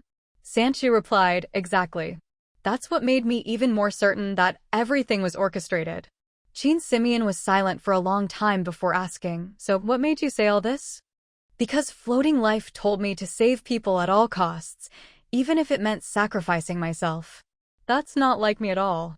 And because of the virus, it all fits together. I was just a puppet, someone manipulated by Qin Simian, fitting exactly what he needed. So I pretended to follow the path he set for me. Even when I acted out of character, my actions still fit his plan. I thought I was resisting, but in the end, I was still under his control. All I could do was wait for my chance. Qin Simian asked, so what about Haiqing? Sang Chu replied, Qin Simian actually gave me a hint for survival. The first step was the mutant world. Its technology can resist magic attacks. The demon world's defense methods can resist any attack. The magic world's spells can also defend. In other words, with these 3 layers of protection, even if the blood shadow and the worlds will attack, everyone in Haiqing will survive. No matter how big the storm, this place will be safe. Qin Simeon asked, "Are you sure you haven't guessed wrong?" Sang Chu said, "It doesn't matter. In the end, the outcome is the same for me. If we die, we all die together. If we live, we all live together. That's all there is to it." After she finished, she looked at Qin Simeon and smiled. "Oh, I almost forgot to tell you. I'm small, so I was afraid you'd accidentally escape, so I set up a trap to keep you here." "What are you talking about?" Sang Chu suddenly lay back down, smiling slyly. "I know you'll try to escape when you lose consciousness. I know you're dangerous, so I kept thinking about how to keep you here with me. I discussed it with Liu and in Shaoqing, and we tried all sorts of methods. But for a high-level cultivator like you, nothing worked. Until, thanks to Xiaoying, Feng Chao, Gaozhe, Xiaoru, Su Qin, the ability user from the Nui base, Xiao Weiwei, and Keisai's abilities and transformations, I discovered something interesting." "What now?" Qin Simeon felt numb, as if nothing she said could surprise him anymore. The corners of Sang Chu's mouth curled up in a sly smile as she looked at him triumphantly, as if she already had everything under control. "That's right. If I combine the abilities of all these people and add in the formation I carefully set up, even someone as powerful as you can't escape the prison I've created." At first, I was a little worried, but up until now, you've been so calm and relaxed that I knew. You haven't realized it yet. You've already been caught by me." "What?" Qin Sion's face instantly turned ashen, his eyes flashing with shock and fury. He jerked his head up, the cold glint in his snake-like pupils sweeping across the surroundings, only to find the space around him filled with a suffocating sense of doom.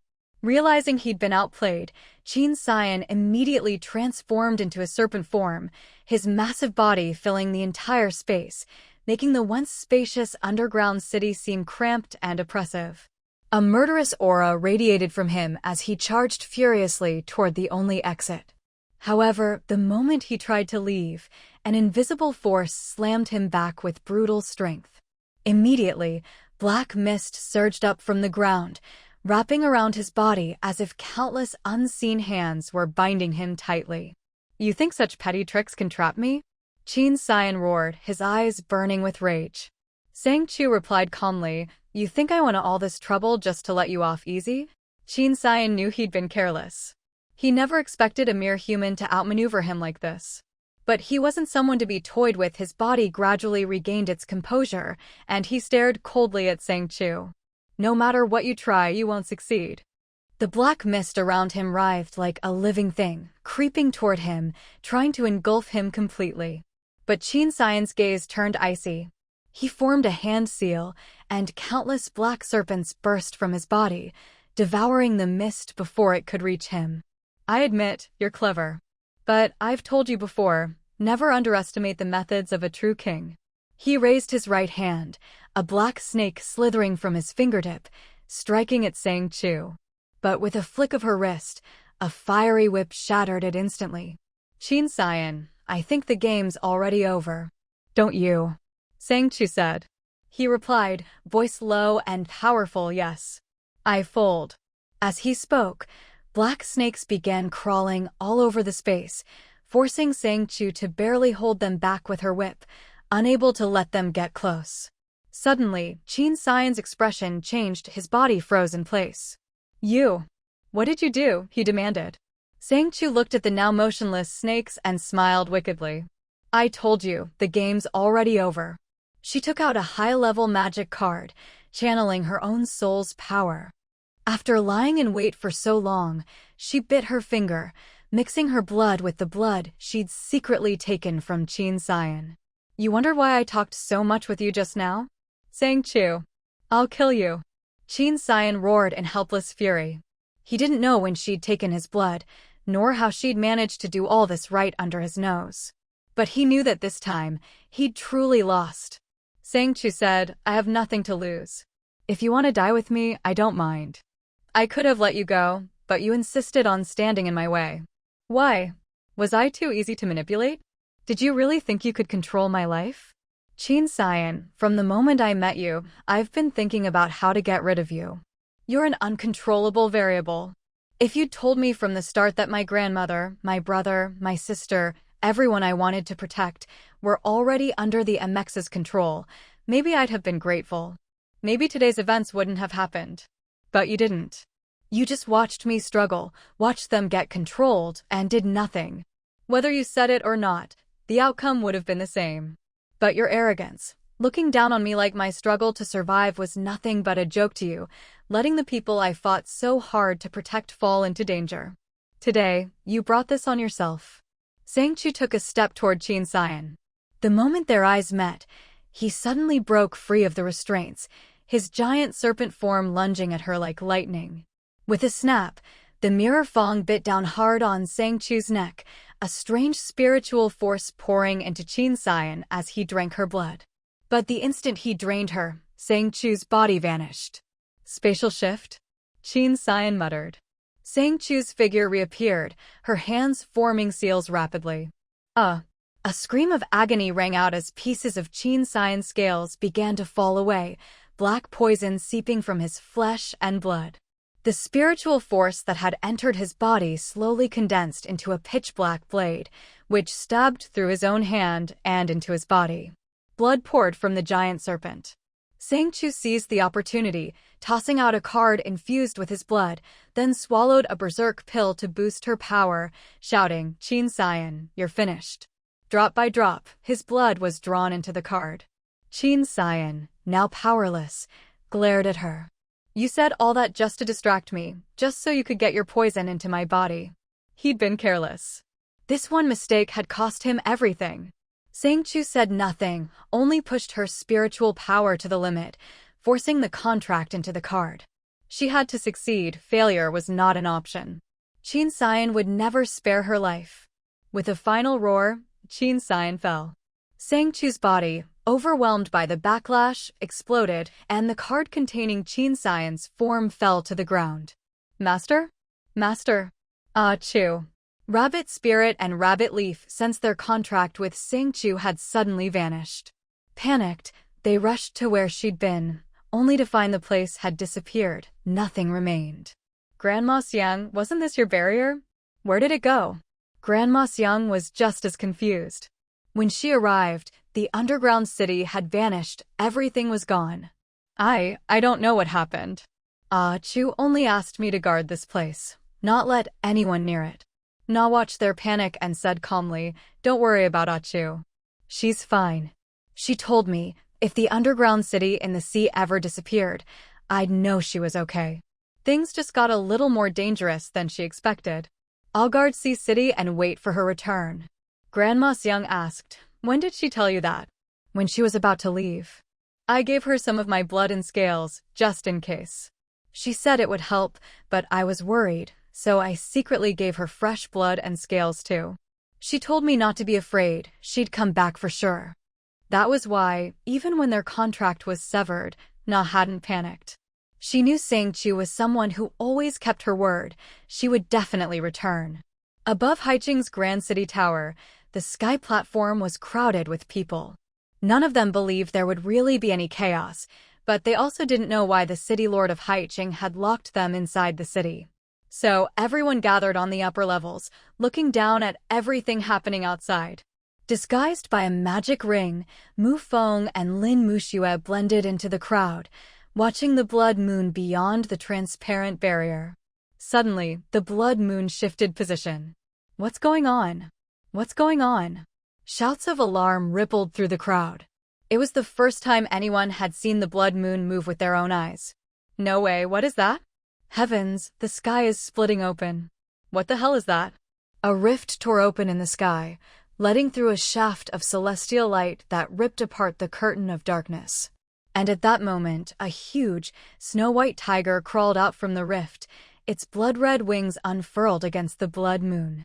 Its pair of blood-red eyes glowed in the dim night, glaring down at everything like a god surveying the world. Muxue stared at the tiger, which was even larger than a house, and muttered in shock, "Is that the blood shadow beast you saw?" She had thought the giant beast was terrifying enough, but Lu Ming shook his head. "No, it doesn't look quite the same. But I can't be sure. Just be prepared, Chu, and I will try to survive this ordeal. If Qin Sisi can succeed, I'll probably make it out alive too." Because of this, Lin Muxue found it hard to believe. She knew Qin Sisi was powerful, and Chu and Lu Ming had no special connection, so she trusted him even more. I'll go check on Grandma first. If something really happens, I'll hide her away. After speaking, she looked at Lu Ming, hesitated for a long time, and finally said, Lu Ming, you be careful too. Your life is the most important thing. Lu Ming smiled and reached out to gently touch her head. I know. Take care of yourself. Wait for me to come get you. Muxue wanted to slap his hand away, but hesitated. She didn't know if she could control her bloodline after awakening it, and her mind was starting to act up again. She shook her head, tossing away all those messy thoughts, turned and ran off. Lu Ming smiled wryly. He had thought that, apart from being friends, they would have no further ties. But under the shadow of the blood moon, Muxue had shown her concern. He wondered if that was just her instinctive reaction, not real feelings as she seemed to show.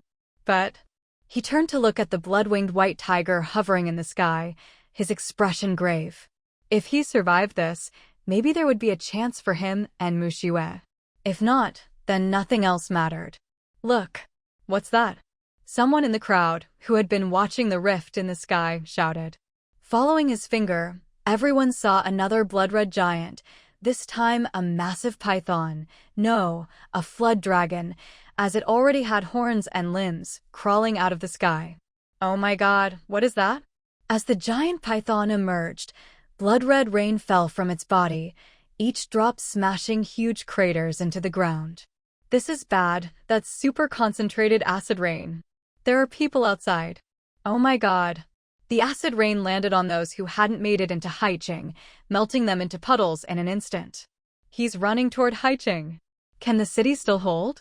Should I go find the management? That acid rain is going to kill so many people. Before he could finish, someone grabbed him, a deep male voice warning, don't go. Anyone outside now can't be saved.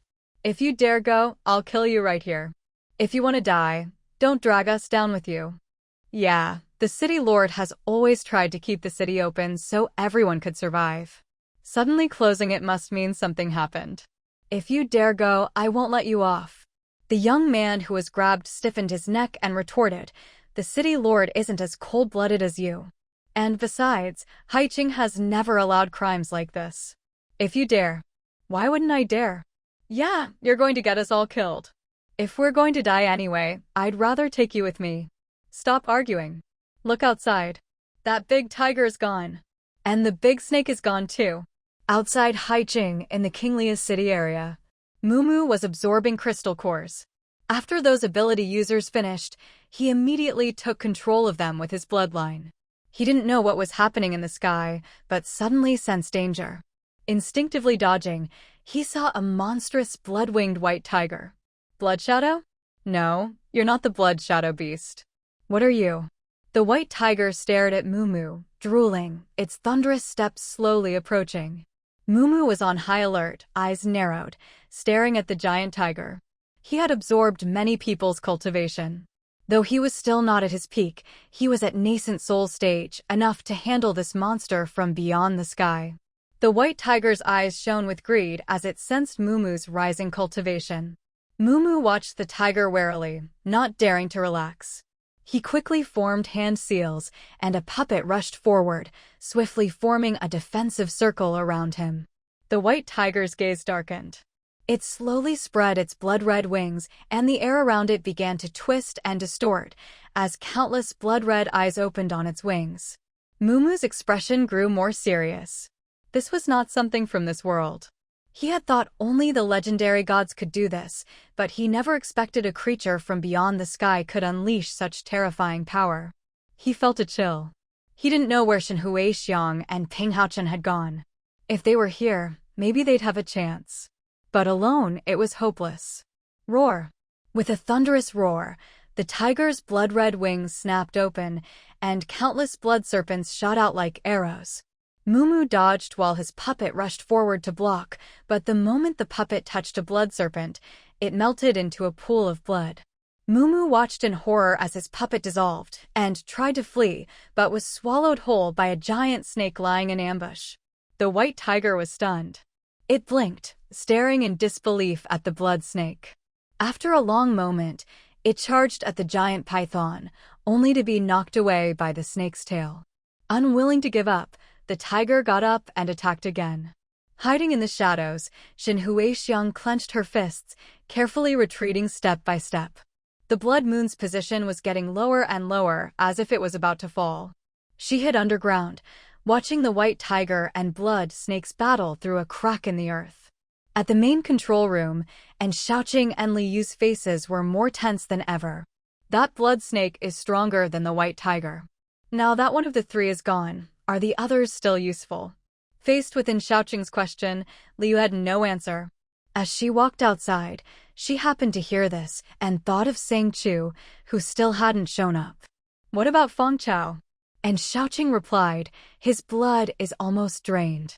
If Sang Chu doesn't do something soon, Feng Chao won't survive. But right now, he didn't dare stop the ritual, even if he and Sang Chu had lost contact. He still had to guard the imprisoned god beneath the city. No one outside, not even Changshan, Ying Sang, or Chu, knew that at this very moment, she was using her source power to reassemble her shattered body. If it hadn't been for Qin Silin's overwhelming strength, she wouldn't have had to take such a dangerous step. Keisai's healing magic continued to flow steadily. Sang Chu didn't care who the people outside were dying for as long as they weren't her own, it didn't matter. Even if they were, she could always have Keisai save them again. Fox Spirit and Fox Yu stood guard at her sides, left and right, unable to intervene. The runes flickered with a faint glow. This was the Demon Clan's secret technique she'd always practiced in the Jade Void, and also a secret art of the Fox Clan. Although he was a member of the Demon Clan in the magical world, he was also part fox, so cultivating this technique came naturally to him. This was also Sang Chu's greatest means of survival. As the fragments of her shattered soul slowly fused together, Sang Chu could feel her power growing stronger and stronger. She even broke through the limits of her physical body. With the blessing of the 12 sources, her cultivation advanced at lightning speed. Sang Chu stretched out her hands. Her body, as clear as water, instantly condensed into 12 streams of light, merging into her body. The light became skin, and the essence of the source power filled her limbs and bones. Her body gradually filled out, and Fox Spirit and Fox Yu exchanged a glance. They took out human blood and cast a spell over Sang Chu. In an instant, a steady stream of source power poured into her body. As time ticked by, Sang Chu's body was like new, her skin smooth and flawless. Fox Spirit draped a long robe over her and said, "Congratulations, Master, on your rebirth from the shattered body." Sang Chu smiled as she looked at her hands. She could feel the surging source power flowing through her, as if nothing could restrain her anymore. Was this the feeling of being a guardian? No, she wasn't a true guardian yet. Only after Mu, Shin Huixiang, and Ping Haochen died, and she used Qin Silin's shadow to complete the ritual, would she truly become a guardian. "What's the situation outside now?" she asked. Fox Yu replied, "The Rat King is dead. Mu has been eaten, but he said something strange. He said that thing wasn't the blood shadow." "It wasn't the blood shadow?" Fox Spirit nodded thoughtfully, took out a light screen, and checked the Rat King's memories. Sang Chu laughed. "See, this is the reason for the blood shadow's rampage. Qin Silin and Qin Xian want me dead, but I insist on living. My life is mine alone to decide." After being reborn, she realized there had been a huge flaw in her previous cultivation. If she had followed Qin Xian's instructions, she would have ended up as a sacrificial pawn, dying and her soul returning to the heavens. At that moment, her source power would have been absorbed by the heavenly Tao. These so-called saviors didn't care about anyone's life. Or rather, for the sake of their so-called greater good, they were willing to sacrifice the lives and powers of a few for their own strength. "Master, what do you need me to do now?" Looking at Fox Spirit, Sang Chu smiled. "Of course, first we need to contract Qin Silin. I didn't expect his power to be so great. Even after consuming so many berserk pills, I could barely pull him into the card world for sealing.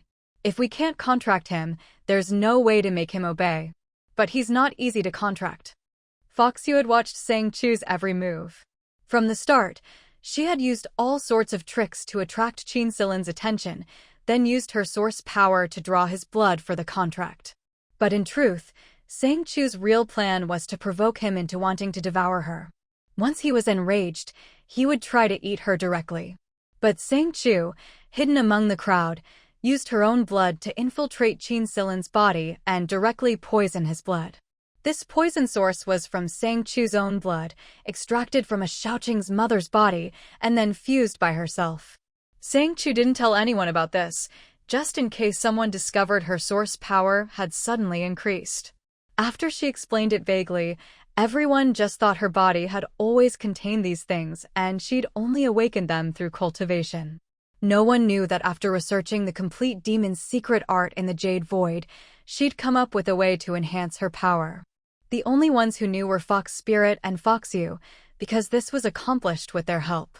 Even as Xiaoqing didn't know what Sang Chu was doing with the blood she regularly extracted from the empowered ones.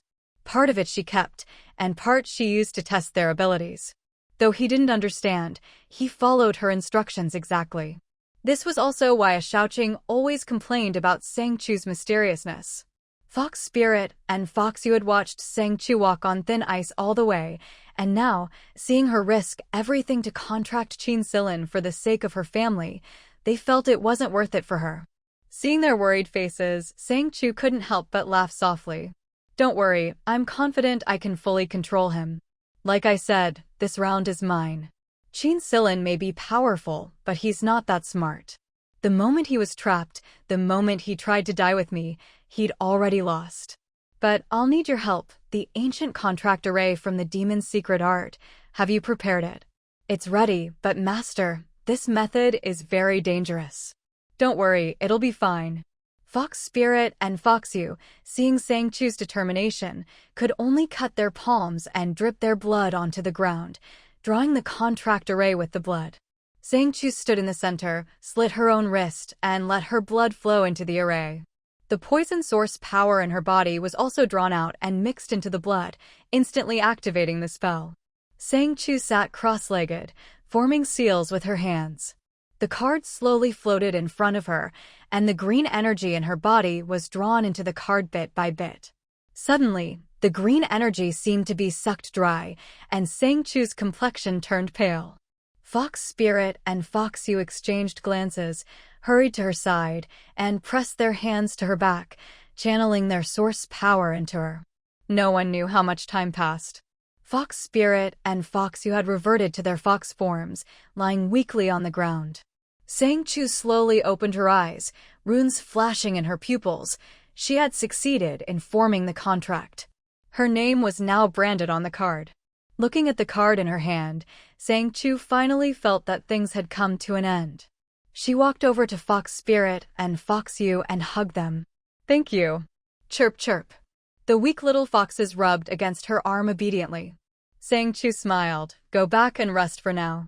With a wave of her hand, she sent the little foxes back to the Jade Void, then stroked the card in her hand. "Qin Silin, how does it feel to be controlled by someone else? When you come out, I'll let you have a taste of it." "Sang Chu, don't get too cocky. There will be a time when you regret having me." Qin Sian's soul was trapped inside a card by Sang Chu. He never imagined she would scheme against him step by step, and he was foolish enough to fall for it. Sang Chu said, "Maybe you should learn a bit about the blood demon's twin soul devouring curse." Qin Sian's expression changed. He stared intently at Sang Chu, only to see her flick the card in her hand. The seal on the card instantly broke, and as soon as he regained his freedom, he lunged straight at Sang Chu. His fingertips turned into sharp blades, stabbing towards Sang Chu's heart in a flash. But what puzzled him was that she made no attempt to dodge. A moment later, Qin Sian realized he didn't actually feel any pain in his heart. As a heartless great demon, how could he possibly feel heartache? A strange sense of dread made him withdraw his hand. He asked, "Wait, did you really use the twin soul devouring curse? Otherwise, how would I dare let you out?" Sang Chu replied, "Someone as powerful as you could easily kill me. Why would I willingly become your pawn? Before, you just didn't have a chance to fight back, so I played a few tricks." But once you regained your freedom, I'd be the one to die. I'm telling you, I value my life. If I'm not sure, I won't do it. Sang Chu fiddled with the device on her wrist and slowly walked up to Qin Xian. I've said before, I'm not a lucky person. So, before I do anything, I prepare for the worst outcome. I list out every possible scenario and solution, and only act after I've thought it all through. That way, no matter what happens, it's all within my control. The Twin Soul Devouring Curse is a forbidden spell, and it's been sealed for ages. How did you get it? I've read everything in the Demifall Codex. There's nothing in there I don't know. There shouldn't be any record of the Twin Soul Devouring Curse. Facing his doubts, Sang Chu smiled. Spells like that are always hidden in the most dangerous places. You just didn't look hard enough, so you couldn't find it. I read through the entire Demifall Codex, every big and small spell. Sure enough, I found this interesting one. At first, I thought it was just a legend. But after what happened with Foxyu and Foxyu's world, I realized it was real. At this moment, Qin Xian saw the shadow of an old acquaintance in Sang Chu. The feeling was so eerily familiar, it scared him. At the same time, he remembered something from years ago. The Twin Soul Devouring Curse was so powerful that it didn't matter if you were human, immortal, or demon. Once it was used, you were forced to be bound to the caster, sharing life and death. No one would have thought that this curse was invented by a cultivator. She used it to bind a great demon, tying his fate to hers and, in the end, ascended to immortality by stealing the demon's cultivation. After her ascension, all records of the Twin Soul Devouring Curse were destroyed. But who would have thought there was a loophole in the Demifall Codex of the demon world? This was something all demons dreaded and avoided. How could it have survived? Only now did Qin Xian truly see Sang Chu for who she was. If he didn't know that person was still alive, he'd almost think Sang Chu was her reincarnation. How could she be so cunning, so good at hiding, able to do so much right under his nose? Qin Xian stared at Sang Chu for a long time before finally admitting defeat. Kid, if you dare order me around recklessly, I'll just drag you down with me. I won't let you have it easy. Sang Chu smiled. Don't worry, I don't want to die either, so I won't push you too far. But you'd better get used to surviving with me in this apocalypse. Qin Xian looked at her with a complicated expression. The world-ending god of this world has already been devoured by something outside the four walls. In a way, that thing is now the world-ending god. But there's one big difference between it and the original. Sang Chu asked, can't you tell what it is? Qin Xian glanced at Sang Chu and nodded. I was originally in hibernation, but Qin Simeon suddenly told me that the apocalypse had mutated. The world-ending god didn't appear, instead, it was the four-walled being.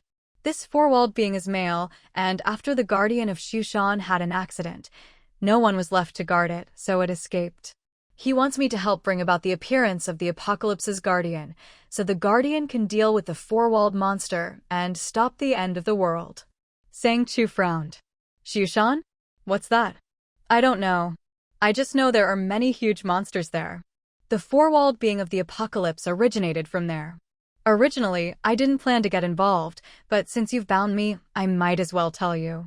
Only if you become the guardian can you possibly stop it. Sang Chu frowned slightly. You couldn't do it before. I couldn't. He glanced at Sang Chu with a complicated look. Qin Xian felt a bit resigned. He was now stuck with this brat. Sang Chu said, so now you can? What do we do? Just use the same method you used to trap me and catch it too. He thought she'd be eager to do it, but unexpectedly she shook her head. No, that one relies on Feng Chao's blood. He's probably dead by now.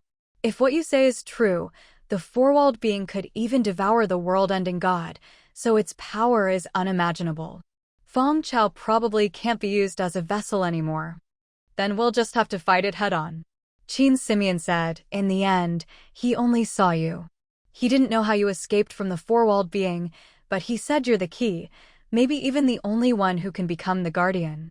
That's why I've been following you, just in case. I never expected, huh? If Qin Simeon hadn't been so mysterious before he died, Qin Xian wouldn't have gotten involved, and now he was stuck with this brat. At this point, Sang Chu suddenly remembered something. By the way, Qin Simeon said the thing on you's body was his. What's that about? Qin Xian replied, under normal circumstances, when a sprite dies, it either perishes or returns to its birthplace.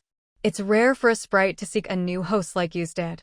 Plus, the flower later consumed the ticket holder's body and sealed the sprite's soul, so it could stay behind.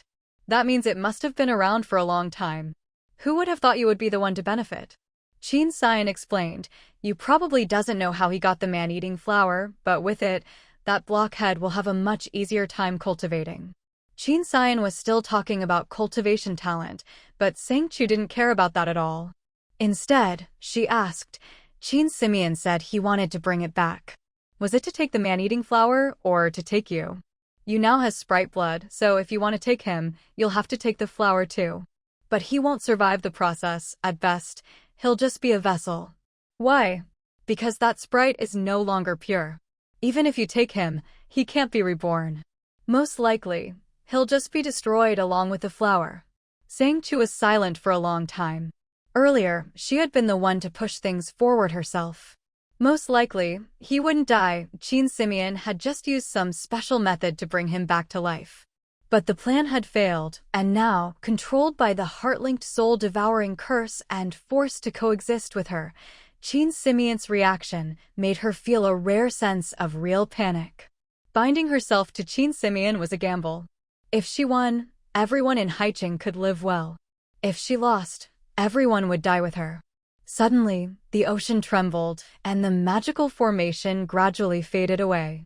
Only then did Qin Simeon see the true form of the formation. At its center was a bagua array. On the living altar lay Cassie, and on the dead altar lay Feng Chao. All around were poisonous vines and blood-red thorns. On the outermost edge was the already petrified Xiaoying. She had fallen into a coma, her entire body encased in a prison-like magical barrier. Qin Simeon looked coldly at Sang Chu. Did you really use human sacrifices to trap me? What else? The prison god formation was always derived from the sacrifice of human lives. Only this way could it trap you. Qin Simeon heard Sang Chu say such cold-blooded words, treating human lives as nothing, and suddenly understood. It was only natural. He had always thought Sang Chu was a sentimental person, but now he realized that when it came to sacrificing others, she was just as ruthless. You really are heartless. Sang Chu actually laughed. That's just how it is. Besides, I've never claimed to be a good person. The only people I care about are my family and friends. I'll do everything I can to protect them. As for those unrelated to me, I don't owe them anything, and I have no obligation to risk my life for them. If you want to kill me, go ahead and try. But you can't do it right now. Even if you want Qin Simeon to act, it'll have to wait until I have no other choice. I've long been prepared to die, but before I do, I have to make sure my family can survive in this apocalypse. Qin Simeon sneered, you're so sure that if you die, they'll survive? Sang Chu walked over to Xiao Weiwei, raised her hands, and undid the spell on her. In an instant, the entire formation collapsed. Lu Jia, who had been waiting nearby, rushed to Feng Chao, and after checking his condition, quickly carried him away. A Xiaoqing watched Lu Jia leave with a smile. If I didn't know better, I'd think he was carrying off his little lover. Liu blinked at a Xiaoqing. Do you even know what you're saying? A Xiaoqing grinned, of course I do. Then he looked at Liu. But Dr. Li, do you know what I'm saying? Liu gave him a look, then pressed a purple button on her device. A robot arm extended, picking up the unconscious people on the ground. Once the area was cleared, the formation finally disappeared. Only then did Liu walk over to Sang Chu. Chu, are you all right? I'm fine, don't worry. He's the one who suffered this time. No need to worry about me, just take care of those people. Knowing Liu cared about these people, Sang Chu handed her the important items without worry. At least she trusted Liu more than a Xiaoqing, who was always unreliable. Thinking of this, Sang Chu shot a cold look at a Xiaoqing. At first, she'd been afraid he'd kill Cassie, so she'd given him strict orders. But she hadn't expected that he'd hand Cassie over to Lu Minlu, who almost broke him in half. She'd nearly lost her most important chess piece. A Xiaoqing felt a chill run down his spine under Sang Chu's glare. You, don't look at me like that. How was I supposed to know you were doing something so dangerous? Besides, Didn't I heal him in the end? He really didn't know why Lu Minla cared so much about him healing his parents, sister, and brother-in-law, especially that Pei Zhao. He'd thought at most, maybe, Lu Minla just wanted him to heal Pei Zhao. Sang Chu sighed helplessly. Let's go back. Next time, don't act on your own. A Xiaoqing hurried to agree. He hadn't forgotten that because of this incident, he'd almost been killed by Sang Chu. Only now did he realize, these people are all crazy. Why was she about to die? But before dying, she couldn't enjoy anything. What enjoyment? This was pure torture. Qin Simeon saw Sang Chu ignoring him and walked up.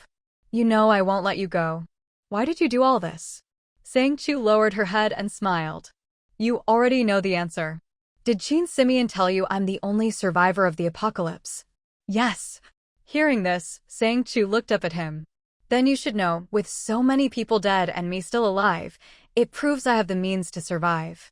I never believed in fate, so I did a lot to prepare for this. For example, I had to trap you. As long as I can keep you under control until I'm ready, I'll have done what I needed to do. When I discovered the prison god formation and the heart-linked soul-devouring curse, I was already thinking about how to use them. And those people?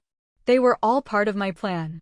When I realized there were people with special abilities, I had a Xiaoqing collect their blood. I didn't even need to make up a reason, he'd do it himself. I just had to figure out which special people and which special blood could be used. I never forced anyone to die. As long as someone had something I needed, I could control them. Qin Simeon said, you really are ruthless. Who knows, maybe I really can survive the apocalypse. After speaking, Sang Chu calmly used the curse to force Qin Simeon to reveal his true form, smiling with satisfaction. A demon? So you really are a demon. I saw records of demons in the Monster Fall Codex. Twin-born demons, looks like I really am fated to survive. Qin Siong was controlled by the power of the contract. He roared furiously in the sea, but was utterly unable to resist its force. His scales gradually faded away, the black horns slowly turned transparent, emitting a faint colored glow, as if made of crystal glass. His tail and limbs were also gradually covered with specks of starlight, looking like a sky full of stars. Sang Chu watched with great interest and commented, according to the legends of the Demon Fall, in ancient times, the demon realm produced a group of beings. One of them had horns like crystal, a body covered in stars, a nature fond of snakes, hidden in the demon world. Eating its flesh could grant great supernatural powers. Qin Siong hadn't expected Sang Chu to know even this, and glared at her angrily. But then he heard her continue, your brother is of the purple gold bloodline, worshipped by the gods, with powers that reach the heavens. However, after becoming a demon, he encountered you by chance in the human world, and then... Sang Chu said, I don't know who spread these stories, but it's not just me who knows about you. There's someone else who knows everything about you and your brother. He said he met your brother among humans, but after that, he disappeared. Maybe he didn't know why your brother was trapped here and couldn't leave. Qin Siong heard what she said and couldn't help but roar at Sang Chu, a powerful vortex of energy surging toward her. But she floated lightly in the air, standing atop Qin Siong's horns, and asked as she looked down at him, strange beast, all of this was just my guess, but I didn't expect you to give me such a clear answer. This Demon Fall storyline just got a lot more interesting. Qin Siong's expression darkened. He had no idea how Sang Chu had found out so much, but he couldn't let her live. Seeing Qin Siong's murderous intent, Sang Chu remained calm and said, among the group of beings, there were two brothers. You hid yourself away, not wanting to compete with your brother. You thought your brother's path to godhood was smooth, and that you were the weaker one. But your brother knew your thoughts, so he tried to separate your destinies for his own reasons. Unexpectedly, he was tricked and ended up trapped here, filled with endless hatred. He hates everyone, wishes everyone would die, but he still has a strange attachment to his brother. I suppose it's because of this that he did so much for you. He knows that in this world, only one can survive, so he put a lot of effort into sending you here. Your brother is not a good person, and you're not much better. In the end, you even caused your brother's death, didn't you? Qin Xiyang's breath grew rough, and the killing intent on his body gradually faded. Sang Chu couldn't help but smile. She had only been guessing before, but now it was all confirmed. As long as these two foolish brothers didn't turn on each other, and as long as she didn't provoke them, this secret would remain safe. As long as she was still useful, Qin Xiyang wouldn't kill her. After all, someone who could endure thousands of years of loneliness wasn't some brainless fool, like the one standing before her now. Qin Xiyang's voice was even deeper than usual. Sang Chu, don't worry, I won't tell anyone about this, and you don't have to threaten me. I just want my family to live, and I want to survive too. As long as you don't do anything to harm my loved ones, we can go our separate ways like before, minding our own business. I hope you mean what you say. Sang Chu raised her hand and solemnly swore, I don't know if the heavenly Tao of this world is trustworthy, but I, Sang Chu, swear by the heavenly Tao, every word I've said is true. If I break my promise, let both gods and men punish me, and let me die without a burial place. Qin Xiyang sneered, you're not afraid of death, are you? Making such a vow so easily. The truth is, I don't want to die. Even though I'm prepared for it, I'd rather live if I can. So don't worry, I won't do anything that would risk my life, and I definitely won't go up against your brother myself. I'll say it again. I hope you keep your word. After speaking, he carried Sang Chu, who was standing on his horns, and shot into the sky like a gust of wind. Is that? Oh my God, it really is. It's black. Heavens. Everyone look, isn't that the city lord on its back? Yes, it really is. A large crowd had gathered above Sea City. When they saw Sang Chu riding on the beast, the whole city erupted in excitement. At that moment, Sang Chu herself was a bit dazed. You. Qin Xiyang glanced at her and said, I thought I could just sit back and reap the benefits, but nothing's ever that easy. You're coming with me. As he spoke, the scales on his body tightened, pinning Sang Chu's legs to his back so she couldn't move. With his tough scales, Sang Chu was completely unable to resist his control. Angrily, Sang Chu gave his horn a hard twist. Don't forget, if I die, you won't survive either, including your brother. Of course I know that.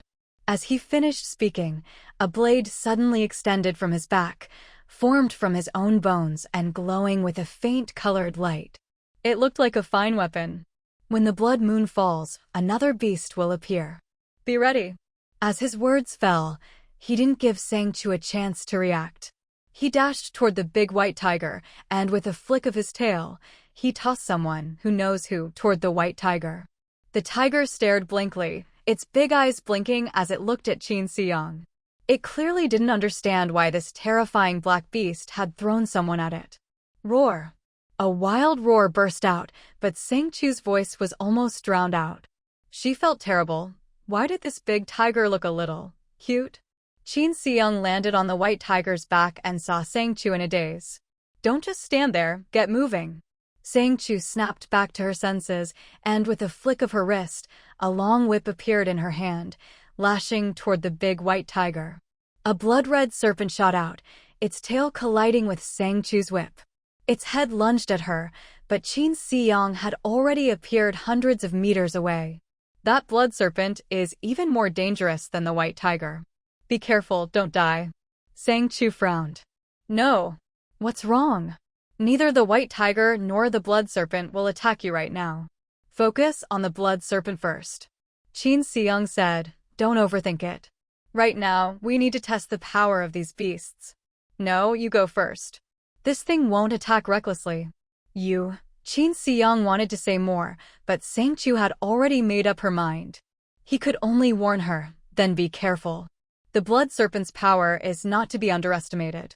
Qin Xi's figure flickered, darting between the shadows like a serpent.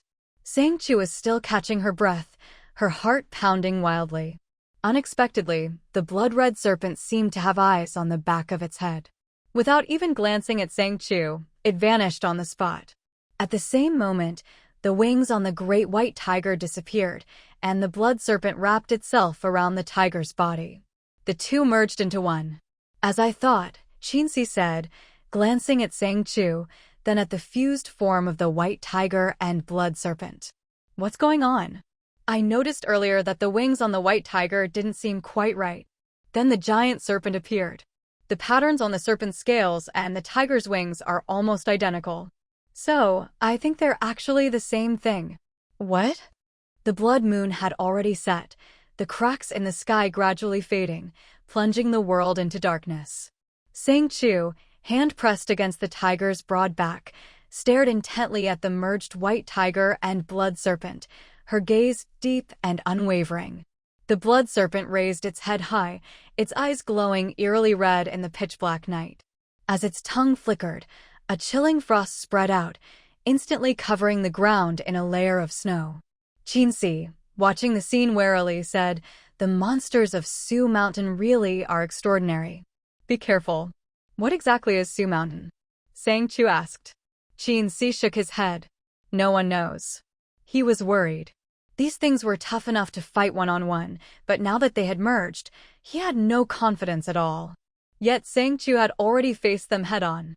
Suddenly, a blizzard of frost and a rain of blood swept across the sky, an immense power pressing down on Qinxi. He quickly retreated to a safe distance, but couldn't help shouting, "How did you even survive in its hands?" Sang Chu ignored his outburst. In this moment of crisis, she only grew colder and more focused. Qinxi thought to herself that she had survived last time as her normal self, but she didn't know how she'd done it. Still, she reasoned, if she'd escaped once, she could escape again. And since her past self was weaker than she was now, strength wasn't the only deciding factor.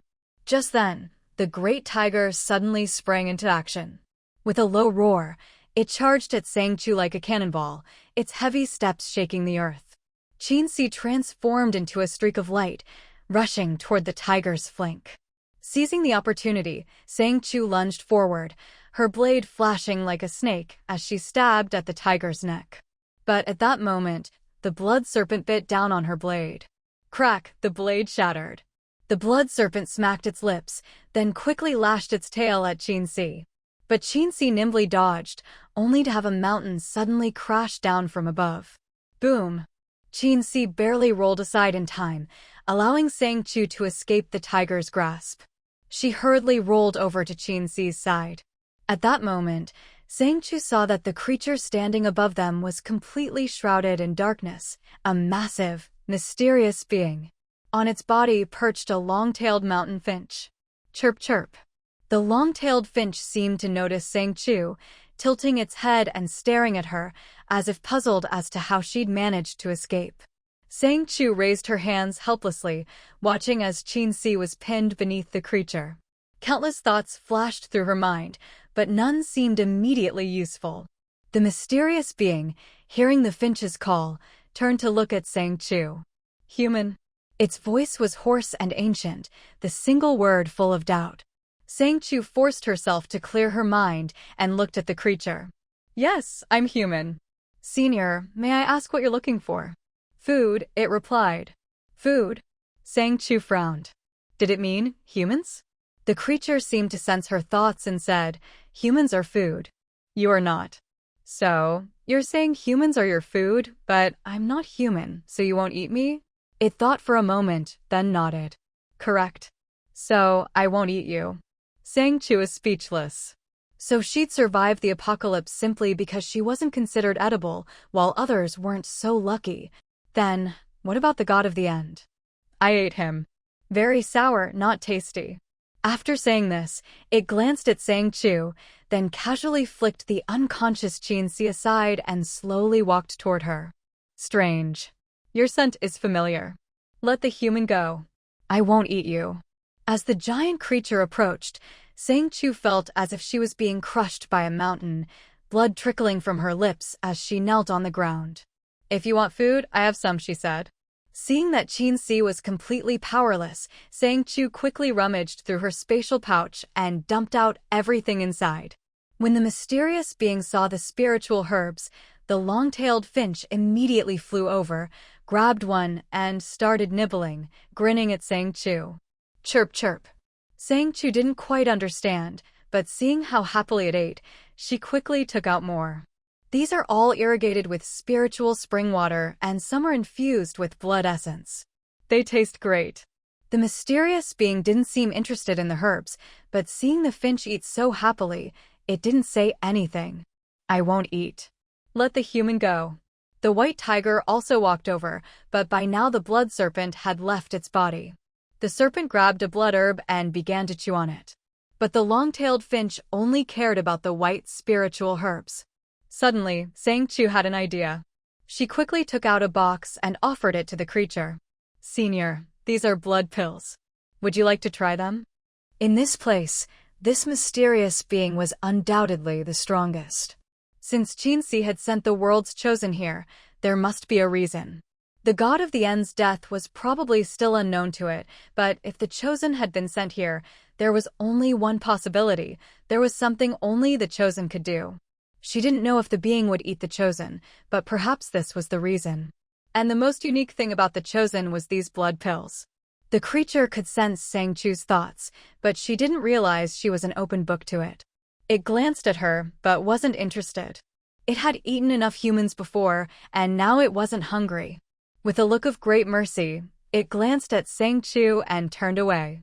But then its eyes widened, and it suddenly shot out a tongue like a frog, snatching the box of blood pills. These I want. I'm glad you like them. I only have these with me right now. If you let me go back, I can get more. I promise, as many as you want. Xian looked at Sang Chu for a long time before finally nodding. Then he walked over to her, crouched down, and said, I'll take you there. Chirp chirp. Suddenly, the long-tailed tit on Xian's shoulder grew in size, grabbed Sang Chu, and carried her off in the direction of Haiqing, with Xian following closely behind. The blood snake and the big white tiger didn't pay them any attention. They glanced at each other, then immediately buried themselves in the pile of corpses Sang Chu had thrown out, devouring them greedily. Qin Simeon was lying on the ground, pretending to be dead. Sure enough, as his brother had said, Sang Chu was the only one who survived, and by following her, his own deadly fate was also averted. After forming the heart-linked, soul-devouring curse with Sang Chu, even the old monster Xian from Shushan didn't do anything to him. He just knocked him out instead of eating him.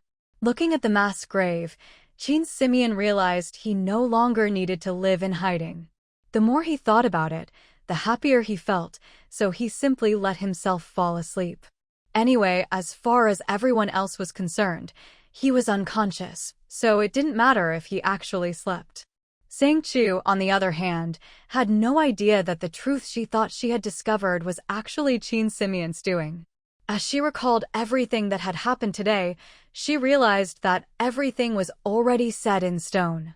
Mu Shui stared at the message on the screen, blinking in surprise. Lu Minli noticed her expression and asked, What's wrong? Sang Xiaoqu wants me to use the robot to send out the blood samples. How much does she want? Mu Shui replied, As much as we have. Lu Minli said, All right, I'll go ask Liu for a small robot to help out. But then Lin Mu Shui suddenly grabbed his hand. No need, I'll go out myself. Lu Minli frowned slightly. Why? You saw it too. She and Qin Simeon together are no match for those monsters. I don't know what Sang Xiaoqu needs the blood for, but it must be important. Those things are following her, so I can't just hide in Haiqing and do nothing. All right, then I'll go with you. Hearing his determined tone, Mu Shui hesitated. It's very dangerous. Lu Minli smiled gently, patting her shoulder. I know you're still not comfortable around me because of the mind control, and you're wary of me. But no matter what happens, I'm still the Lu Minli you know, and you can trust me. So, let's go together? Lu Minli smiled. Yes, together. Come on, she's waiting for you. He took the lead and walked out. Mu Shui followed behind, looking at his back. Only then did she realize that ever since the apocalypse, he had always quietly stayed by her side. Even when searching for supplies, he always tried to act like everything was fine in front of her, never letting her worry. He really was a good person. Outside the city, Yiping watched as Sang Chu left. She wanted to follow, but suddenly someone grabbed her. She instinctively reacted, only to see it was Sang Jingwen, who said, Ping. Why are you hiding here and not coming out? When did you get here? I arrived not long before you. I just thought I'd follow along quietly. Yiping looked at his gloomy face and couldn't help but pinch his cheek. Alright, stop looking so glum. My little sister is a smart girl. If she dares to bring those monsters out, she must have a plan. Besides, I'm here too. Come on, let's go see our sister. With that, she grabbed Sang Jingwen's hand and followed after Mu Shui and Lu Minli. Outside the city, Sang Chu had been waiting for the robot to bring the blood samples, but to her surprise, it was Lin Mu Shui who arrived. Xian's eyes immediately lit up. He didn't know what this big shield was, but he had tried and couldn't get in before. Now that he was finally out, he wasn't about to let this opportunity slip by. Just as Xian was about to make a move, Lu Minli quickly stepped in front of Mu Shui, shielding her. Mu Shui, understanding the situation, immediately used spatial teleportation to dodge behind Sang Chu. Xian glared at Lu Minli. Get lost. Sang Chu, still a bit shaken, took a deep breath and said to Xian, Senior, the blood you wanted is what I just had them bring out. If you want to eat, why not keep it for yourself instead of eating people? She couldn't see Lu Minli behind her, but she knew that Xian was staring in his direction. So she said, Xiaoxue, give me the blood samples. Mu Shui hesitated for a moment, but after hearing Sang Chu's words, she quickly handed over the items. Sang Chu took them, then walked over to Xian with the long-tailed title Senior. She can cultivate these things. As long as you want, she can provide you with an endless supply, so you won't have to go hungry anymore. Xian suddenly looked at Sang Chu, as if he had finally made up his mind. I'll stay. You find food and feed me. Sang Chu was stunned for a moment, then smiled.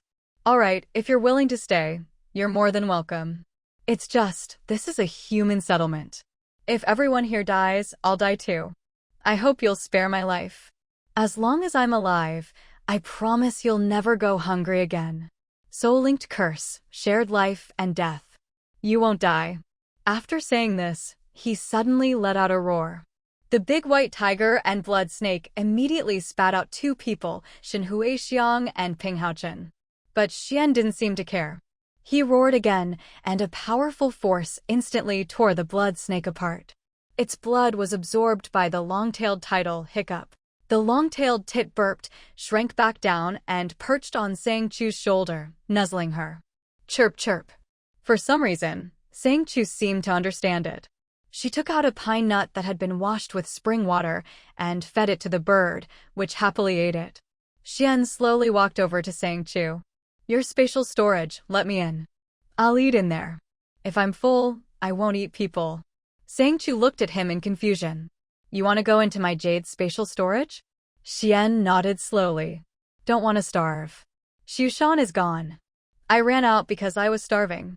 Xian's words were a bit jumbled, so Sang Chu could only guess. You mean he left because you were hungry? The long-tailed tit spread its wings, pointing at itself and Xian. Sang Chu said, You mean, only you and Senior left because you were hungry? Is that it? Sang Chu fell silent, thinking of a possibility. She asked, So you have some kind of obsession with food? Chirp chirp. The long-tailed tit nodded happily, nuzzling Sang Chu again, and then pointed at her jade pendant. Before Sang Chu could react, it flew right in. Sang Chu was dumbfounded. How could it just go into her spatial storage like that? After finishing the food in his hand, Xian looked at Sang Chu. Send food into the storage. If I'm full, I won't eat people. With that, he also entered the Jade spatial storage, leaving Sang Chu both amused and exasperated. After all the calculations and near-death experiences, in the end, it turned out to be this simple. When Sang Jingwen and Yiping arrived, what they saw was Sang Chu, Mu Shui, and Lu Minli standing there, staring at each other in shock. Little sister, what's going on with you? Where are those monsters? Yipeng curiously walked over, only to see Ping Haochen and Shen Huixiang lying on the ground. And, why are these two still here? He had only just arrived in Haicheng when Sang Jingwen and Yiping came, so he had no idea what had happened here. Sang Chu said, This is the body left behind after the reborn abandoned it. Before Sang Chu could finish, Sang Jingwen pulled Yipeng aside, nodded to Mu Shui and Lu Minli, and said, Since everything here is settled, why don't I head back first? Little sister, come home after you finish what you need to do. Mu Shui grinned, tugging at Lu Minli's hand. That big battle just now scared me to death. I need to go back and let Grandma cook me a huge meal, or I'll never calm down. Yeah, I'll help Grandma in the kitchen when we get back. The four of them laughed as they left. Sang Chu watched their backs, a complicated feeling rising in her heart. At that moment, the sun rose. The first ray of light pierced through the heavy clouds and shone onto the devastated earth. The silence of the apocalypse was broken. Mu Shui and the others stopped in their tracks, all turning to look at the light, as if in a dream. The warmth of the sunlight was almost unbelievable. Outside Haicheng's walls, the gray fog and decay seemed to vanish in that instant. In their eyes, there was only the beauty of the rising sun. Lin Mu Shui finally found her voice after a long time. I'm alive? This isn't some illusion after death, is it? Yiping suddenly grabbed Sang Jingwen's hand and bit down hard.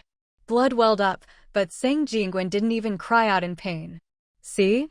I told you. How could the sun rise if we were dead? Even Sang Jingwen doesn't feel pain anymore.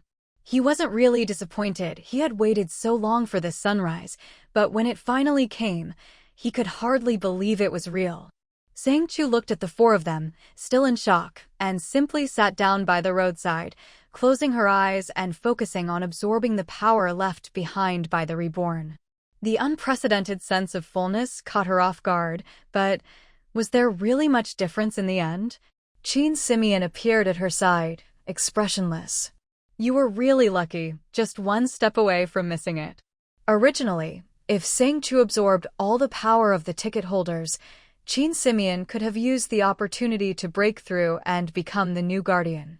But now she had already broken the limits of her body, and her power was close to the level of a guardian.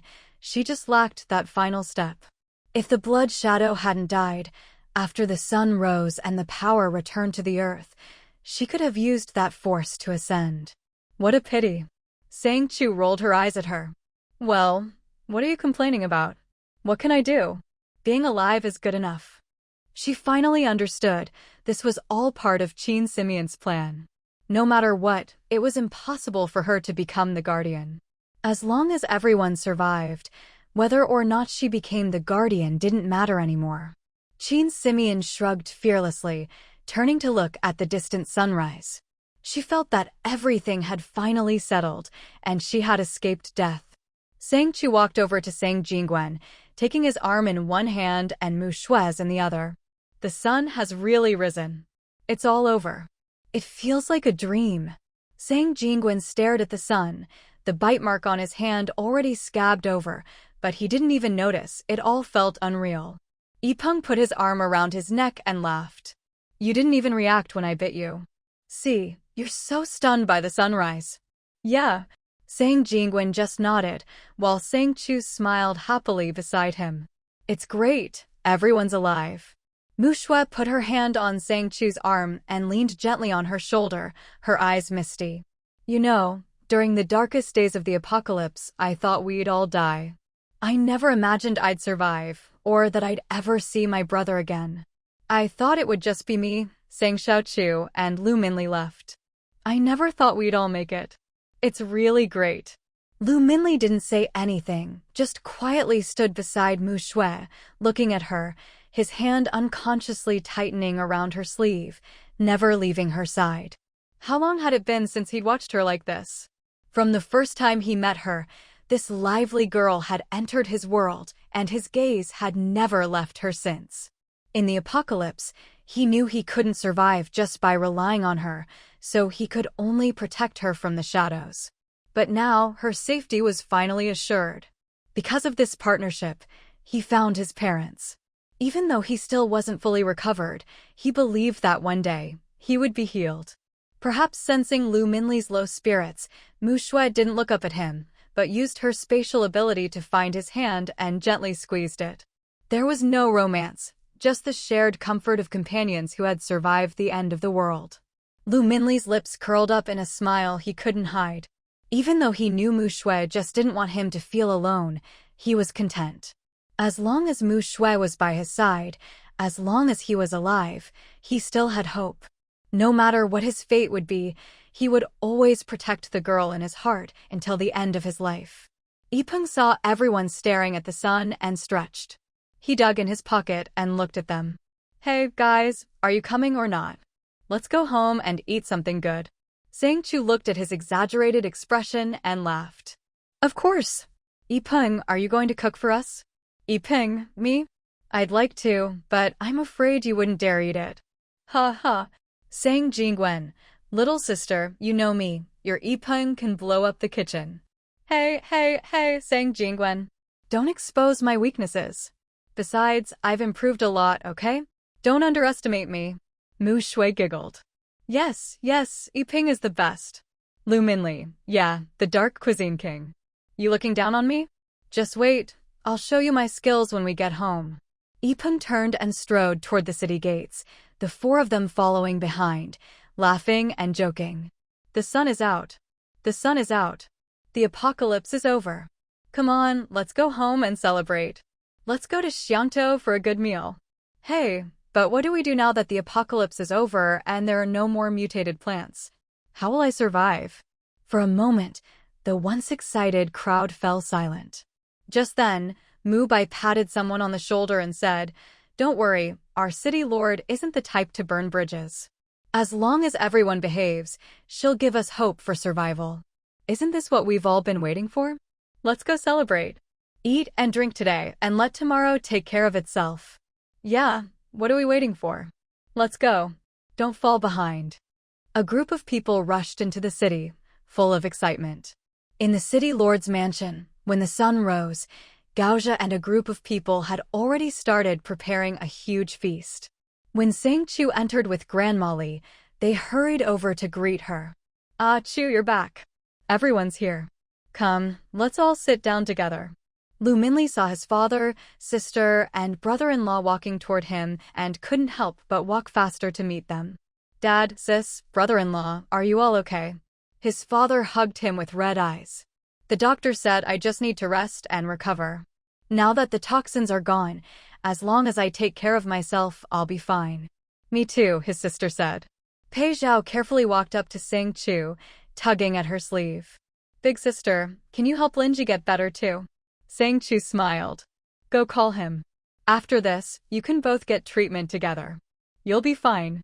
"Okay, thank you, big sister, dad, grandpa, grandma, uncle. I'm going to find Linji." With that, she ran off. In another corner, Yipeng, Yu, and Xiaoying were chatting.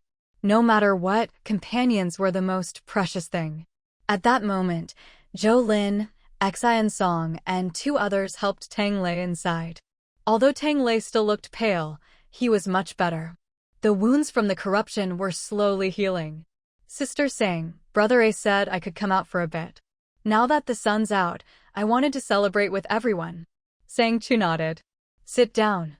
Once everyone's here, we'll eat. After that, we can bask in the sun." "Great, sunbathing. I've been waiting for this for so long. If I don't sunbathe now, I'll go crazy. I'm going to spend 10 days straight sunbathing in Haicheng." "Haha, then we won't be able to find you at night, you little coal ball." "I'm serious." The end.